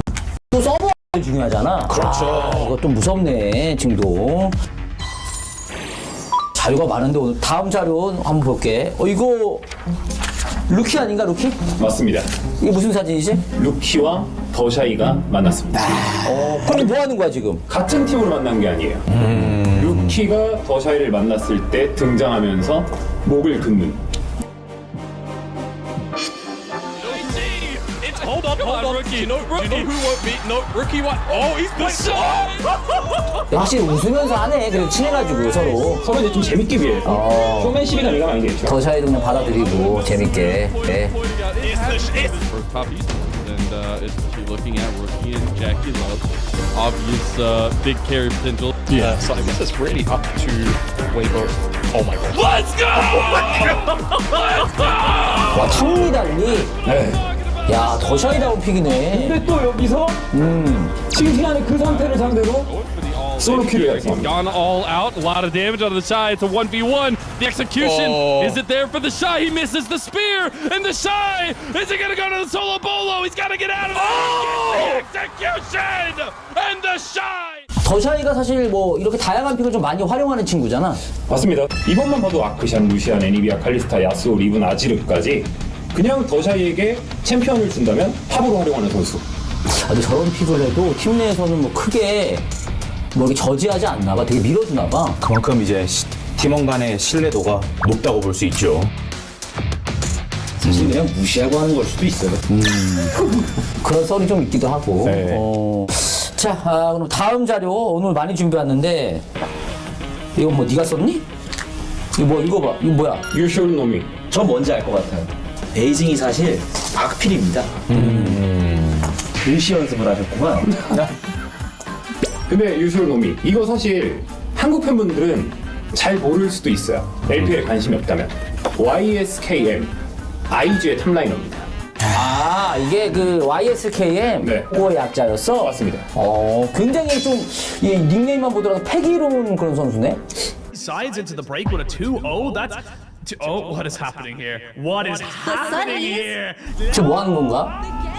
어떤 애니메이션에 나왔던 장면을 좀 따라하는 확실히 팬들을 위한 쇼맨십의 장면이라고 봐야 될 것 같아요. 연습은 되게 안 한 것 같은데? 아니, 그러니까 되게 저게 상대가 보고 위압감을 느껴야 돼. 상대 비웃고 있잖아, 지금. 너무 연습이 안 돼 있다 보니까. Incredible. They're just staring him down. This is intimidation, Kitty. 이 선수야? YSKM? 맞습니다. 근데 이 선수가 이렇게 하고 경기력으로 보여줬어요. She's got herself Kindle Gem. She's got some nice CDR. As I say that, we are going to see a bit of a 1v1 on the top side. YSKM. Oh, you should know my name. Side as well. Breathe trying so desperately to get something going. There is the grand challenge. All three procs. Oh, the flash. Oh, flash for flash. Not quite able to get it. Oh, YSKM. 사실 브리드도 만만치 않은 선수인 걸로 알고 있어요. 그런 선수를 상대로 이런 걸 보여줬다고. 맞습니다. 그리고 또 LPL의 탑라이너 잭스는 무시할 수 없거든요. 내가 보니까 잭스로 조냐를 가는 템트리도 이제 보여줬다고 하는데. 최근에 이제 잭스가 리오크가 되고 나서 AP 개수가 정말 많이 늘었잖아요. 근데 그걸 또 이제 잭스가 한타 구도에서 어그로 핑퐁을 할 수 있는 템트리로 연구가 많이 되고 있었는데 YSKM이 그걸 완벽하게 증명해냈죠. Do you have to fight now? You mentioned it, Kitty. They're just not able to get there. Flash forward. Does Wei get this thing? No, he gets killed. before he can, and here come the solo laners, Dove and YSKM. LCK에서도 브로큰 블레이드 선수가 사용하는 모습이 있었어요. 확실히 LCK 같은 경우도 굉장히 개방적인 리그라서 빠르게 도입을 하는 거죠. 근데 뭐 LCK 같은 경우는 브로큰 블레이드가 이제 조냐로 좋은 활용을 보여주지 못했거든. 오히려 역캐리도 하고 그랬었는데 확실히 저 선수는 좀 남다른 것 같고 뭐 아직 초반이긴 하긴 합니다만은 좀 봐야겠네. 갑자기 존댓말을 네, 걱정. 당황하셨습니까? 경기력에 좀 존댓말을 써야 될 것 같아. 경이로워서. 나를 겸손하게 만들어줘. 역시. 이게 YSKM인가요? 뭐 그런 생각 드는데 근데 좀 지켜보긴 봐야겠어. 맞습니다. 아직 초반이니까. LC LC 기대되는데 소식을 나 좀 들었거든. 재밌다는 소식을. 어땠는지 구체적으로 한번 볼까? 여기 이제 또 준비된 게 있는데 이게 뭐야? 한스사마의 드레이브. 사실 한스사마가 복귀했을 때 어떤 퍼포먼스를 내가 G2에게 아주 중요한 핵심이었어요. 그렇지. 왜냐면 G2의 그 작년에서 좀 아쉬웠던 건 역시 바텀이었거든요. 그런데 그 LEC의 전통의 라이벌 푸나틱 G2의 경기에서 15분 만에 3대 원딜을 상대로 5,000 골드 차이를 벌리면서 게임을 끝내버렸어요. 퍼포먼스부터가 야 이거 LPA보다 한승이네. 미쳤네 저기. 야외에서. 지금 그 이제 G2에서 뛰었었던 네클레스 선수 확실히 이제 예전 동료, 옛 동료한테는 지기 싫거든. 그렇죠. Romain came to show them to us. Just playing with information here, G2. See if the mind game pays off here. Obviously, early trades. Very good cue to make it out. Yike's not done yet. Just trading a bit more aggressively, but again, red buff here is the big concern. Yike! Getting a little bit over aggressive. They're forcing out. G2가 이렇게 다시 또 살아나는 거는 LCK 입장에서는 그렇게 반가운 소식은 아닌데. 맞습니다. 그리고 또 G2의 핵심하면 또 역시 새롭게 영입된 정글러 야이크 얘기를 할 수 있는데요. 바텀이 벌어다주는 플레이에 힘을 얹어주는 정글러가 정말 중요하잖아요. 정글 중요하지. 야이크와 바텀 사이의 티키타카 아래쪽 정글을 장악하는 움직임이 상당했기 때문에 야이크 녀석에 대해서도 좀 주의를 해야 될 것 같아요. 근데 G2하면 또 캡스는 어때? 캡스 같은 경우에도 역시 작년 G2가 좀 어려웠을 때도 좋은 퍼포먼스를 보여준 만큼 이번에도 그런 모습을 보여주고 있는데요. 특히나 미드 자크를 꺼내면서 미드 자크? 사일러스를 상대하는 모습을 보여줬는데 단순 미드 자크만이 아니라 정글에는 킨드레드 그리고 탑에는 카르마를 꺼내들면서 그 조합의 시너지로 상대를 박살냈어요. 근데 가끔 보면은 LC는 그 라인의 어떤 그 뭐랄까 고정관념?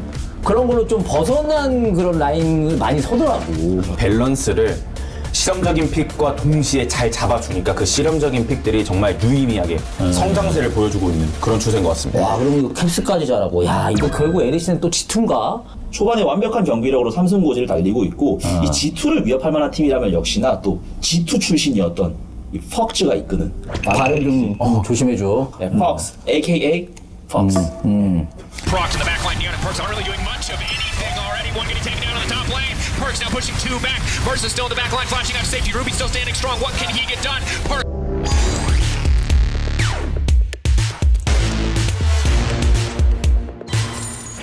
어쨌든 뭐 베이징하고 베를린 개막한 이후에 굉장히 정신이 없었을 것 같은데 준비 굉장히 잘해왔어. 고생했고 LA 너도 뭐 개막은 안 했지만 준비 왔겠지?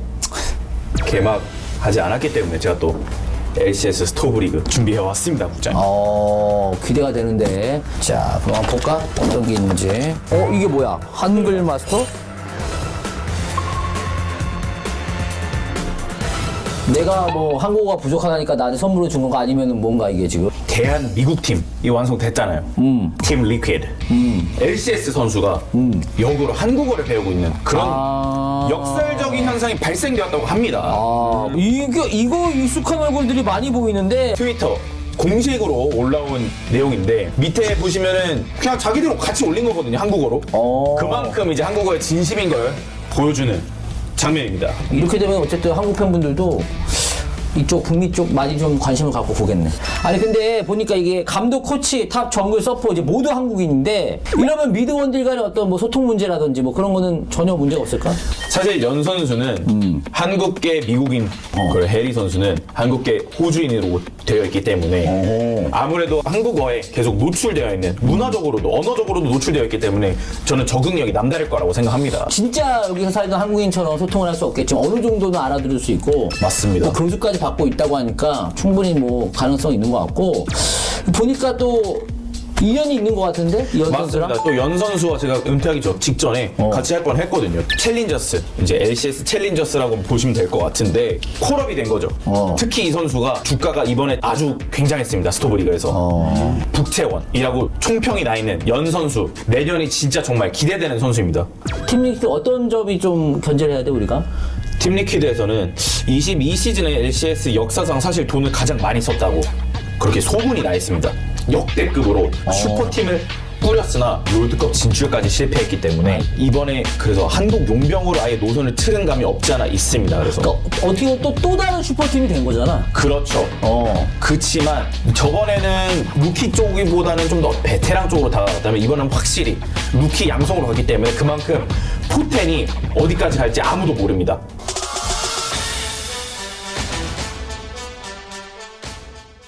이 사진은 뭔가 이거 이거는 이제 플라이 퀘스트죠. 이번에 LCS 이적 시장 최고 수혜자. 팀 리퀴드에서 튕겨나온 선수들. S급 티어가 튕겨나왔기 때문에 여기로 이제 다 몰릴 수 있었던. 괜찮은데? 약간 이렇게 된 그런 팀입니다. 일단 보니까 탑에 임팩트가 있고. 모를 수 없죠. 스피카의 빅나의 프린스. 야, 엘리아까지. 빅나 프린스가 또 갔네, 이거. 그렇죠. 사실 이 팀도 지금 한국인이 벌써 3명이 도포되어 있습니다. 빅나 선수와 프린스 선수 아주 촉망받는 유망주 선수였죠. 작년 LCK에서 좋은 모습 보여줬고요. 이 두 선수 중심으로 또 임팩트의 어떤 경험치까지 더해져서 뭐 그런 식으로 이 팀이 꾸려졌다고 볼 수가 있겠네. 맞습니다. 그리고 또 스피카, 이 정글러 선수가 9인 슬립. 9인 수면. 사실 스피카 선수도 2021년, 2020년 모든 거를 프루브하고 온 선수입니다. 자기 가치를 증명을 분명 하고 온 선수이기 때문에 이번 시즌에 이렇게 슈퍼팀이 꾸려진 상태로 어디까지 올라갈 수 있을지 그게 진짜 관건인 것 같습니다. 그러면 이거 이 LA의 말대로라면 이 LCS는 지금 슈퍼팀이 2개인 거네요. 맞습니다. 완전 슈퍼두퍼. 슈퍼두퍼. 그럼 뭐 봤더니 일정상 보니까 이 두 팀이 바로 맞붙는데 그 LA가 보기에는 어떤 팀이 조금 더 괜찮아 보여? 저는 6대4 정도로 보고 있습니다. 6대4가 비겁한 자가 너무 보험 아닌가? 알겠습니다. 저는 그러면 팀 리퀴드 28분 35초 승리 예상합니다. 리퀴드 9대1. To kill this top laner, but he survives, and he survives with enough firepower to hit right on back. Pioshik will drop 2, but at least he trades one with no, but wins some. Should end it here, G. 자, 어쨌든 뭐 고생했어. 다들 고생했고 뭐 내려준 임무들을 잘 수행을 했구만. 특히나 뭐 LPL에서는 이제 새로운 루키가 등장한 아이지. 그리고 LC 같은 경우에는 확실히 그 G2가 지금은 약간 독보적인 느낌이 있지. 그리고 뭐 아직 개막은 안 했지만 오늘 조사 괜찮았어. 감사합니다. 자, 어쨌든 오늘 다들 뭐 고생 너무 많이 했고 그러면 다음에도 임무 수행 잘 해주길 바라겠고 이만 해산하도록 하지. 네. 해산.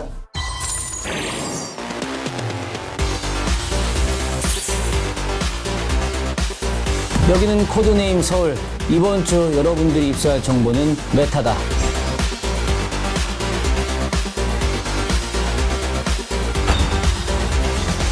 LCK가 철저히 대비할 수 있도록 모든 수단과 방법을 가리지 않도록. 이상이다.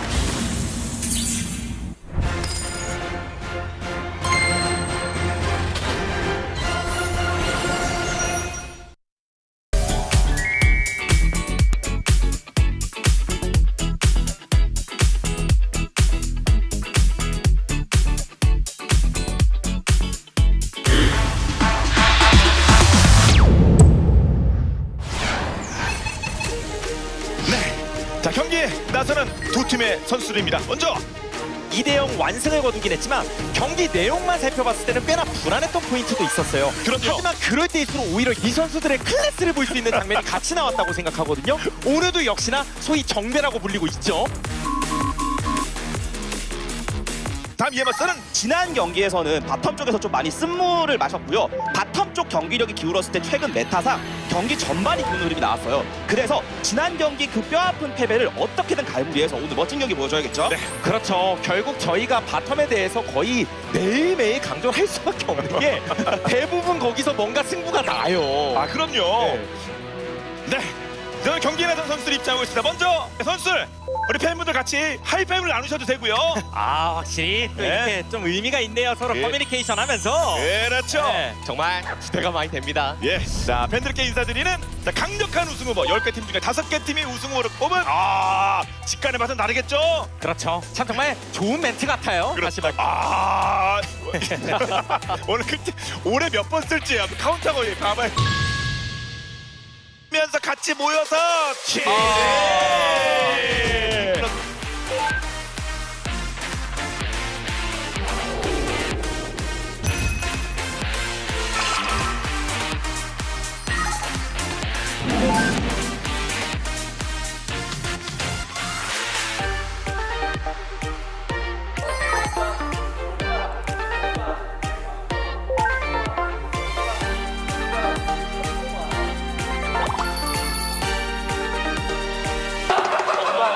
오빠 지금 어디야? 오빠.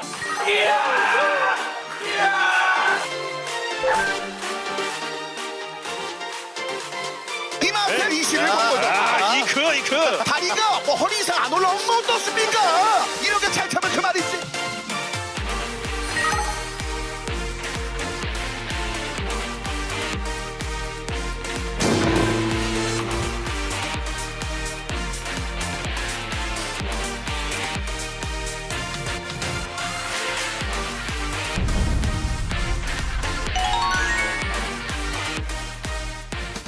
자, 이렇게 아레나에서 직접 한번 해봤는데 자, 이렇게 찍은 걸 가지고 저희가 제안서를 보내보도록 하겠습니다. 야, 우리 거 채택돼가지고 나오면 어떡해. 나는 내 거 채택됐으면 좋겠어. 나는 근데 안 따라했으면 좋겠어.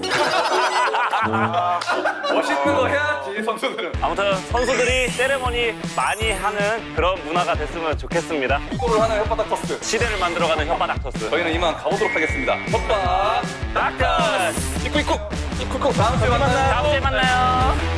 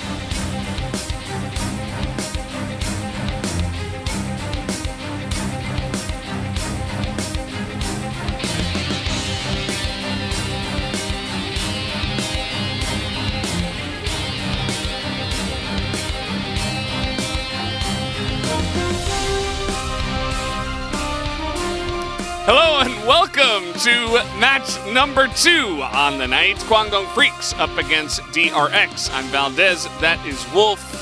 What do you think about this one? I think it's going to be very interesting. The bottom lane are our 2 bottom duos that are performing the weakest right now in the LCK according to the stats. I dove into those a little bit before today because I thought, let's just look into it a little bit. Let's take a look because we've seen enough gameplay now in a very stable meta to where you can glean a lot from stats actually earlier on in the season than you can normally, where metas are a little bit more diverse. Because when everyone's playing Zeri, everyone's playing Lucian, you're having a little bit of forest fun, sometimes saw a lot in our previous series, then the stats can actually tell you a lot. And both of these teams are not performing when it comes to the bottom 2v2s and 3v3s. So definitely a point of weakness both teams could try to exploit. It's going to be a close series, I think, though, that we're heading into here, Valdez. And one of these 2 teams is going to pick up their first win of the season. They're currently both tied for last. Yes, only one team can be last. Yesterday we had only one team can be first. Now we get the opposite. Guangdong Freaks up against DRX. DRX on paper. Another one of these rosters that people said, hey, I mean, it looks pretty good, you know. Kraka looked great. Like individually, these guys should be good, but not really playing up to their full potential. I think Fate and Kraka have definitely not been at 100% so far. Trial at the edge of the cliff, which team will get their first win. Guangdong Freaks got bodied by T1. That was not easy to watch. But it was very interesting in terms of, you know, what T1 were doing in the meta. Brought us some Caitlyn support.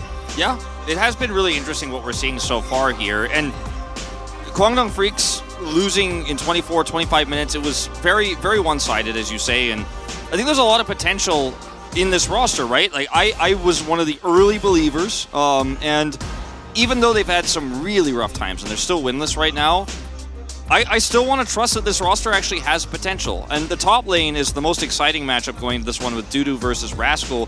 Rascal has won every single time, but Dudu is, I think, really coming to his own right now. It's a meta that he's good at. This hasn't led to any wins just yet, but it's definitely going to be an exciting matchup we can zoom in on as the game progresses. But Taeyun meets his former team with head coach CVMax. How will he show up against Duckdom here? Who, of course, wasn't on the team at the time, as he's, in some ways, moving into Depth's role here on a completely new DRX roster, and Taeyun moved into Guangdong Freaks, was kind of playing behind Deft.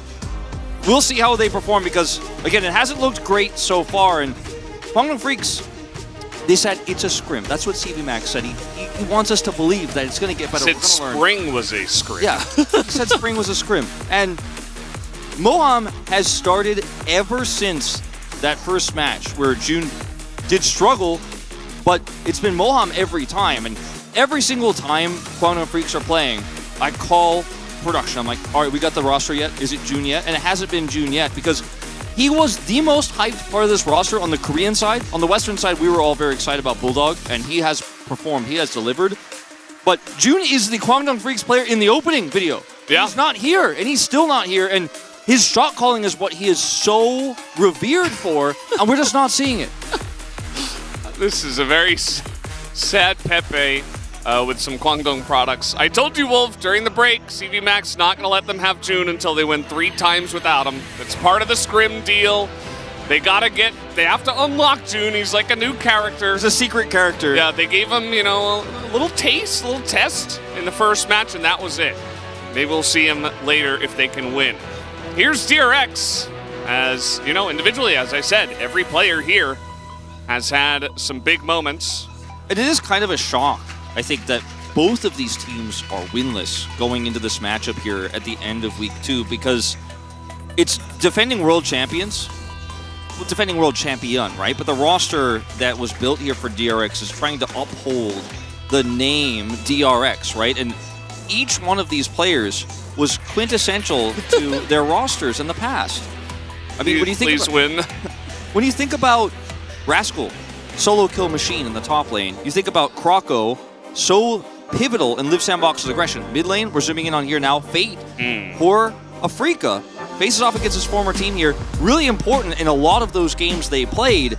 And his matchup here against Bulldog, he's got some pretty good stats. His damage share is second. He's done so much for this roster so far this season. It's a Syndra meta. He's only played it once, and it was, unfortunately, a loss. But Kwangdong have only won one game this season. So we'll see how this one stacks up. But even beyond this, the bottom 2v2 that has been both weak for both teams, you've got Duckdom, who was so important for Damwon Kia last year, and Barrel, the world champion, two-timer in this roster.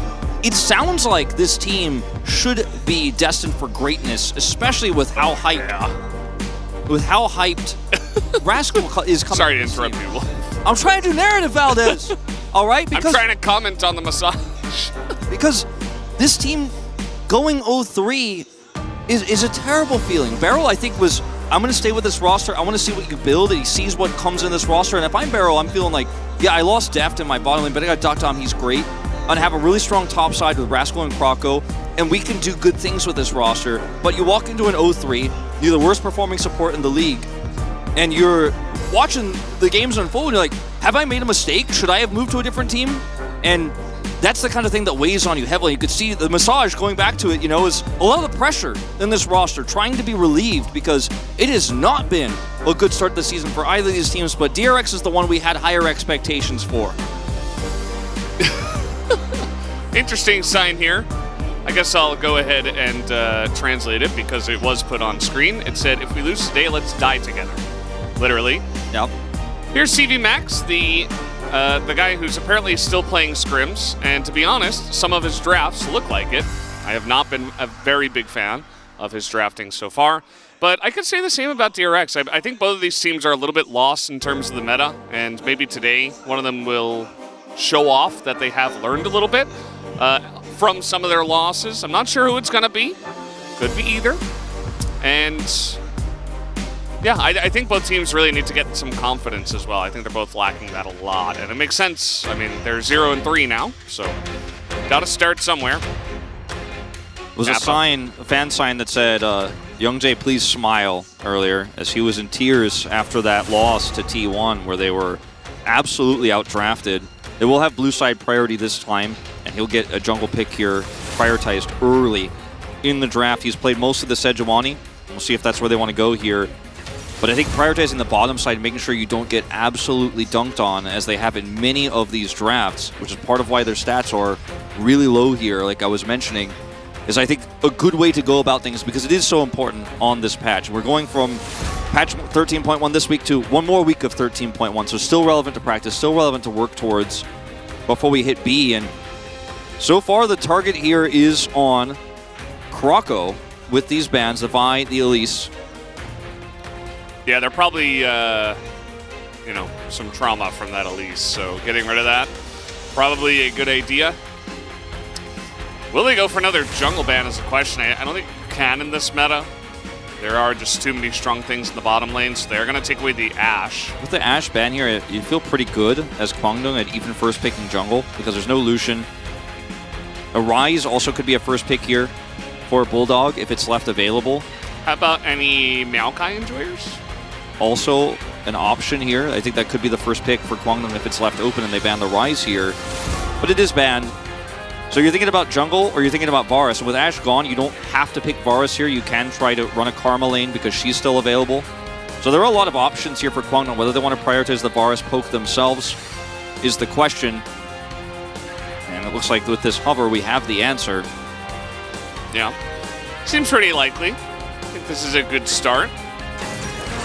Could have, if you really wanted to go for the jungle, as you were saying, with all these bans, maybe Wukong could have come out. The Caitlyn was... Wait.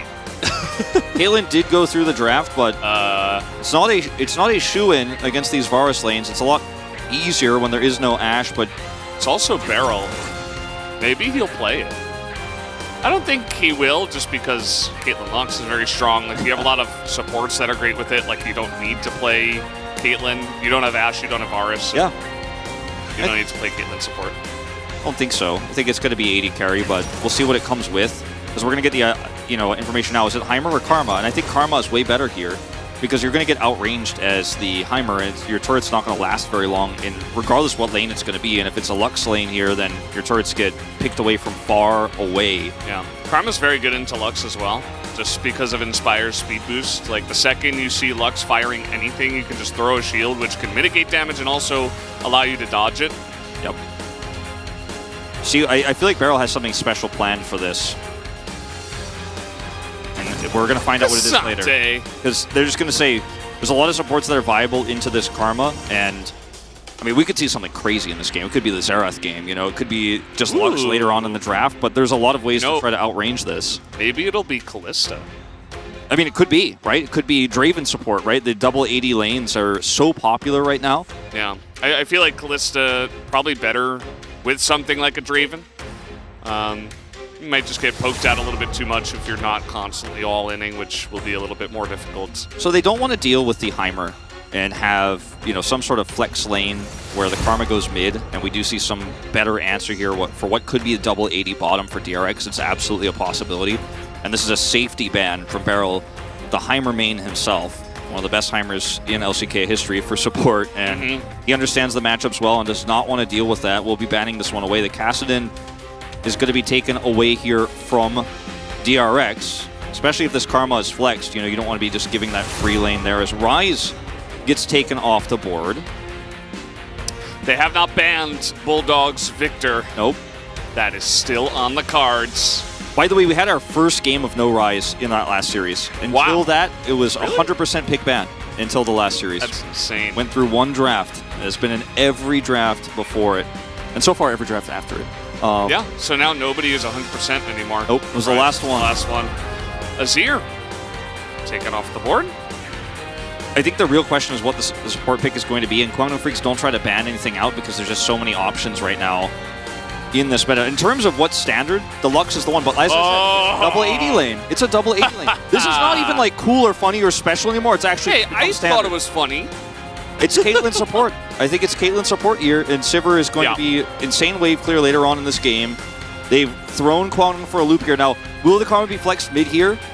If it is, counter pick Fate. R5, he gets to take that. So Kwangdong Freaks have to reveal whether they have an answer to this double AD lane right now. The Gwen old counter to the Cassante early on in Cassante's release is going to be picked up here for Dudu. Can be a very good matchup early on. Can trade very well, especially if the junglers are playing around bottom. And let me tell you, it's going to happen. It's going to be Karma bot, Victor mid, and Fate gets his pick of the litter. This is a lot of AP damage, even including the Karma. But he's still going to go for it. So here for Fate, play whatever you want. And I was going to say, if you want something that's really tough to deal with here, you can just play something AD in the mid lane. Like, even a Scion here could actually have worked really well for them, but you are lacking some AP damage, right, in this draft. And it looks like they're going to pick up the Akali. Try to stave off that Victor pressure early because they're going to have bottom side prio is the idea.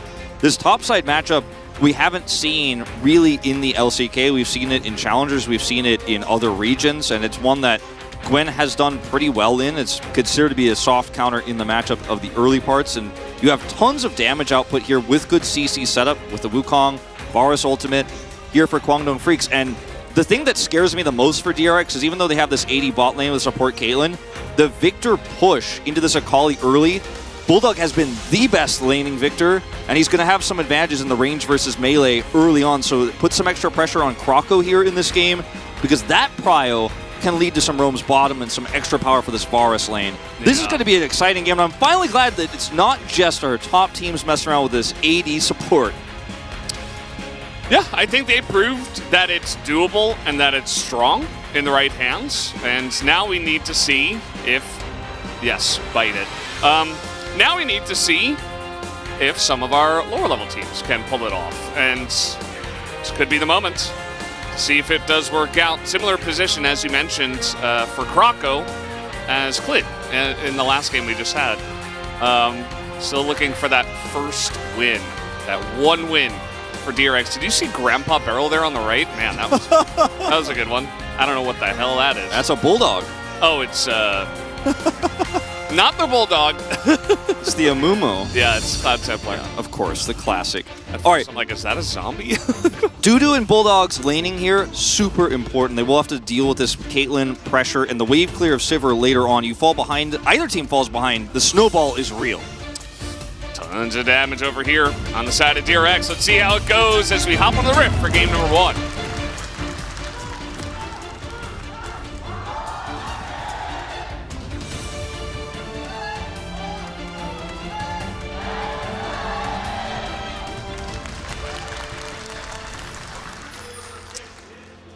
And here we go. Another Caitlyn support. He's got barrier just like Keria had. Looking to take aggressive trades early. Notice the Hail of Blades for Taeyun with the Comet on Karma. So just going to be going for, looks like crit Varus here, but in the early laning trades, you want that extra power here too. Could end up being lethality, but very difficult with the range problem here on the wave clear you're up against. Because yeah, Varus has good wave clear too, and you can Q those waves, but you're dealing with a Caitlyn Q as well as Sivir ricochets. So I actually like this variation. You get a little bit of the best of both worlds with this combination here for Taeyun and Moham. Bulldog going for Eri, as he wants to get that abuse off on this Akali early, that harassment and lane pressure. As they're going to play up in the lane to look for that first big Q. Yeah. It's important to dodge these Mantra Qs early. Going to allow you to get a lot more lane presence. As well. Just show up right after the wave. Or just, miss everything. Beryl is going to get flashed on, as he will have to flash away and barrier and heal, as Moham is not messing around. Beryl taking a strange path there to avoid that damage, and then finds himself having to flash because he's on the wrong side of the lane. Halo Blades Varus at level 1, no joke. And Comet Caitlyn too. Yeah, Comet Caitlyn with Scorch. It's support Caitlyn, so it makes sense. Yeah. And obviously once you get the Glaive later on, you can do a lot with this pick. I think Umbro Glaive was basically just a Senna exclusive for a really long time, but it's now that we're seeing more AD support, it's very strong, and I think the power of that item alone is what makes this really viable, because you get ahead in the lane with the extra damage, and then you get map control, and you become so oppressive. Yeah, and it's not only that, but also support items are really, really, really strong. You just get so much value out of them. You get money early as Kroko unseen. Yep. This could be a disaster. It's not a lot of gank assist from his lane, but maybe he can do it by himself, as he is going to get on top of Taeyun here and then just attack the Moham, as he will go down. First blood, no flash on the Karma, so definitely the right call, as here comes Youngjae. It is a 2v3, and Taeyun's already getting low, so he's even going to eat a chunk here. You can see they were definitely considering going back on that one. It's not going well for the Kwangdong Freaks bottom lane so far. Yeah, not so much. At least he does a ton of damage to them there. Taeyun does with that last volley. He's going to catch this wave. That's fine. And the timing of this gank for Kroko is quite good. As you mentioned, target selection a little bit awkward here. Gets Taeyun first and then turns onto Moham. But with the range you have, you don't have a lot of gank assist CC-wise here. But you do have so much range that you can prioritize either of these targets and feel pretty good. Grabbing a kill there and then getting out before Youngjae comes. And there's so much damage in double AD that Youngjae is like, double buff here, level 3, but just not going to commit. Don't have any CC. So they grab Moham there. His flash is down. He's the target. Taeyun gets to keep his, luckily for him. It's not all bad. And here's Kroko again. This is what we loved out of Kroko in the past. That ward misses! This is unbelievable. Crowd is like, oh man. It's going to be okay, because dude is being respectful, but it could have been worse. He could go top after this too. Yeah, here he goes. No, just kidding. Yeah, oh, wait, no. He's going to the top lane. No, just kidding. He's going back. I mean, oh, no, he's going back up to the top lane. Fully stacked Q here for Dudu. Scary to fight. But he did use his Shroud, so I guess he thought, okay, maybe I've got a chance. Doesn't commit. Kroko fooling me and also himself, maybe. He got there eventually. Good job, Kroko. There's a lot of, responsibility for Kroko in this game. Like we said, like the jungle matchup in these super hyper-aggressive lanes is so important. We see so much camping because of it, just like in the last series, just like in yesterday's game with T1. And Krako comes up with that first gank assist bottom. Comes topside, tries to set something up. He's lost a lot of farm because of these camps and these attempted ganks. But I think it's been well worth it for him, absolutely. Yeah, by the way, double melee here for the Sejuani in the solo lanes. Always good to see.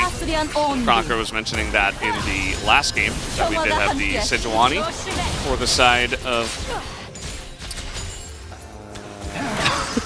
I think it was Genji. No, it's Hanwha Life. Hanwha Life. Oh, you mean, I thought you meant a different like, day. I was like, yeah. No. That was definitely Genji earlier. Hanwha Life eSports. Or Hanwha Life, yeah. In the Genji matchup. Yes. You're throwing me off. We got there. Oh, man. It's the end of the week. It's rough. Okay, the needles are going to come out here. Rascal's not level 6 yet, but he's about to get it. I mean, right? It's a massive wave. I guess he's a little bit farther than even he expected. Still taking a great trade, and he's going to hold the wave here in typical Rascal fashion. As this bottom lane is getting interesting. Beryl got low somehow, and Duckdom just going to spell shield. Yep. See a Beryl back timer here, and with Duckdom level 5. Not going to go for any all-ins, just going to catch this wave that Taeyun and Moham are trying to freeze here. Very annoying timer here for Duckdom. He has to walk up alone to grab what he can. The timing of that a little bit late. Sus? Sus. It's like we're overusing that word these days. And by we, I mean a society. We a society. Yeah. We live in a society, Valdez. Yeah. There's no flash here, and there's no ghost even. He went Ignite. Dudu, I think he's just, I don't know. He doesn't have his needles. There's no way to get out of this. Oh, it's going to be 2v1s. Pretty elementary here. Rascal going to take that one down.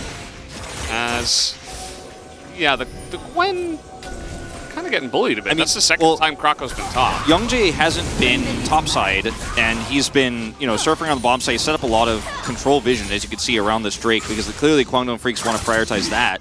And Krako has spent a lot of time hovering that topside lane, knowing that the Gwen matchup can get out of control early too, but that was a nice gank timing. There's no needles. He comes in, gets the kill. That's an extra plate for Rascal, so there's a lot of value, plus the kill itself. And yes, they lose Dragon for this, but he feels like the self-sustainability of this bottom lane is going to be fine now, because early kill for Beryl, 2 ADs with good wave clear and long range. He doesn't want to spend more time bound bottom side, because this lane just takes care of itself at this point. We'll lose the Drake, but that top gank, I think, arguably much more valuable. Now he's coming down here with 6. Yeah, now they can easily make plays happen. Both junglers going to be level 6. And they do spot each other here in the jungle. There is wardage here for DRX and also traps that can be placed. The turret, the great equalizer here for Kwangdong Freaks in this exchange, so Duckdom and Beryl not going to force that dive with Krako here. Wanted to maybe set something up in that brush for the ward fight, but Krako can't stay forever, so they will lose that ward. And it actually ends up being a pretty passive time here in the bottom side. Yeah, they both just clear the wave and just avoid each other. Yeah. It's like not playing League of Legends. One minion, gonna get the plate. No. Beryl's like, I'm trying to tank it for you to get that plate. No, you have to wait for the next wave. They do back though, so they will get it. And yeah, it's been otherwise a pretty timid early game here. We've seen obviously a lot of Bulldog bullying in the mid lane, picked up his Catalyst early, and it's just kind of been shoving Fate in, but Fate's dealt with the pressure decently well. How many plates will they get bottom side? I think just the one. Might be 2 here. Yeah, you might be right. Yeah. A couple of ADs that don't back 2 plates. Very nicely done. This is exactly what you're looking for. And here now comes Krako. Yeah. Making his way bot, maybe Fate will as well. This is telegraphed from Fate at least. And so Moham and Taeyun just going to say, well, I'm going to back, and that means more free plates. Exactly. Look at where Rascal is on the map, because he knows that, okay, maybe Krako is down there and Youngjae comes up for me, and something happens topside. I'm just going to let this wave push through. Guarantee plates. No punish. Well, yeah. They kept the ward alive. Nice. Better than missing and not keeping the ward alive, I suppose. And yeah, I mean, just using the timing when Youngjae's not there and you get a push in mid, like the one prio push when they go to the Rift Herald, it's really nice map play here from DRX. And they're playing to their advantages very, very well. I think Krako's done a great job really in this game. Oh, they're going to drop down this Herald. Krako has the roam down from or from Fate, excuse me, here to try to punish this, but Wukong should be able to escort them out. Some plate gold does go over with the charge. I think they denied it from Taeyun, though. So yeah, I think you're right. That's pretty nice. So, those, okay, at this point, like, this is actually viable. I know a lot of people are like, if your name isn't Keria, you can't do this, but... Well, the Callista maybe. I just want to tell everyone, if you do this, because I know if I tell you not to, some of you will. Anyways, hold on. Yeah, they're just too far up the lane with no wards here, as we do have the Wukong, though, coming in, and maybe Krako just overstayed his welcome. They're not able to take down Boham in time, as the kiting will begin, but yeah, just the karma. Surprisingly tanky. Yeah, surprisingly tanky, and Wukong is some of the best defensive jungle shadowing you're ever going to get here on the bottom side. He's just camping down here to block that gank, and he can come in from so far away and set up with Flash and his Warriors Fixture. Nice knockups with the Cyclone. Pharaoh going to deny it back here with that ward. Seemed pretty obvious. Looked like Youngjae was like, I just hope he doesn't, but he does. You can tell like how he's moving. He's like, tries to move, and he's like, just hope he doesn't shoot me. He did.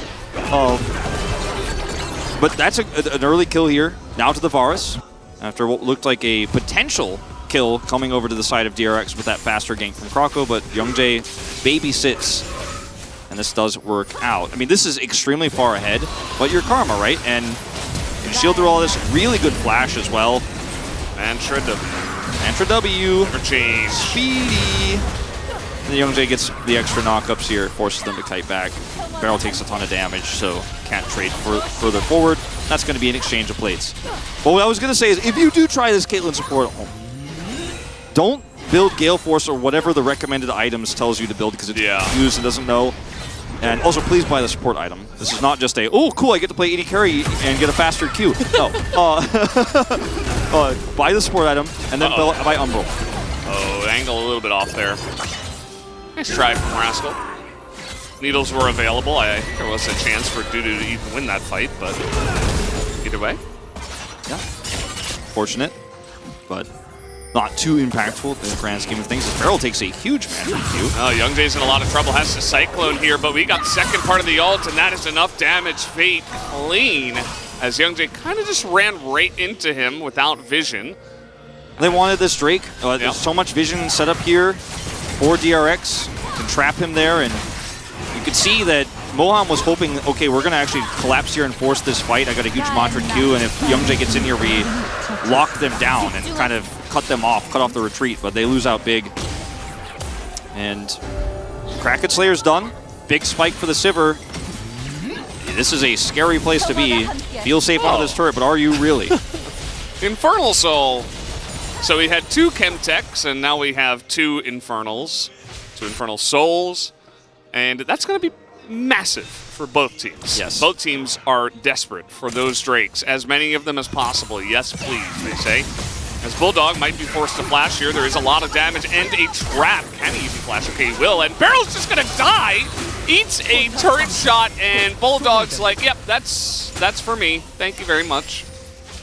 Really overstepping his bounds there. He crossed a line. How did the trap not get Bulldog? I'm curious. Yeah, we'll have to watch that again. Looks like he didn't quite step on the hitbox of it completely there. Maybe, yeah, I guess. Because they're on the ground. Yeah. You see it on the minimap, it just disappeared. It's very bizarre. So this is the catch onto Youngjae. Fate's got this set up. If the Warriors Trickster blocks that, then he actually doesn't get this kill, but unfortunately a little bit late on that one, and Fate picks it up. So watch this one more time as Bulldog gets hit. Getting the zoom in. Oh, the trap! What is that? Oh, it's just too low. It was like to the right of him. Yeah, it was like not even close actually. That second. Oh, here comes Fate. He's like, I heard you talking about me. Both Fate and Krako really stepped it up. This is really good to see from DRX. They look like a whole new team. They really do, and obviously we saw this step up from Clit in the previous series too. I think teams are finally figuring out what the jungle role is supposed to do in these comps a lot better, and being where they need to be like, sometimes players, I think, are criticized for their pathing, and never going to get them to make a narrative point in this game because Krako's just doing Krako things. Or making it look like he might. He's listening to Kwangdong and fighting it. Excellent motto.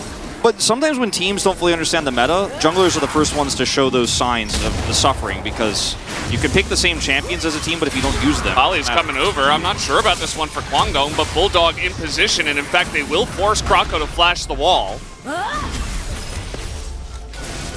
No. They're going to look for the Rift Herald now. Taeyun rotates over. And, I mean, this is matched by Sivir. This is a really tough fight.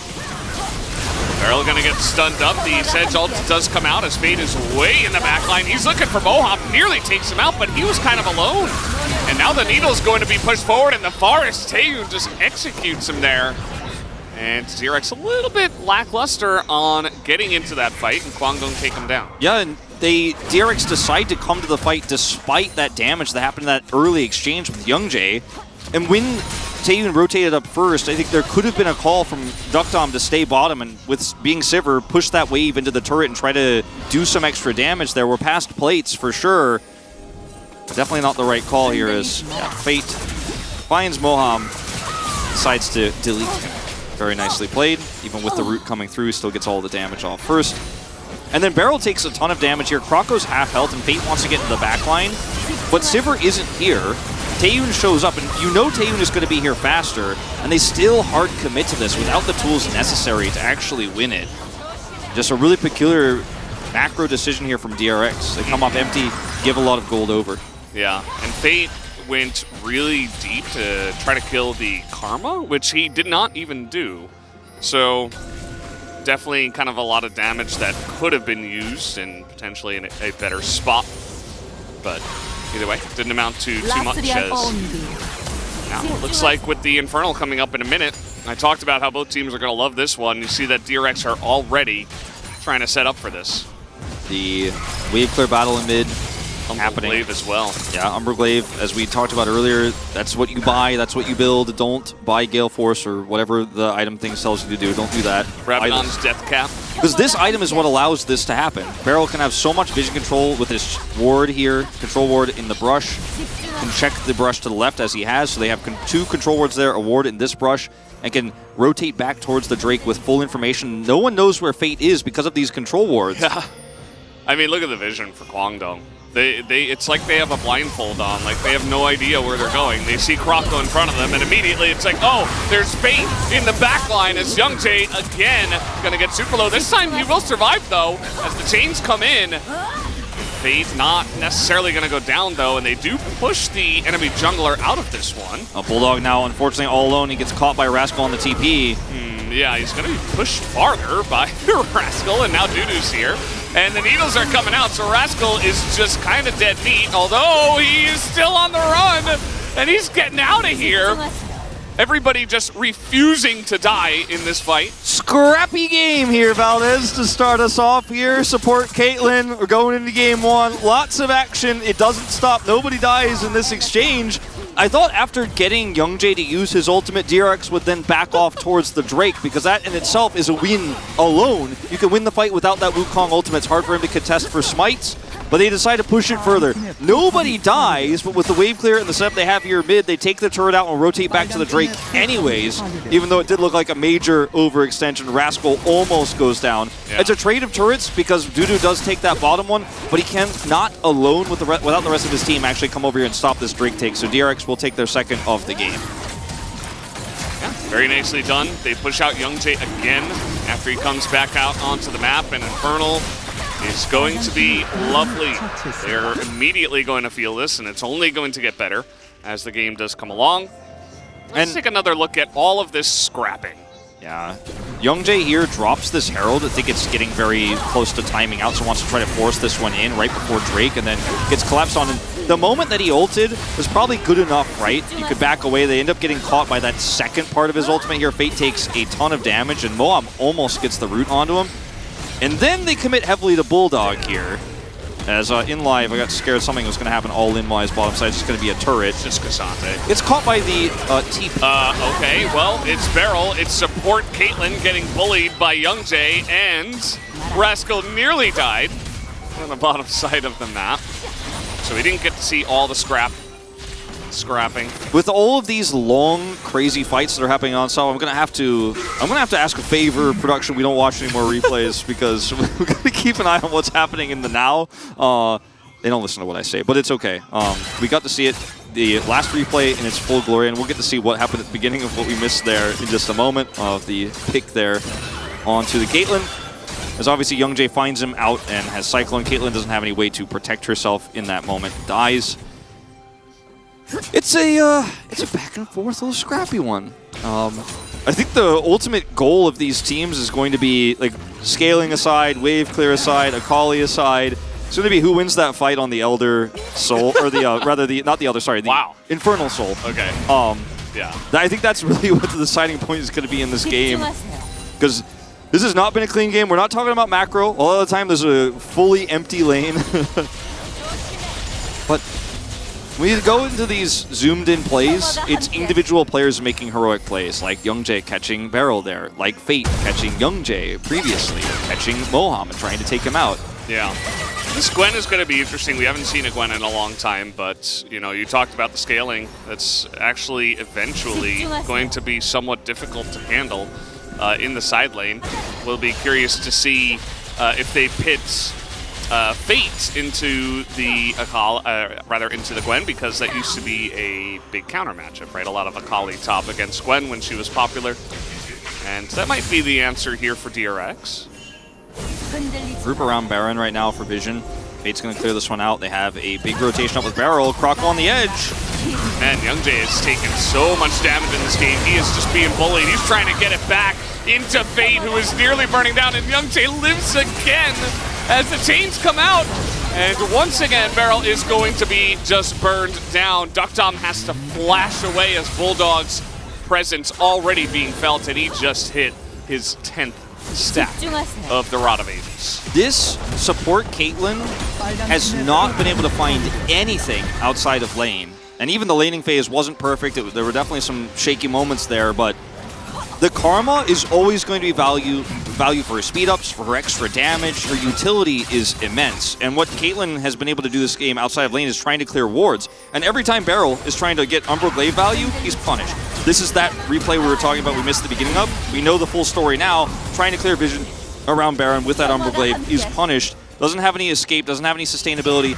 And the team fight here for Kwangdong Freaks, because this Caitlyn doesn't offer any utility outside of a little bit of damage, like literally isn't doing anything here, whereas Moham is doing a lot, is the big difference maker. And obviously this comp for Kwangdong Freaks with the Victor has more sustained damage than the Akali, who tries to punish there with Croco and is instantly shoved out of the fight. Yeah. Victor being the real difference maker on top of the extra Karma, movement speed, shielding, etc. The Shurelias he has built. And if you're ahead, this Umbral Glaive feels great, but when you're clearing one ward behind the Baron pit, and that's your role, and you die, it feels like a 5v4 game.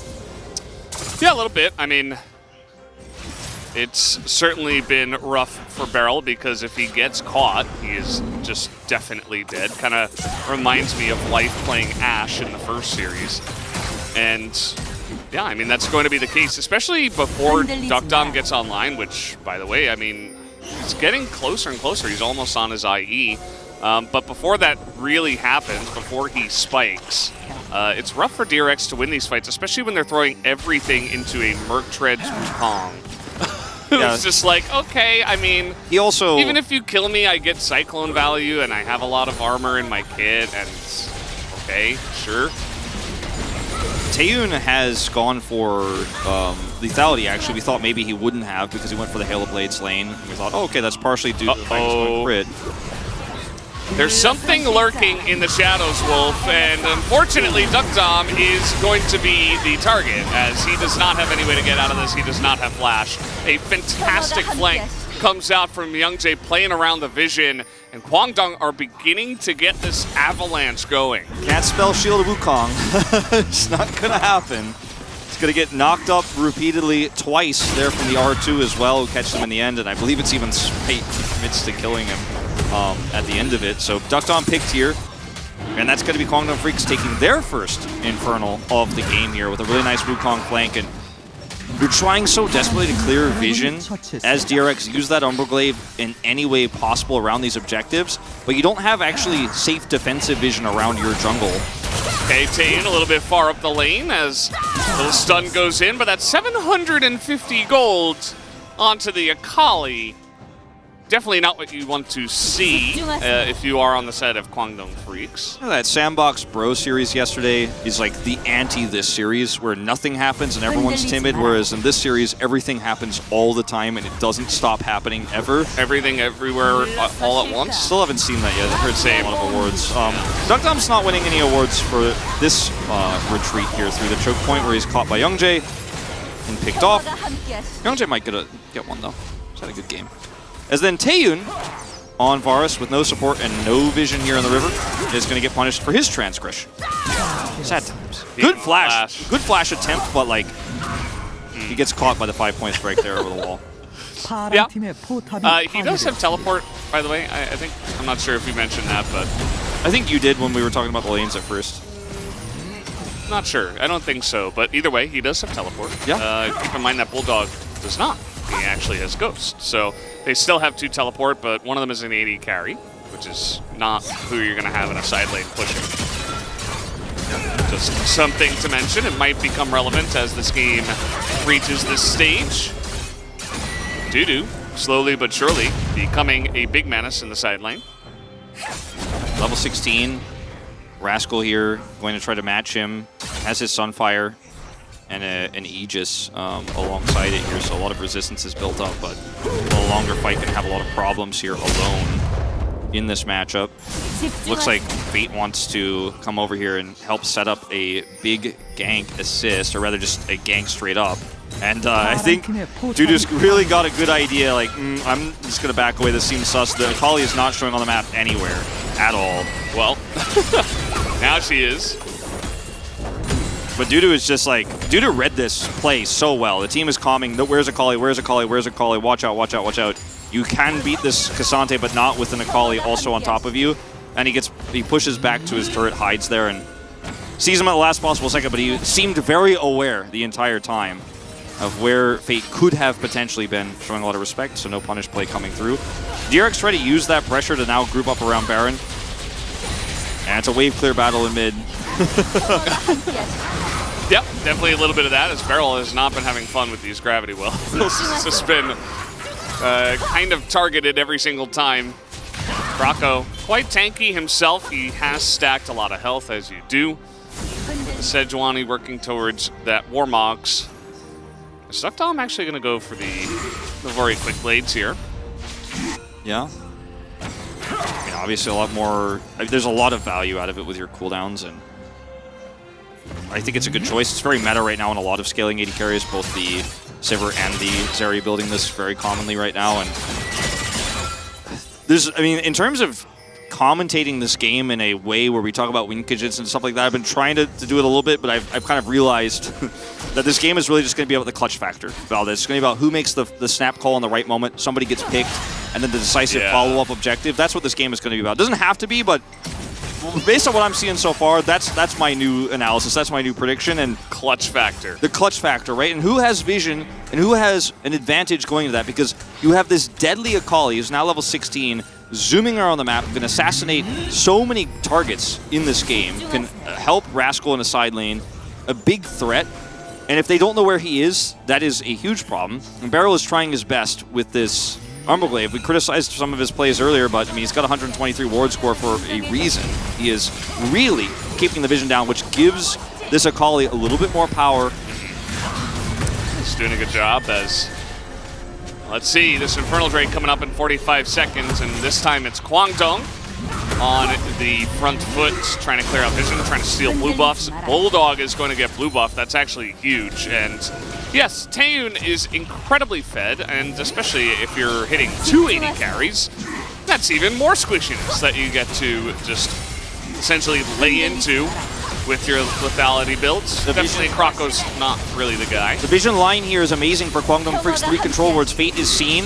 they can just kind of operate around this brush and then chase towards DRX, making it virtually impossible to start Baron. The Caitlyn wall is also set, so a wall of control wards and a wall of Caitlyn traps on either side. The DMZ is this mid lane. Yeah. Absolutely, and well, Kwangdong Freaks just gonna push out the wave. There they go, they find Barrel once again, but he will live, and Rascal also gonna get caught by Young Jae, getting extremely low, and Fate hasn't even gone in yet. He's got that shuriken onto Taeyun as well, immediately goes into the stopwatch. This could be his time. No, he's just gonna get stunned up immediately, but Duck Dom in the back line trying to help out, and Bulldog is going insane mode on that back line. He's just gonna kill one AD carry, zone the other, and now he's the front line essentially as he just kind of sprints at them.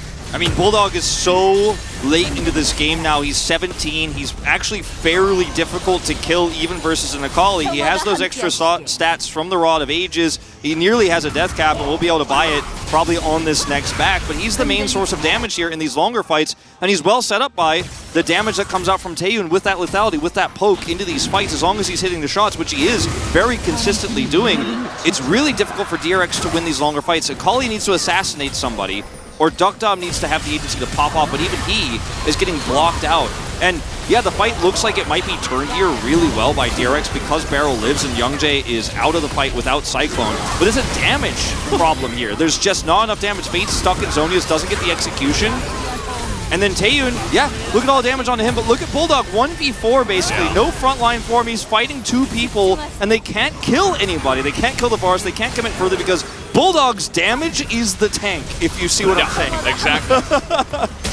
That's what I was saying as well. I mean, he's just like literally sprinting at them, and the other team is like, well, we can't go through him. Like, can't what are we go through gonna that damage. He just zones you out. What are they gonna do? He's got like a massive Q shield. He has damage that will two-shot you. You can't get through that. You need CC to basically lock him down, but with the big committal into the backline, that didn't pay off. It felt like they were doomed from there. It's up to Fate to carry this game. If he cannot get the damage done, if he cannot execute someone, oh boy. Bulldog is so aggressive on He's huge on this Victor, man. It's so fun to watch him play Victor. It really is. In the laning phase is where we've been most impressed, but outside of lane in his games, he's looked pretty good too. In this game, he rules the Rift. Yeah. I mean, Chronicler was hyping this guy up for a reason, and now he's in the LCK. And now he is bopping some heads. Just needs a little bit of help from his team, you know. Can't do it all by himself. Daryl taking a little bit of damage here. Support battle. And they got out of there. Got the Shirelias. Karma offers so much speed to the composition, something you mentioned before. That amount of utility is very, very nice. DRX are losing out to the poke war. So every time they try to group like this, they're eventually losing to the Victor poke. You have to engage. It's lethality Varus Victor. Otherwise, you're going to sit here and lose. And that's kind of what's going on. They're being zoned away now as Krako's ult hit the Karma, and nobody followed up. That's Turret. Yep, it's Turret going down here. Uh-oh, some people are trapped now. Dudu's got the mist as well, and now Beryl can't get out. Kasante here, Rascal trying to frontline, and Fate is all alone. He's just going to get needled down, as well as an arrow from Taeyun. And this has fallen apart very quickly for the side of DRX. Kwangdong are kind of bullying them as Bulldog is in the front line once again, and Duck Dom this time actually will be able to tear through him a little bit there. Nearly takes down Youngjae. Really critical they stop the Baron here, and they're going to try to take this mid-push through as well, but I don't know how much value you're going to get out of that one. At least that you stop the Baron. And stop these backs, those Kroko. But they're going to try to turn this Baron into their opportunity here. This is a crazy game, Valdez. Teleport through from Rascal. He's going to zone them away. They have a lot of damage, but they don't have a lot of control. As Kwangdong Freaks have a chance to back here and then return. The timing window is very thin, and they have to be super decisive. Caitlyn not here, but arguably a lower part of their damage. Crockwood is going to try to hold this doorway. Yeah. Kasante tank, Duck Dom damage. Let's see if it's enough. Youngjae is getting close, but the zoning you mentioned should be good enough, especially with the traps now that Beryl is here. No ult for Youngjae until just now. It actually took them quite a while to get this down, but it looks like they should be able to. Youngjae getting close, but not quite in time to take the potential steal. That was a really decisive call for DRX. Grabbing the teleport, controlling vision very quickly, removing all of that, and then holding the choke point there, making Duck Dom's damage the fountain laser they needed to rip through the Baron. As this is the poke war where DRX is just operating around Caitlyn traps in the Fate flank where they know where Fate is. So it's like, well, I'm just going to keep Varus queuing you, and Victor's going to keep Eing, and those death rays are going to stack up, they're going to add up, and then DRX eventually just really loses control of this fight, and Fate is trying to take the longest flank angle possible, but he just can't find one here. And Guangdong Freaks commit in. As in live, Infernal Drakes still being stacked. Trying to be stacked, but yeah, the stoppage here. Essentially, you know, good positioning, frontlining by Rascal and then Duck Dom to get in means that they are able to stop it. Pulling them off the Baron is massive here, and then they get to take it themselves with a decisive teleport call. Now they have Baron buff to escort waves for this 6th Drake of the game, their sole point, to tie us up. Fate is not here at all, even slightly, by the way. Man, Rascal takes like no damage, but Bulldog will try. It doesn't matter. He will try his hardest. Very big, consistent damage. He's even going to hit Rascal again. They do have to get into position for this Drake. I mean, these Infernals are big. It's Infernal Soul for Guangdong as well. It's Fate trying to zone them. Looks like they're just going to give it away. Guangdong a little bit of hesitation, and now Bulldog's all alone. Can he get out of this one? Doesn't look likely, as he will be left to the dogs. Taken down by Rascal. And now they're still on the chase. And, yep, Dudu's alone as well. The needle's not enough. Neither is the snip. That's not going to save you. Huh. We'll buy some time. Kind of just fell apart. Yeah, well, I mean, the flank angle from Rascal was, or rather from Fate, was really. I'm used to Rascal being the Akali guy in the Gwen game. Yeah. But the flank angle from Fate was actually really good, and he was always going to be able to execute any target on the left side who got caught. And he was hoping for, after Youngjae took that big poke damage, to force Youngjae to ult early so that he couldn't actually come in for the Drake contest. And at that moment, Guangdong was like, we're out. There's no way we can fight this anymore. Fate's on the flank. And then Bulldog, I think, maybe got a wrong call and pushed in, and then he was left alone. Just a really disjointed game, honestly, from both teams in quite a few ways, but you can see the ideas here behind this setup. As Youngjae takes a lot of damage, and you can see that Fate wants to come in and force him to ult. Bulldog is left on his own. They commit in, and there's nothing Guangdong can do except try to chip away at these members who chase. And even that is a bridge too far, as Dudu will also go down to allow the retreat. Doesn't get the kill on the Rascal that he wants. Sad stuff. Yeah, and I mean, the Gwen was an interesting pick. I thought we were going to see a bit more side lane pressure, but just grouping up for all these fights because all these Infernal Drakes are just so important. You can't really just let DRX get them for free, although what they did was arguably worse, I guess. But next one's the big one, 7 Elemental Drakes. The funny thing about this fight is if Guangdong had won it, if DRX had not played it so well, that to have Infernal Soul in this game might just be over. If Guangdong win the game and grab it, is 30,000 and 26,000. They're topping the damage, unsurprisingly, with their poke in these poke wars. But if Guangdong Freaks grab that and win the fight, the game might just be over. But because DRX get it, it's still just anyone's game to take. One team fight, one decisive team fight ends this game. Yeah, and both it's going to happen in have 2 Infernal Drakes and insane amounts of damage, like both sides. It's so crazy. I love it. Beryl, we talked about how he hasn't had that much utility in this game outside of clearing wards, but his trap placement has started to become pretty useful when DRX have control. When they do not, it's like, whatever, you're just going to lose the poke war. The traps don't stop the Varus poke, they don't stop the Victor poke, but when you're ahead, you can stop flank angles from Dudu here. You can do a lot with those traps, and he is. Duck Dom on the hunt to run away from Bulldog's Chaos Storm, and here's finally, some side laning. Nice. 2 minutes before the objective, he's got 2 minutes of side lane. Yeah, it's going to be good. I mean, he should be able to pressure that turret. Okay. No? He's going to get a Gromp. Sorry. Nice. Took out the Gromp. Doesn't know where Rascal, or I keep saying Rascal instead of Fate for the Akali. It's just my brain sees Akali, Gwen, and associates. But yeah, he doesn't know where Fate is. And Rascal shows up, so he does back away there. Knows that the turret's very healthy. If it was at half health, he might try to chop it down and then zoom away, but does not find the the kill there on that one, as we're just kind of holding out till that objective. Big lull state here. Person who's got the most gold in the game is actually Duckdown. He's up to 400 CS, basically. And the itemization choices have been interesting as well. No IE. So, just going for Hex Drinker, trying to survive against Victor. Kwangdong have to push through these super minions and go through this wide river entrance. The choke points here set up by Barrel with Caitlyn traps, making it very difficult to operate around this as the Baron spawns in 20 seconds.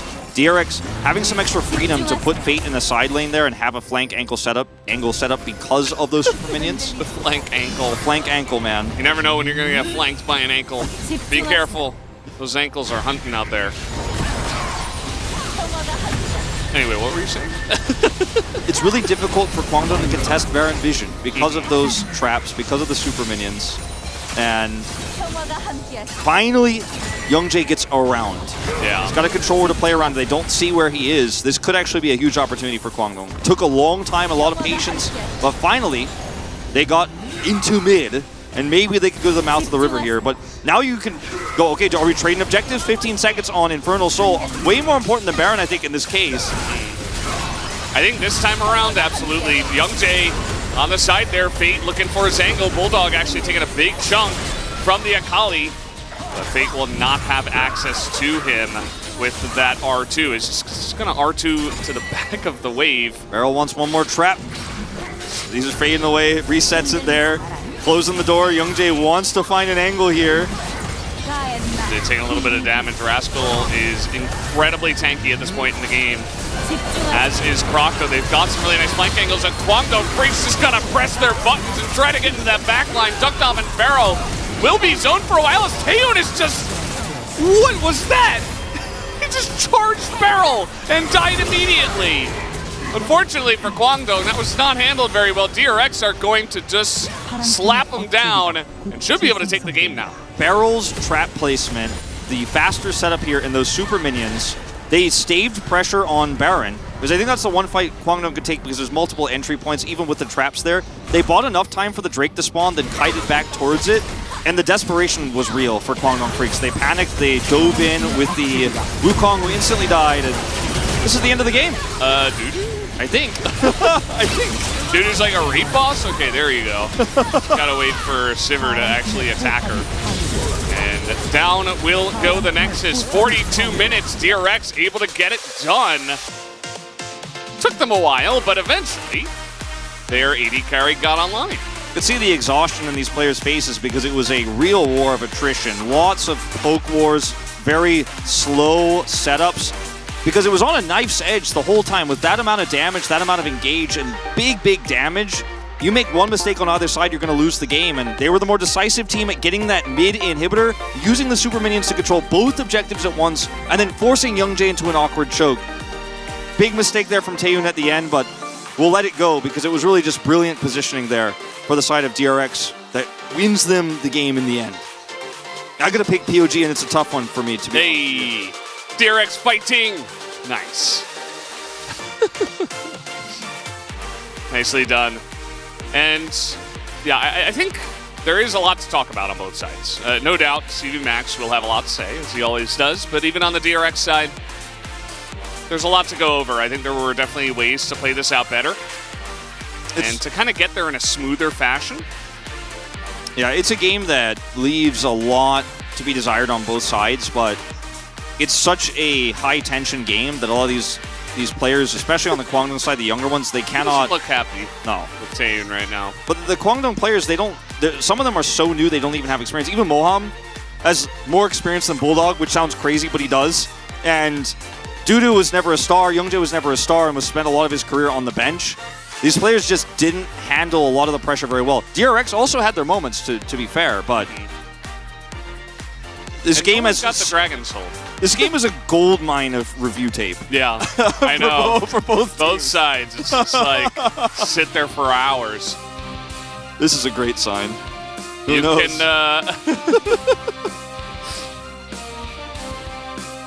yeah, flip the standings. Just flip the standings upside down, and then DRX are on top. Either way, guys, we're going to take a break, and the space will be after.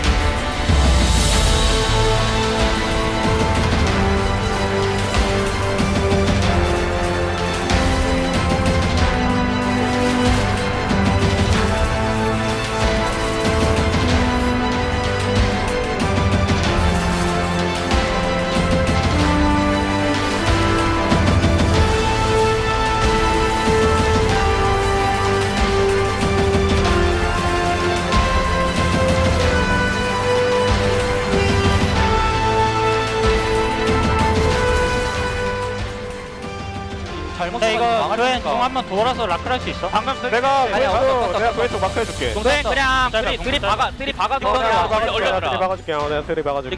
직선으로 나 만화 별로 없다. 이거 억제기 나온다 억제기 억제 먼저.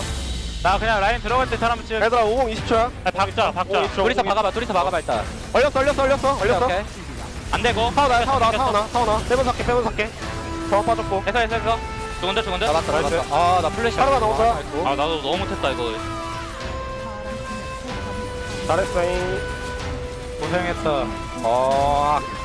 다음 판 더 잘해보자.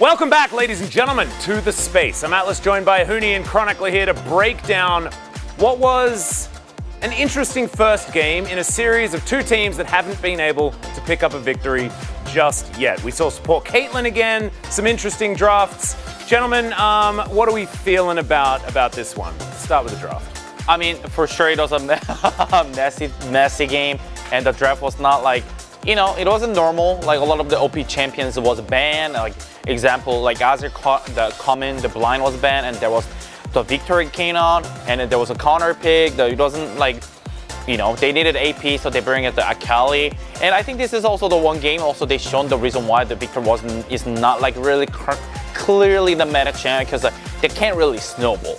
And plus, and it's like, it's a really slow start, and the scales, like compared to other Rise and Kassadin, he built the same, but like I think the scale is way too low. Yeah, and I love the initial setup from Kwangdong, and then the Gwen Victor kind of made me reconsider. I was actually saying jokingly, well, that was a great first half of Kwangdong. Let's see how they do not so well in the second half, and then they didn't, because you both overload on AP, right? So it makes itemization, I think, a lot easier. We saw that Rascal barely took any damage in the later points of the fight. There was also a support Caitlyn that we haven't really talked about, because it technically worked, I guess, kind of, but not really. It felt like Beryl was in this game for the first couple of levels. It did win.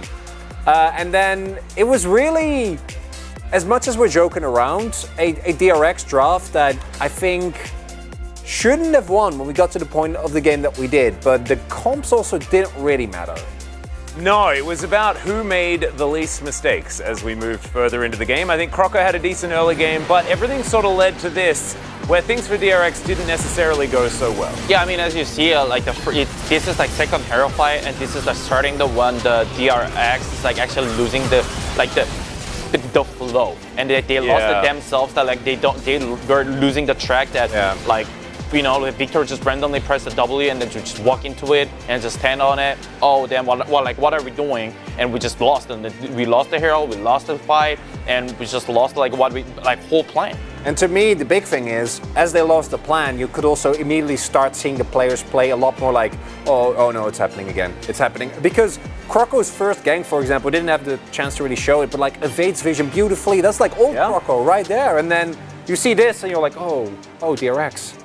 Guys, what's going on? Looks a little bit like they're putting out fires in these team fights as well. It's like, oh, I'm in trouble, and the other person's like, I've got you, I'll come and save you, and then both of them die, and then the rest of the team can't do anything about it. It's these sort of micro moments that is not really based on winning the fight, it's based on trying not to lose it as much as possible. But let's get into some good news for DRX, because there obviously is some. Let's check out the final fight of the game. Because here, you'd expect the Kwangdong comp to do well. The problem is Dokdam, because Dokdam at this point is so much stronger, and there I see the problem. As much effort as Bulldog is putting in, I do agree with Huni. I think that the build that he goes for allows him to play way more aggressive, but the rest of his team couldn't really capitalize on that, and the actual damage output is a lot lower. If he goes for like a glass cannon type of Victor build and he gets a skill rotation on Dokdam, maybe they kill the Sivir. And you need to at that point in the game, even though, again, it was kind of all over the place, but if Sivir stays alive at that point, you're never going to win a team fight. I mean, for sure. I mean, especially after post 40-minute, like it was the biggest different thing. Varus was building the lethality, and the Sivir was building the Infernal Drakes in the game. Yeah, it was a heck of a lot of damage. We did also see Beryl eclipsing the vision score graphs as well. We should talk a little bit about this support Caitlyn that you mentioned a little bit earlier on, because it's the second time we've seen it. It won again. Is it good? Remember when the Shy played Callista top?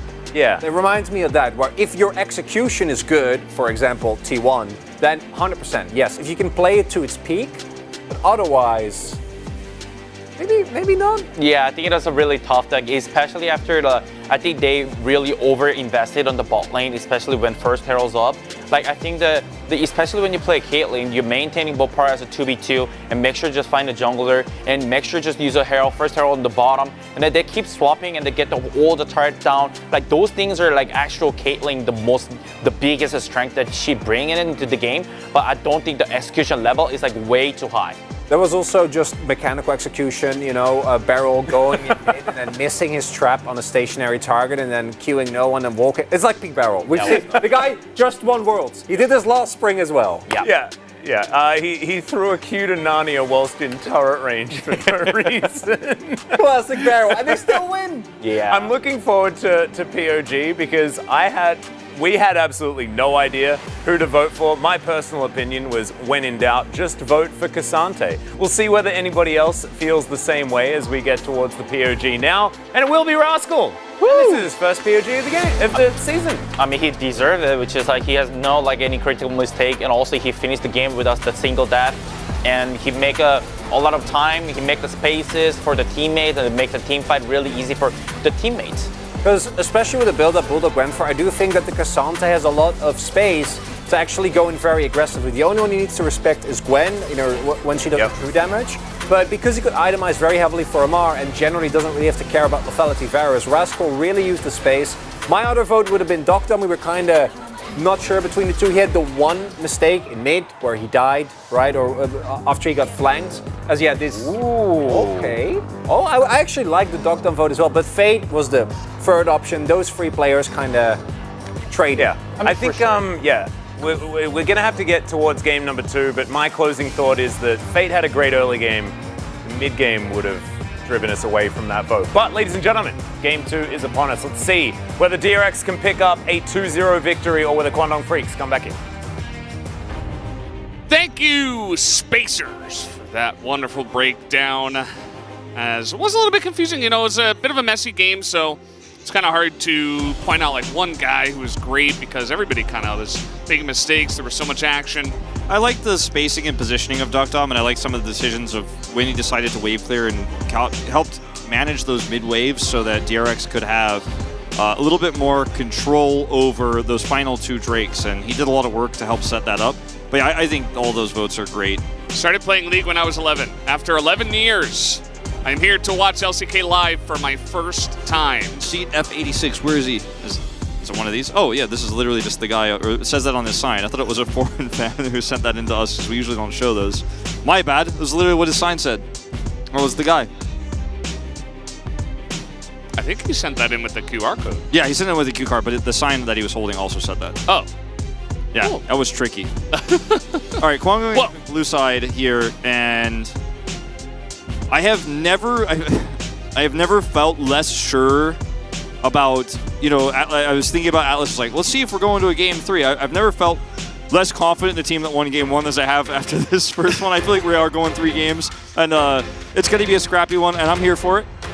I'm here for it, Valdez. Game 1 was fun. It was like a 42-minuter, but there was actually a lot of action the entire time. We get same sides because Kwangdong chose the same side.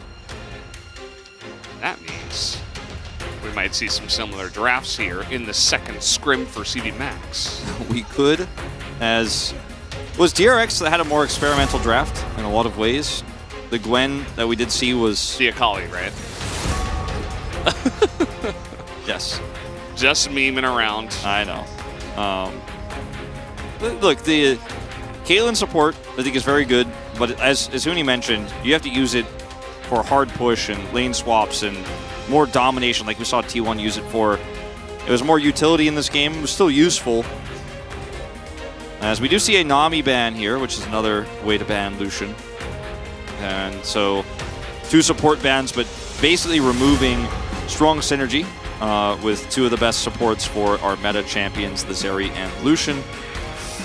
A mid ban that is not Rise in the first 3 bans.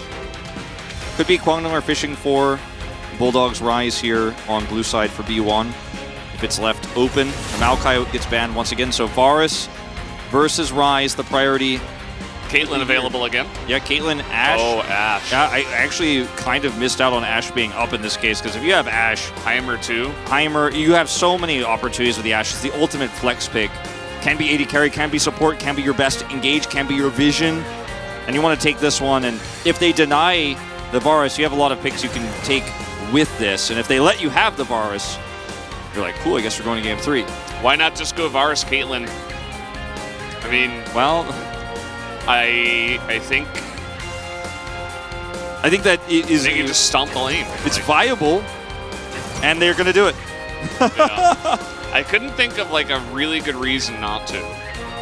And like the Heimerdinger was banned last time around by DRX, even though they planned on playing the Caitlyn support with the Sivir coming through. So maybe Kwangdong Freaks will pick that up, but it seems like the easier call, as we saw in the previous set, is just play Karma, have that extra wave clear, have some extra poke in the early levels to survive through that extra Hail of Blades pressure.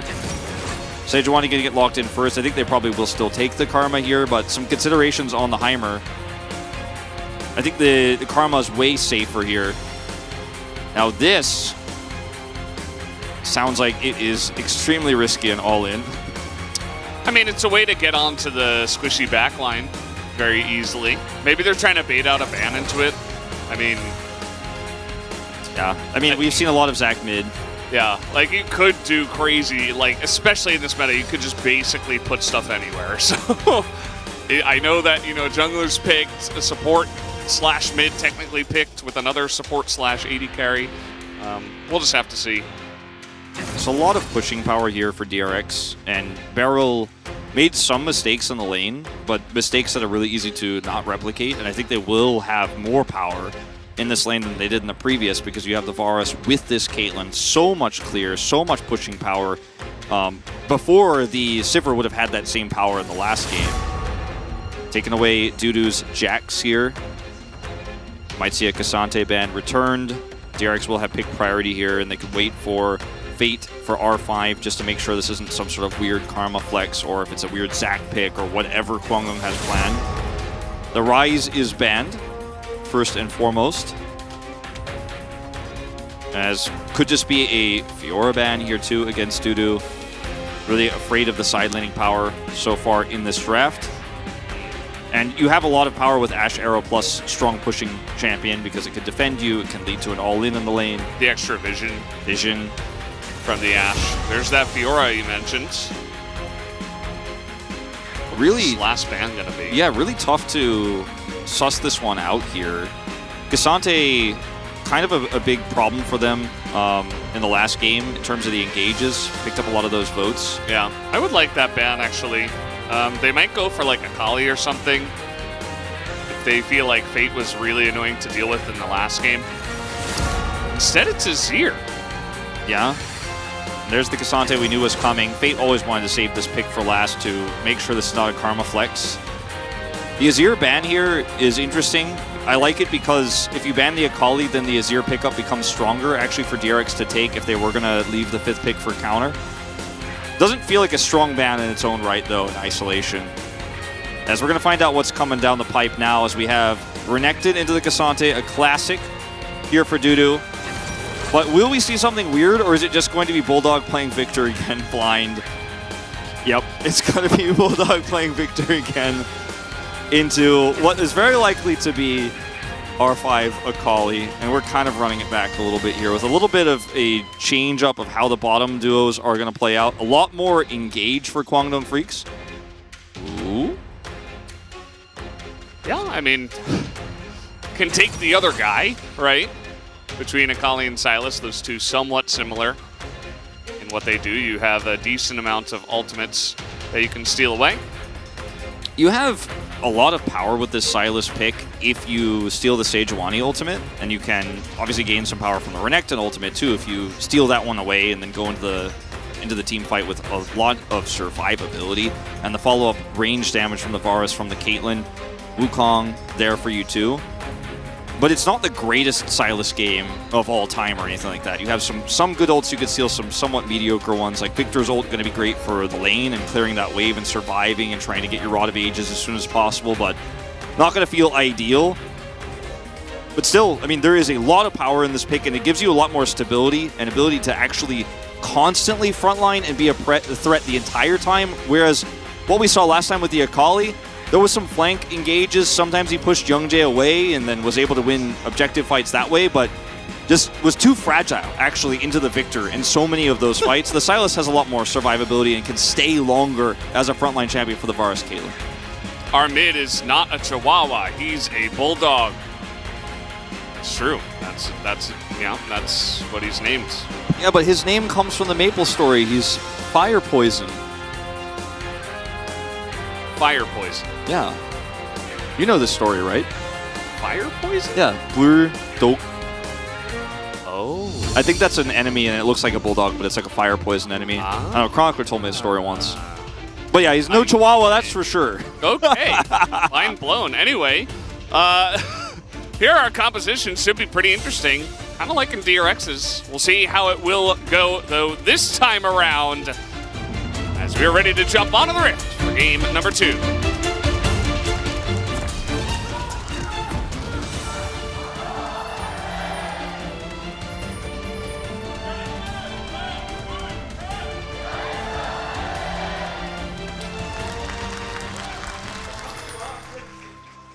미니언 생성까지 30초 Off we go.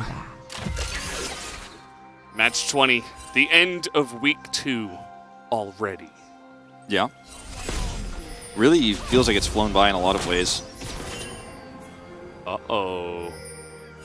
Tane's aware of this. Would have been a disaster if he challenged that. We'll be a back here for Ducktom.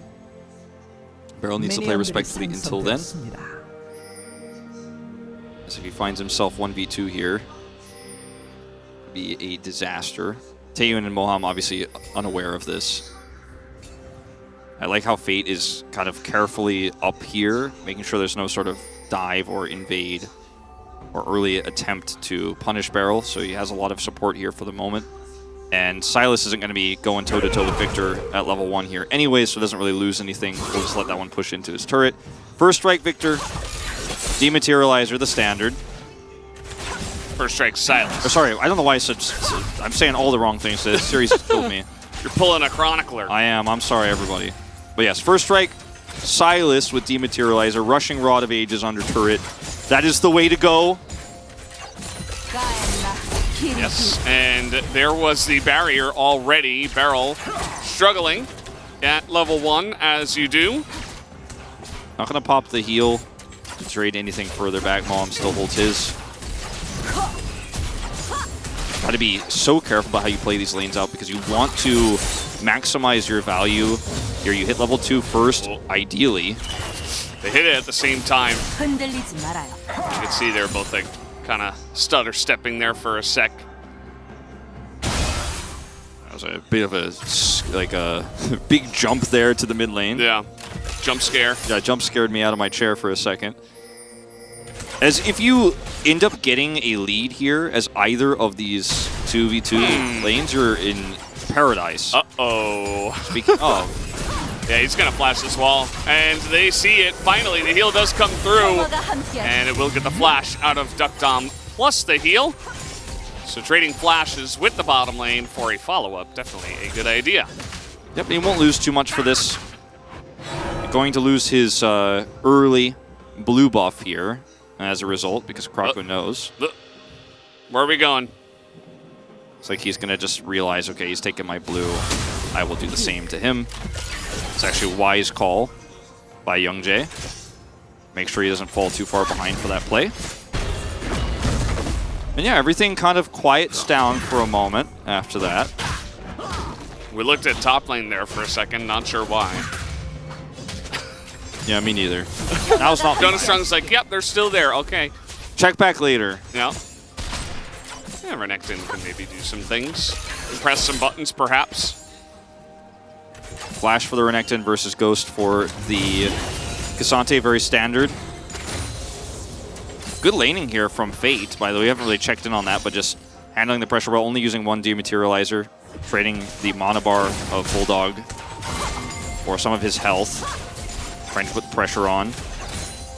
Another Dematerializer dropped. And he's going to want to rush Rod of Ages as soon as possible because it makes him that big front line we've talked about a lot. Very tanky and obnoxious. Krako gets the news, the bad news, that buffs were traded. Fate's got a little prio. He's coming on over, trying to spot if Youngjae's doing this, and he is. Just walking around a little bit, using the extra time. As Renekton is, in fact, pressing his buttons. Yes, he's still up there. And Rascal's having a rougher time of it, as this matchup sometimes goes. And this game in this series has kind of kept me on the edge of my seat. Like, I'm kind of holding my breath at every moment because you just never know if someone is going to get punished. Because, as was mentioned by the Space earlier, it became a game of who makes the fewest mistakes, and every time a mistake was made, the snap punish was there. So every time you see a roaming champion, or every time you see a jungler, it gets a little bit closer. Every time the observers toggle vision, you're like, yeah, what's going on? Somebody's going to die. And so far, everyone alive. Yeah. Bottom lane's been going well for Kwangdong Freaks, actually, as Fade is not letting the tower hit anything, and he's going to keep the wave in a fantastic spot. Going to be very annoying for Bulldog, especially because he doesn't have teleport, which means that he might miss out on some XP that gets frozen away in gold. It's going to be interesting, though, as this game does come along. I think that Kwangdong Freaks might be really relying on Bulldog to do a large majority of the damage in this game. More utility-based Ashe, obviously, in this style of composition. Can do a lot of damage early in the lane, but it is going to be in the late game. Okay, hold on. Here we go, level 6 underneath the turret. Dudu takes one, has to flash away. The Ghost, though, is procced, and you're not really getting away from this Cassante easily.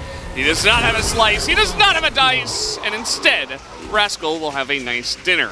A little bit of a head tilter there from Dudu on the player cam, and he's really frustrated with this, but this is the Cassante under turret. You have to respect level 6 charge ult every single time. I've seen this so many times. It's a new champion, so we can have some forgiveness here. And you want to be playing the Renekton aggressively in the early game. That is how Renekton functions. That's why you drafted it, but a little bit too close to the sun, the turret-shaped sun in this case, and he's pushed down, takes a ton of damage, and is chased by the Ghost. Rascal plays it perfectly.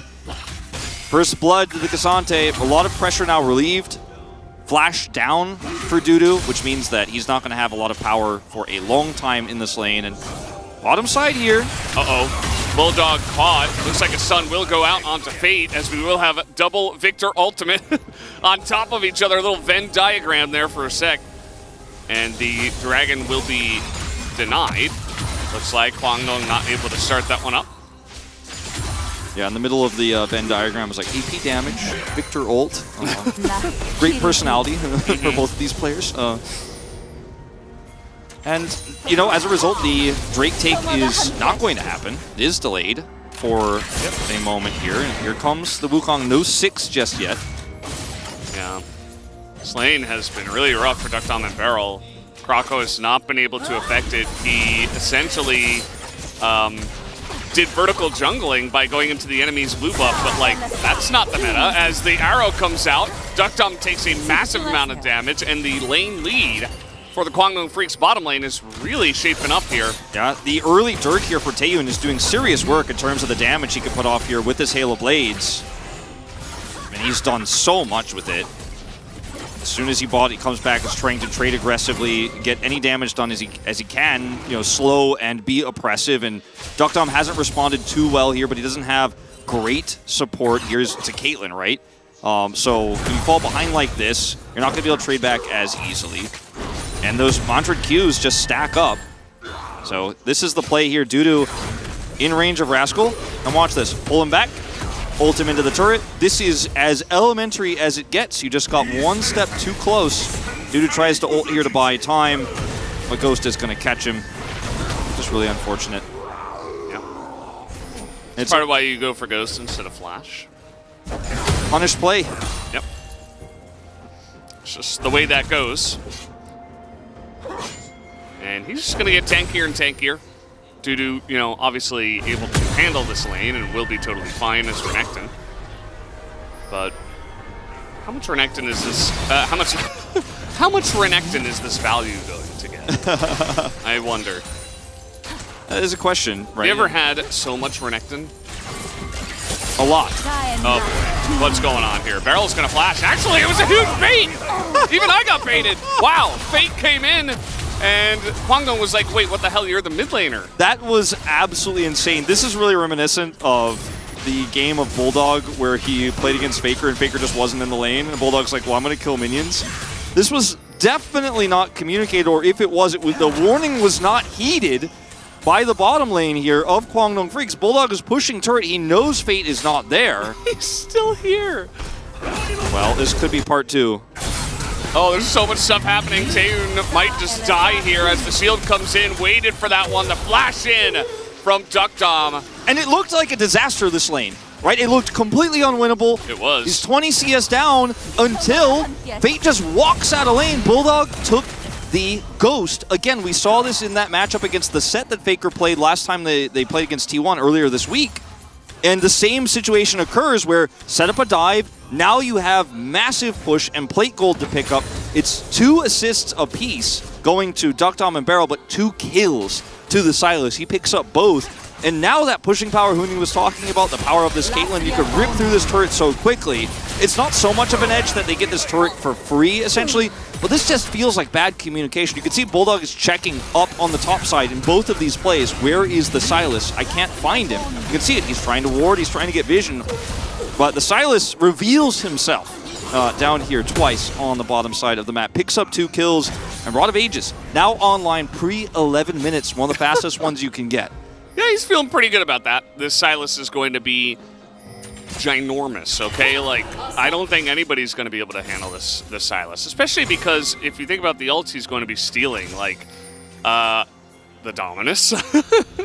He's just going to be, like, on top of the Ashe. The Ashe is never going to be able to do anything if they get the engage. And that if is, you know, it's still an if, but they do have a bunch of ways to get in there, including stealing an arrow, as here is the Sejuani ultimate stolen, forces a flash, and Krako wasn't done with the play. Fate was like running away. He's like, nope, Krako's going in. And all of a sudden, DRX are just tearing him apart.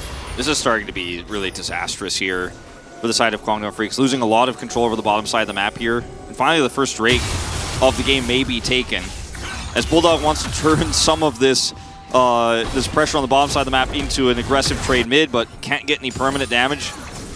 Beryl playing this one so risky, but we'll grab that control ward here. Takes the zombie ward value, and that is going to be the Drake secured finally here. It's an Ocean at 12 minutes. Yeah, extremely late, and more plates for the Varus. They're trying to get Bulldog fed, understandably. I mean, this guy, okay, Beryl, yeah, he's just dead. This time it wasn't a bait. Beryl's just misunderstood, Valdez, you know? He's just too smart for everything. Yeah, he's just... This team just doesn't get him. Renekton might be dead. Dominus possibly going to save him here, but Rascal going for the kill under the turret. Not quite going to go for it as Q3 is available. Moham is free flash. Thank you very much, says Krako. So we could have another Infernal on our hands, but we could also have a Mountain. So 2 very critical ultimates, or souls. It's been a long week, fellas. Even the... The Dragon Ultimate. Yes, the Dragon Ultimate. The Ultimate Dragon, the big one, is going to be one of those, or the Cloud, which could be pretty massive as Rascal. No ult for Rascal. He doesn't have an easy way out of this one. Although Youngjae does not have his ult either. The stun comes in, the flash from Dudu, and it is enough to take down the Cassante. Fortunately, Krako not there for him when he was up that far in the lane. He's on Wolves right now. So he's just kind of left out alone. Here we go. Beryl's about to run in that turret. Fate's here. He's ready. He's got an Ash Arrow. Looks like they're trying to get onto Moham, but a nice little dash, and the Montague not going to be enough anyway, as Beryl actually does tank that up. And Bulldog is getting a free lane, but if this were solo queue, Kwangdong Freaks' bottom lane would have already left the game. Yeah, this does feel like solo queue in a lot of ways, like the mid laner just grabbing plates. Just leaves. It's funny how in that Live Sandbox series yesterday, Closer was like, all right, Birdall's having a hard time side laning. I'm going to pick Aurelia, we're going to side lane, we're going to actually win this game, I'm going to carry. Like, he's like, okay, I can carry. This game, it feels like Fate's like, all right, our jungler can't put the pressure on down there. Okay, I'll push the Caitlyn lane. I'll do it. I will literally abandon my lane and take a 20 CS deficit to save Beryl and Duckdom. I guess so. Yeah. Fine, you guys gave me the Sylas pick. Yeah, and, you know, it was relatively unexpected. I mean, especially through the lane, right? Like, they had their jungle warded up. They're like, okay, well, Fate isn't going to just, you know, give up a bunch of CS and come gank us, and we're kind of safe from our jungle, so we should be fine. We can keep up the pressure. But the lane gank was like, what the hell is going on? Felt like nobody expected that, and it was really the exact medicine that DRX needed. Yeah, in the way that Fate hit his rotation, I think the first time was clearly Bulldog got confused, he got duped, he was checking, where is he, did he back? I'm not entirely sure where the Sylas is, didn't communicate quickly enough. Second time was unfortunately just fairly obvious, and this time, you know, Bulldog's like, I'm pushing mid, like this is doomed, you guys are unsavable, I don't have teleport. And this is what happened. If he had teleport, because he's taken the Ghost now twice into these aggressive matchups he wants to get a lead into the melee. If he has teleport, he goes bottom side, he saves the play, he makes Fate look foolish for that rotation.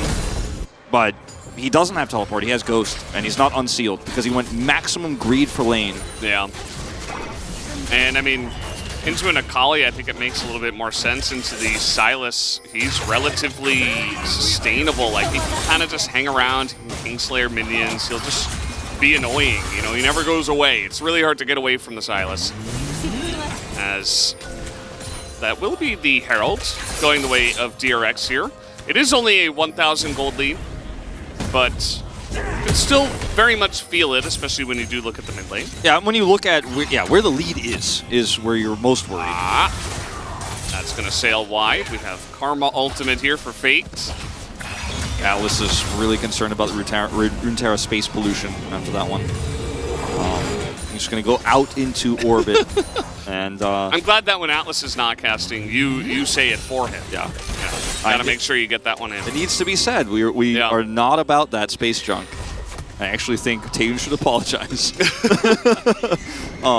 It's okay. He's got some environmental efforts he's doing on in his free time to make up for it. Sure. That arrow doesn't hit. There's not a play to be made.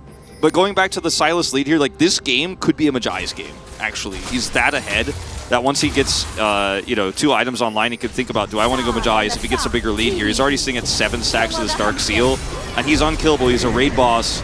And there's an angle here for him to actually die with this charge of the Herald. There has to be so much respect shown here for Kwangdong Freaks. And he doesn't even have his rod fully stacked yet. He's not even fully online. He hasn't reached his full potential yet, Valdez. Still 4 minutes, but that's going to be relatively early for a rod, of course. As we talked about before, they're trying to zone them away off of this one. Dudu has walked down.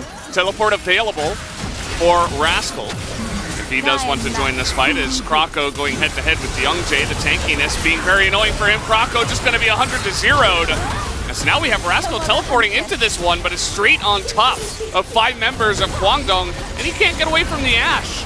Well, he's trying. Looks like he will eventually. I think DRX need to let this one go. They don't have any real way to contest. Well, Fate is here.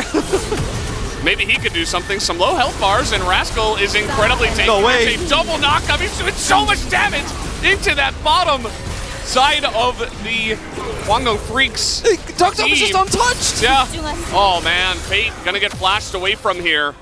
The but heal that chase is going to be enough to get them off of the dragon, and that is what they wanted. And they're still chasing. As there is the change. Once again, Dudu just gonna use his own mobility and get out. Well, I really thought that fight looked hopeless because you have a Victor on the other side, your health bars are getting low, they have full control over the pit itself, and then Rascal saw an opportunity to go through the backline there, has the double knockup with his Q set, and he just goes for it. Such a great Cassante player here in the early parts of the champ's life, right? Like, it's very early to have this level of mastery. He played out the top gank the top kill very well, the solo kill he got there under turret. And this fight looks disastrous because Kroko is just 100-0'd. They did Rascal, use everything on him. Yeah. But Rascal is here also taking a ton of damage. He's slowed and they're completely zoned off. And Duckdom at the back is like, I can't do anything. This is definitely lost. I'm out of here. And then Rascal says, wait, hold on. Yeah. Hold the phone. I've got a double opportunity right here. My Q is charged with that second one there. There it is. And then he goes in, pushes him, double knockup. So much damage. It's insane. And he forces a flash out, barrels on the edge too to try to catch him. And then they even commit a heal for the chase here. They want so much out of this. They want a 4v5 fight after Youngjae. Yeah. Or rather, after Kroko was picked. Yeah, I mean, they used everything. Like, it was the Sedge ult first, then the Ashe Arrow came through, Renekton was Dominist on top of him, and Bulldog used his Chaos Storm to burst him down. and karma is karma, so that's 5. Every ultimate ability essentially was used onto the Wukong. So not able to do much in terms of fight back in the latter half of that fight. It's a bit early. It is Infernal, by the way. Yes. It's crazy. One of the relevant ones, we knew it when we saw the Ocean and the Chem Tank. That's the best individual Drakes. That's how you know it's going to be a good one, where we're going to have a lot of action over the Drakes. But it's a bit early on spawn here, and also on a ward that they don't know about, to try to, with Ghost Blade and 2 Dirks, start a Baron at 20. They're really trying to sell the idea. Dirk is a really popular item nowadays. Seeing it a lot. Yeah. As now the Eclipse is done. Umbroglaive here for Barrel to try to clear some extra vision. It almost looked like DRX wanted to sell the idea they're doing Baron, but I don't think anyone could believe that. As Rod coming up now in just about 30-35 seconds here for Fate. Gonna hit level 14. Yeah. Guy is huge. Shadow Flame still 7 stacks on this Dark Seal, and the Shadow Flame is so early. It's crazy. I mean, look at Kwangdong's comp. Not a single person as well. I say that, and Vegas is there for the Sejuani, but nobody else has any magic resistance. Nope. Not even Merc Treads. Double-plated and 3 cooldown boots. I mean, Fate is going to be actually hitting like a truck. And he's level 14 with this Rod. Yeah, just finished it about like 20 seconds ago. Now they're going to look for a dive here on the Bulldog. Uh-oh. Rocco, you're in a little bit of a wonky spot. He just cyclones. He's like, well, I gotta do something, as Youngjae just goes straight into him with 5 members of DRX right there. So he just immediately gets blown up. And again, I mean, I think the damage is just too much. This Barrel is getting pretty close to the sun, trying to set up that trap line. Look at how quickly they can clear these control wards, though, with his Umbroglaive. Yeah.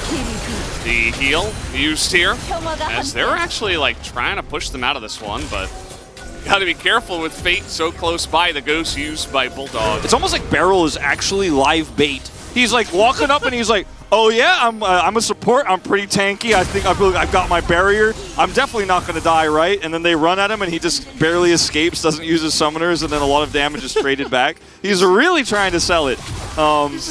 I just had this picture, he's like a literal worm on a fish hook. Like, he's wriggling around in front of them. He's a worm on an Umbroglaive. He's like just wriggling around the Umbroglaive, clearing wards like, I am a juicy opportunity. There's definitely not a Silas right beside me. Yeah. And all Kwangdong are the fish. They're just ready to get hooked. Yeah, this is as Youngjae did here. Unfortunately for Youngjae, you know, Krako seems like a good target here, and they have Moham and Bulldog, but the rest of the team is nearby and they're ranged. They can hit you over this wall. You're not going to last very long. You're not that tanky. They force a cleanse. And then Barrel, watch him just walk up. Like, it's just, like, he doesn't even care. Dudu, he's like just wriggling his little warm body. Dude's like, I want to kill that support Caitlyn that has no armor and no resistances. Can I get it? But they do hold off. They are wise to the tricks. Yeah, Barrel is doing a better job of staying alive this game, at least. That is what we can say. The lane was a disaster until Fate arrived. And yeah, I mean, DRX, it looks like everybody, not just DRX, both teams are really gearing up for this fight. As the teleport, looking at Rascal's so tanky. I mean, they're going on to Cassante. That's not the guy. Has so many stuns and stuff used into him. Bulldog finally gets here, but I'm not sure if he's enough damage again. As I said earlier about the strap, like he's alone, and now he's gonna get arrowed and 100 to 0'd. Look at how much damage Fate is doing. This is a total wash, as DRX are just gonna wipe the slate clean, except for Dudu, as he will just awkwardly spin away. So now there's thinking it's a Majai's game. I'm thinking it's a Majai's game. It's a Majai's game. It's a Majai's game. He has a stopwatch too, like buy a Majai's. I think it's a Majai's game. He's got the full stacks now, 5-0-3. Should have bought it before that fight. Let's see if he backs here. He's going to clear this wave in mid, or rather bottom, as they are going to grab the Drake. Krako solo. The target selection is all over the place for Kwangdong Freaks in this game. It has been in every critical fight. And as you mentioned, okay, Okay, gonna go on the Cassante here. Look at Dudu. Just commit here hard. Pops Dominus, and then Cyclone comes out. Moham's pushed away. Ducked up a barrel, killing Taeyun 2v1 as Rascal just locks the door behind the Sejuani. This fight is just super disjointed, and Bulldog is chain CC'd in the middle of things here.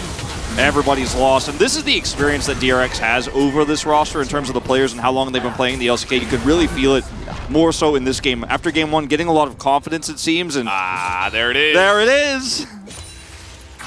Majais. In it's all of its glory, full stacks Majangles. of the Death Note. You That's what I pulled want it to out. call it now. Yeah, he's not Guma, but, you know, he's got one of his own. You know when the Death More Note, than one. in the Death Note anime, the first one that's dropped is in English, then there's the Japanese Death Note, spoilers. This is the Korean Death Note. Yeah, I mean, Fate is actually a raid boss. Bulldog, I'm sorry, man.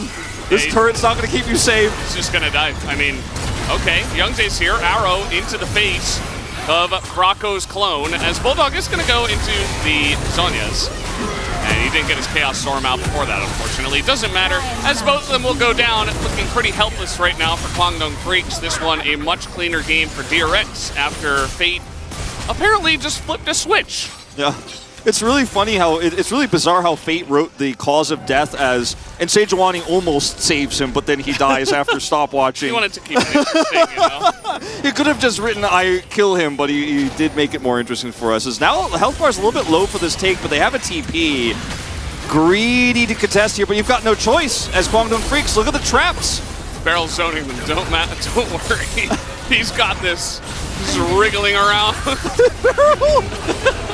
Come at me! Now he's like, you want to focus on me, right? Not the Baron. In goes Dudu, as he will get into the pit and huge Door Drinker damage. It doesn't matter. As actually Beryl got the kill onto the Renekton, and now you're not getting away from this guy, as Silas is incredibly sticky. And yeah, there's going to be a chase down. Moham is level 9. Fate is level 16. Bye. So we get in the full Majai's, you know, it was like, all right, it seems like it's a Majai's game. We confirmed Majai's game. Full Majai's game, question mark. That's the only thing we have left. Barrel was just twirling his Caitlyn rifle and saying, have at you. Yeah. Like looking at the Renekton, doing the finger points at his eyes. You're points looking at at a champ. You're looking at a champ. CHAMP. Two-timer. Absolutely. Barrel, the man. Look at him. He's our most successful Caitlyn support player now. He's like, oh yeah, true. My team is pushing, but I don't care. I want more kills. Carry a most. No. Okay. Another one. Almost hit the space turret. 3. Yeah. It's like, okay, yeah. Kara maybe most successful, most consistent support MVP, first support MVP, but does he have 2 Worlds titles? Did he win 2 games of support, Caitlyn? I don't think so. Oh man. This needs no explanation. It was the cool Death Note writing. You made it more interesting. Thank you, Fate, for that. It's pretty fitting that his name is Fate, as he writes their fate into the notebook. It's nice. I like it. Barrel is just, he doesn't care. The trap is there, and Dudu has to go up, and Dudu tries to go into the backline here, is just deleted. There's no follow-up. There's no jungler here. Why are they even going in? I'm not. What are they? I mean, look, this is a broken team right now. Yeah. Because the mental was shattered after game 1. And then there was more, but we didn't think that was suitable for live audiences. Well, live more is happening too. Okay. Duck Dom with a cheeky little stopwatch. They're mad at Barrel. I mean, it's working. You know, they're using everything on Barrel, as Rascal and Fate are gigantic in this game. They're just pressing their buttons and smacking them with their wallets now, and their massive amount of levels. And that's all they got. Kwangdong Freaks, they gave it one last shot. They're not going to drag this one out. Looks like DRX as well will just put them out of their misery. That's going to be it. An ace comes through as Fate, you know, why not? Couple more kills. Sure, Buffo for those stats. He definitely needs it, as it feels like we finally got good Fate back, which is, I think, great news for DRX. Yep. 9-0-6, 25 stacks. 10 stacks on Rod of Ages. Yes, early on the Shadow Flame. What a stopwatch. My man. What else can you say? As you see that Duck Dump's just hitting the Nexus, he's not having any of that. No trolling. DRX, a relatively clean 2-0. Yeah. Game 2 definitely a lot better than Game 1. Improvements made. Relatively clean. The second game absolutely made up for the first, and I mean, Bulldog taking Ghost for the lane really hurts his ability to defend his bot side, and if that was a solo queue game, it might have been reportable, but he wanted to really get that lane control. But what comes with that, and what is the point of lane control against something like a Sylas, is preventing those roams and communicating where the Sylas is, where he could be, because those 2 kills bottom side push this Varus Caitlyn online, get the Sylas massively ahead, all that plate gold goes over. The responsibility of that communication, whether Bulldog told him it didn't respond, whatever the case may be, something was missing there. The line was cut between mid and bottom, and Fate just ran away with the game. I believe now, based on the sign, that DRX will be on Lolly Night. Yeah. I believe that's the way it works. I think so. So if you can understand Korean, or even if you can't understand Korean, make sure to check that out. And you'll see some DRX members. This guy's wrote like a a sentence for each guy. Krako finally gets to do a nice little celebration ceremony. There were a lot of risky moments for Krako in this game, but it ultimately didn't matter. I feel like Fate did not get to celebrate enough. Number 1, says Rascal. To the skies. I feel like the ceremonies are only cool if they're not forced, though, guys. Yeah, well. We'll get there. I don't know if we'll ever learn that, Wolf. Hey, have you seen Doran? Have you seen Pyoshik? He's not here anymore. But I'm just saying we're never going to get away from forced ones. We will also have unforced ones, which will be nice. As Fate, he looks exhausted.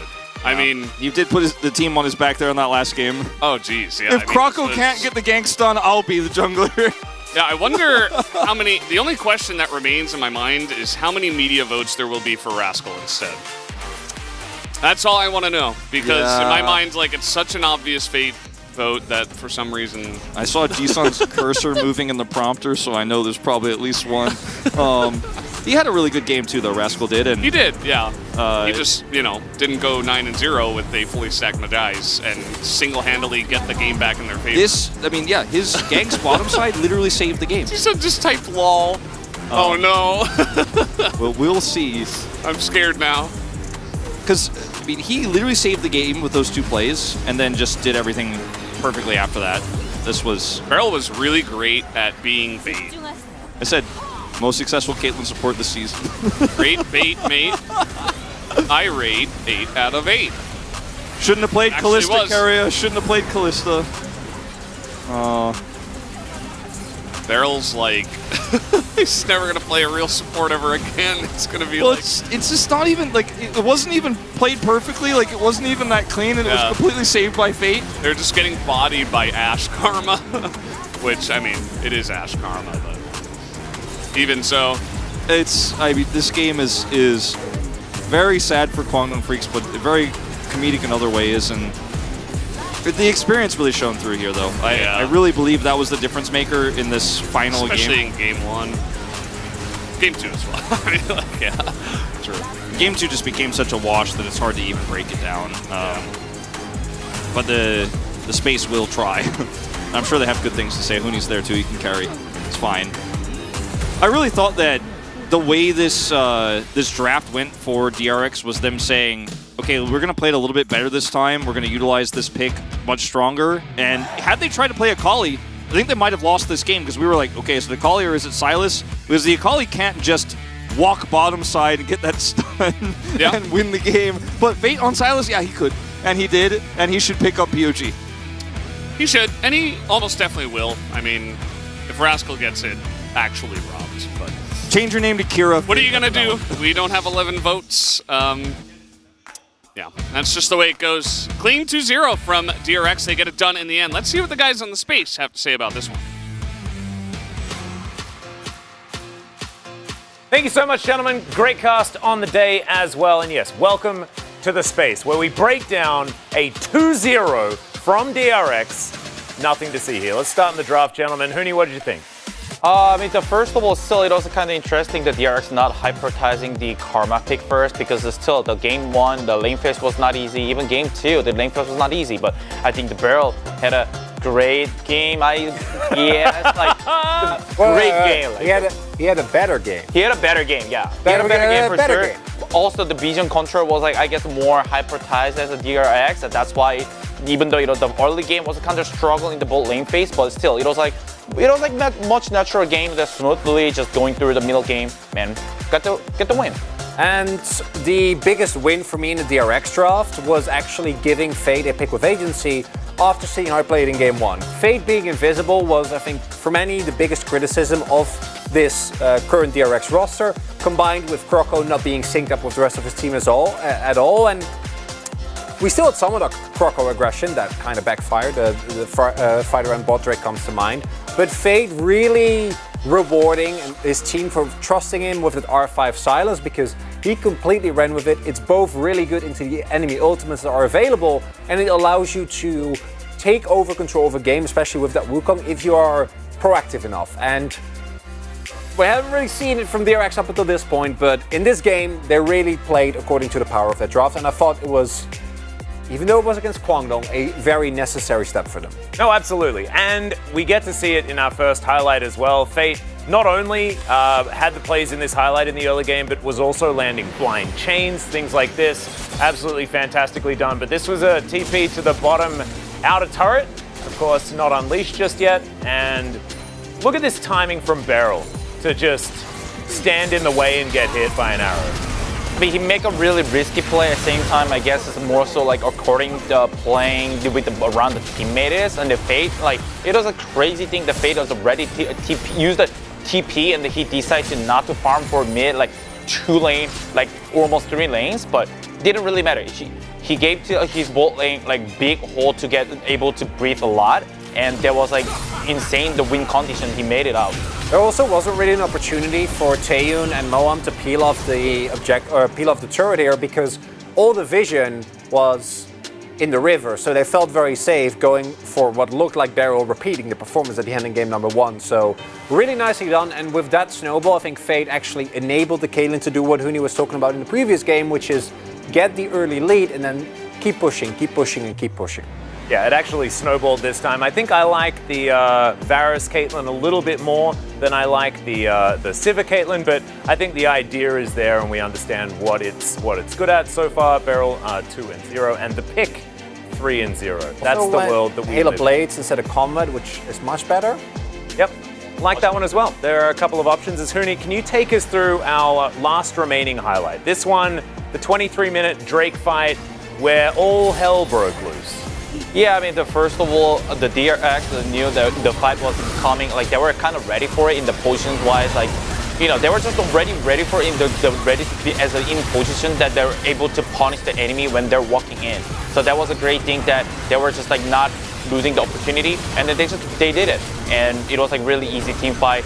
And based on like they were having a lot like insane, the massive lead, and based on the Rascal playing and also the Fate that was playing the Salas, and they were just like pretty much unkillable. Also see that with Rascal and Croco starting that fight, already forcing out a lot of responses from Kwangdong, so that then when the actual cavalry comes in, which was Fade, then they don't really have anything to do with this massively fed Silas, and he completely runs them over. Yep, speaking of massively fed, Rascal also racking up a couple of solo kills this game as well. We know this guy as the solo kill god of the LCK, and once again, doing a great job. We'll see whether he gets any votes or whether it's the actual 11 out of 11 for this gentleman right here. Fate picking it up, 9-0-6. I just trusted that was going to be the way because he was so good this game. And Fate having a performance like this, even though it is against a weaker team, although I still highlight Bulldog as the best part of this Kwangdong roster. Absolutely. Is the level of proactiveness that I think many of us were expecting. In 2022, obviously didn't have the greatest year, very muted performance on Kwangdong Freaks back then.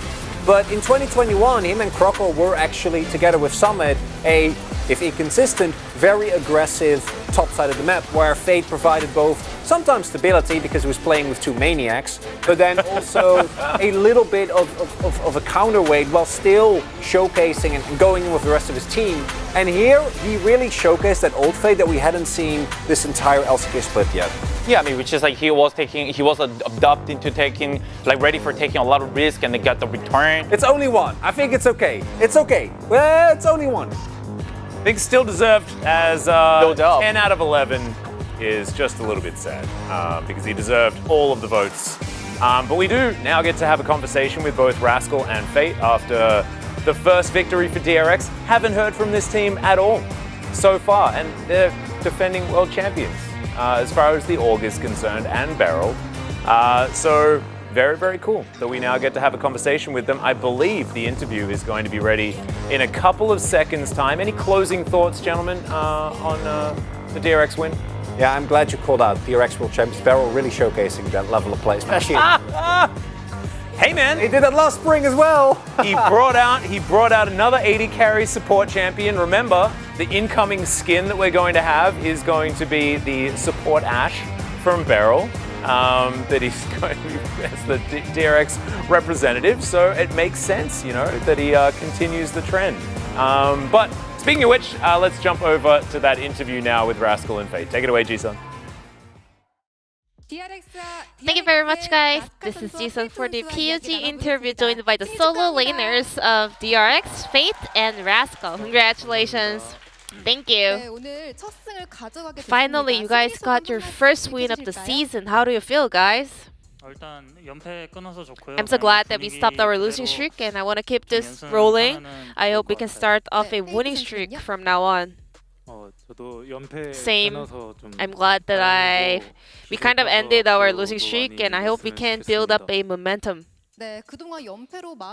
Indeed, I mean, going through a losing streak was not be that easy, and you know, your head coach mentioned that communication will be the key to resolve this issue. I mean, not only, you know, having better communication, but also, I mean, during the losing streak, everything was a mess, you know, we were underperforming, everything was not organized, but we were very well aware of the issues, so we focused on improving on those problems, and I think we were able to see the hard work paying off. And we had a new comp down on the bottom lane, another Caitlyn support incoming as well. Was that something you guys prepared? Well, Beryl is the one that is in charge of the bottom lane, you know, comps, and you know, whenever he sees a new matchup, he just like put every kind of champion on, like toggles everything and see the stats, and like he was like, maybe this works, maybe this works, and like he's good. He knows, he has so much knowledge about the game, so whenever Beryl kind of pitch any new idea, we trust him, and I think it was one of them. And Rascal, we saw the return of Gwen for the first time this season. How is it against Xante?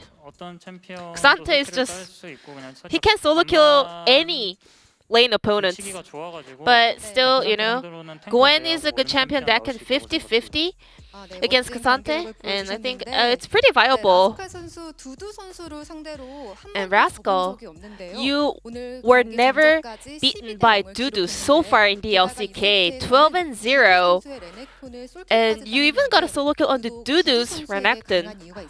Why do you think you're so powerful against them? I personally think that since last year, Dudu has become a very good top laner, but I guess I was really lucky. I saw the, you know, points of the match CG, and looking at head-to-head record, I was like, maybe I should not pay attention to that because it might impact on my performance. So I did not really think about it while playing the game. Well, and then KDF actually went to another victor game, even though Silas was left open.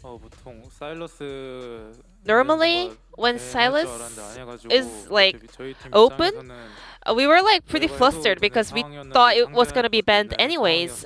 However, they decided to let it through, but we were not too, worried or happy about the fact that Silas was left open. And Fate, you made so many rotation towards the bottom lane. Could you tell us about that? So that was the time when we were looking for many fights and skirmishes, but the situation we were in was not really that good for the Herald fight, and we wanted to capitalize on the fact that we had the teleport advantage, so we wanted to add more pressure down on the bottom lane. And DRX's next opponent would be Brion. Are you ready for that? For another win in the pocket? Well, I think we have a long way to go. We have to still work on a lot of issues. I don't want to get ahead of ourselves too fast. We will keep working hard in order to get another win in the next series. And Fate? Yeah, I think we were able to show a little bit of a development compared to previous matches, but I think we still really need to improve a lot. So I want to take each step cautiously. I just want to make improvements day by day and come back with stronger performance. This will be the end of the interview from Rascal Fate from DRX, and back to the space. Thank you. Thank you so much, Jisun, as usual, for the absolutely fantastic translation, and congratulations to DRX on their first victory here in the LCK. Now, let's check out the standings and see where this leaves all of our teams. DRX rocket from last place to 8th. Start of a rocky journey, like they said, definitely not nearly to the point where this team want to be, but at the very least, the first step has been made. Yeah, for sure. DRX is like they know themselves that they need to keep it up to maintain, keep going to next whatever it comes through, like versus against whoever is gonna be the opponents. Also, Guangdong Freaks, I think they, keep it up. Yeah. CB Max has been outspoken, saying they're going to treat spring season like a scrim. But next week, let's get into it, as of course this is Sunday. We're going to have a couple of days off from the LCK Challenger. We'll be there if you need your Korean League of Legends fix. But definitely some eye-catching games coming up, and maybe the DRX Humble Life Esports series on our Saturday Showdown is a bit more exciting now. Very well could be. We'll have to see, as of course League of Legends will continue on Wednesday for the LCK, but you can catch us tomorrow, twitch.tv/LCKCL Global 2023. So we'll see you there for some Challenger action tomorrow. 3 best of 3s. Chrono and I are going to be there, and we're going to be losing our minds. But for now, good night. We'll see you next week.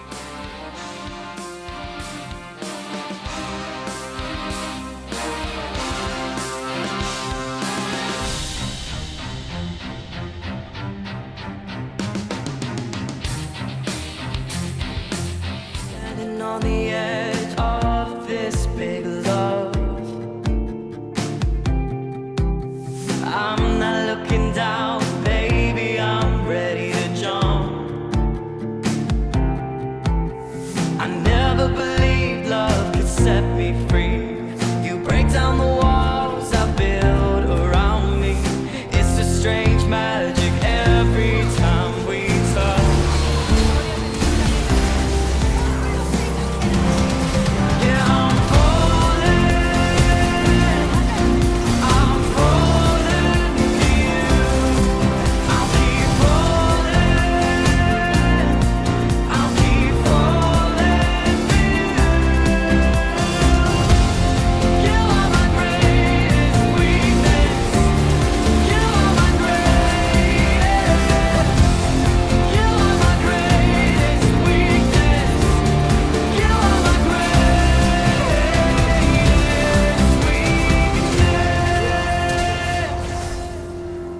Standing on the edge of this big love,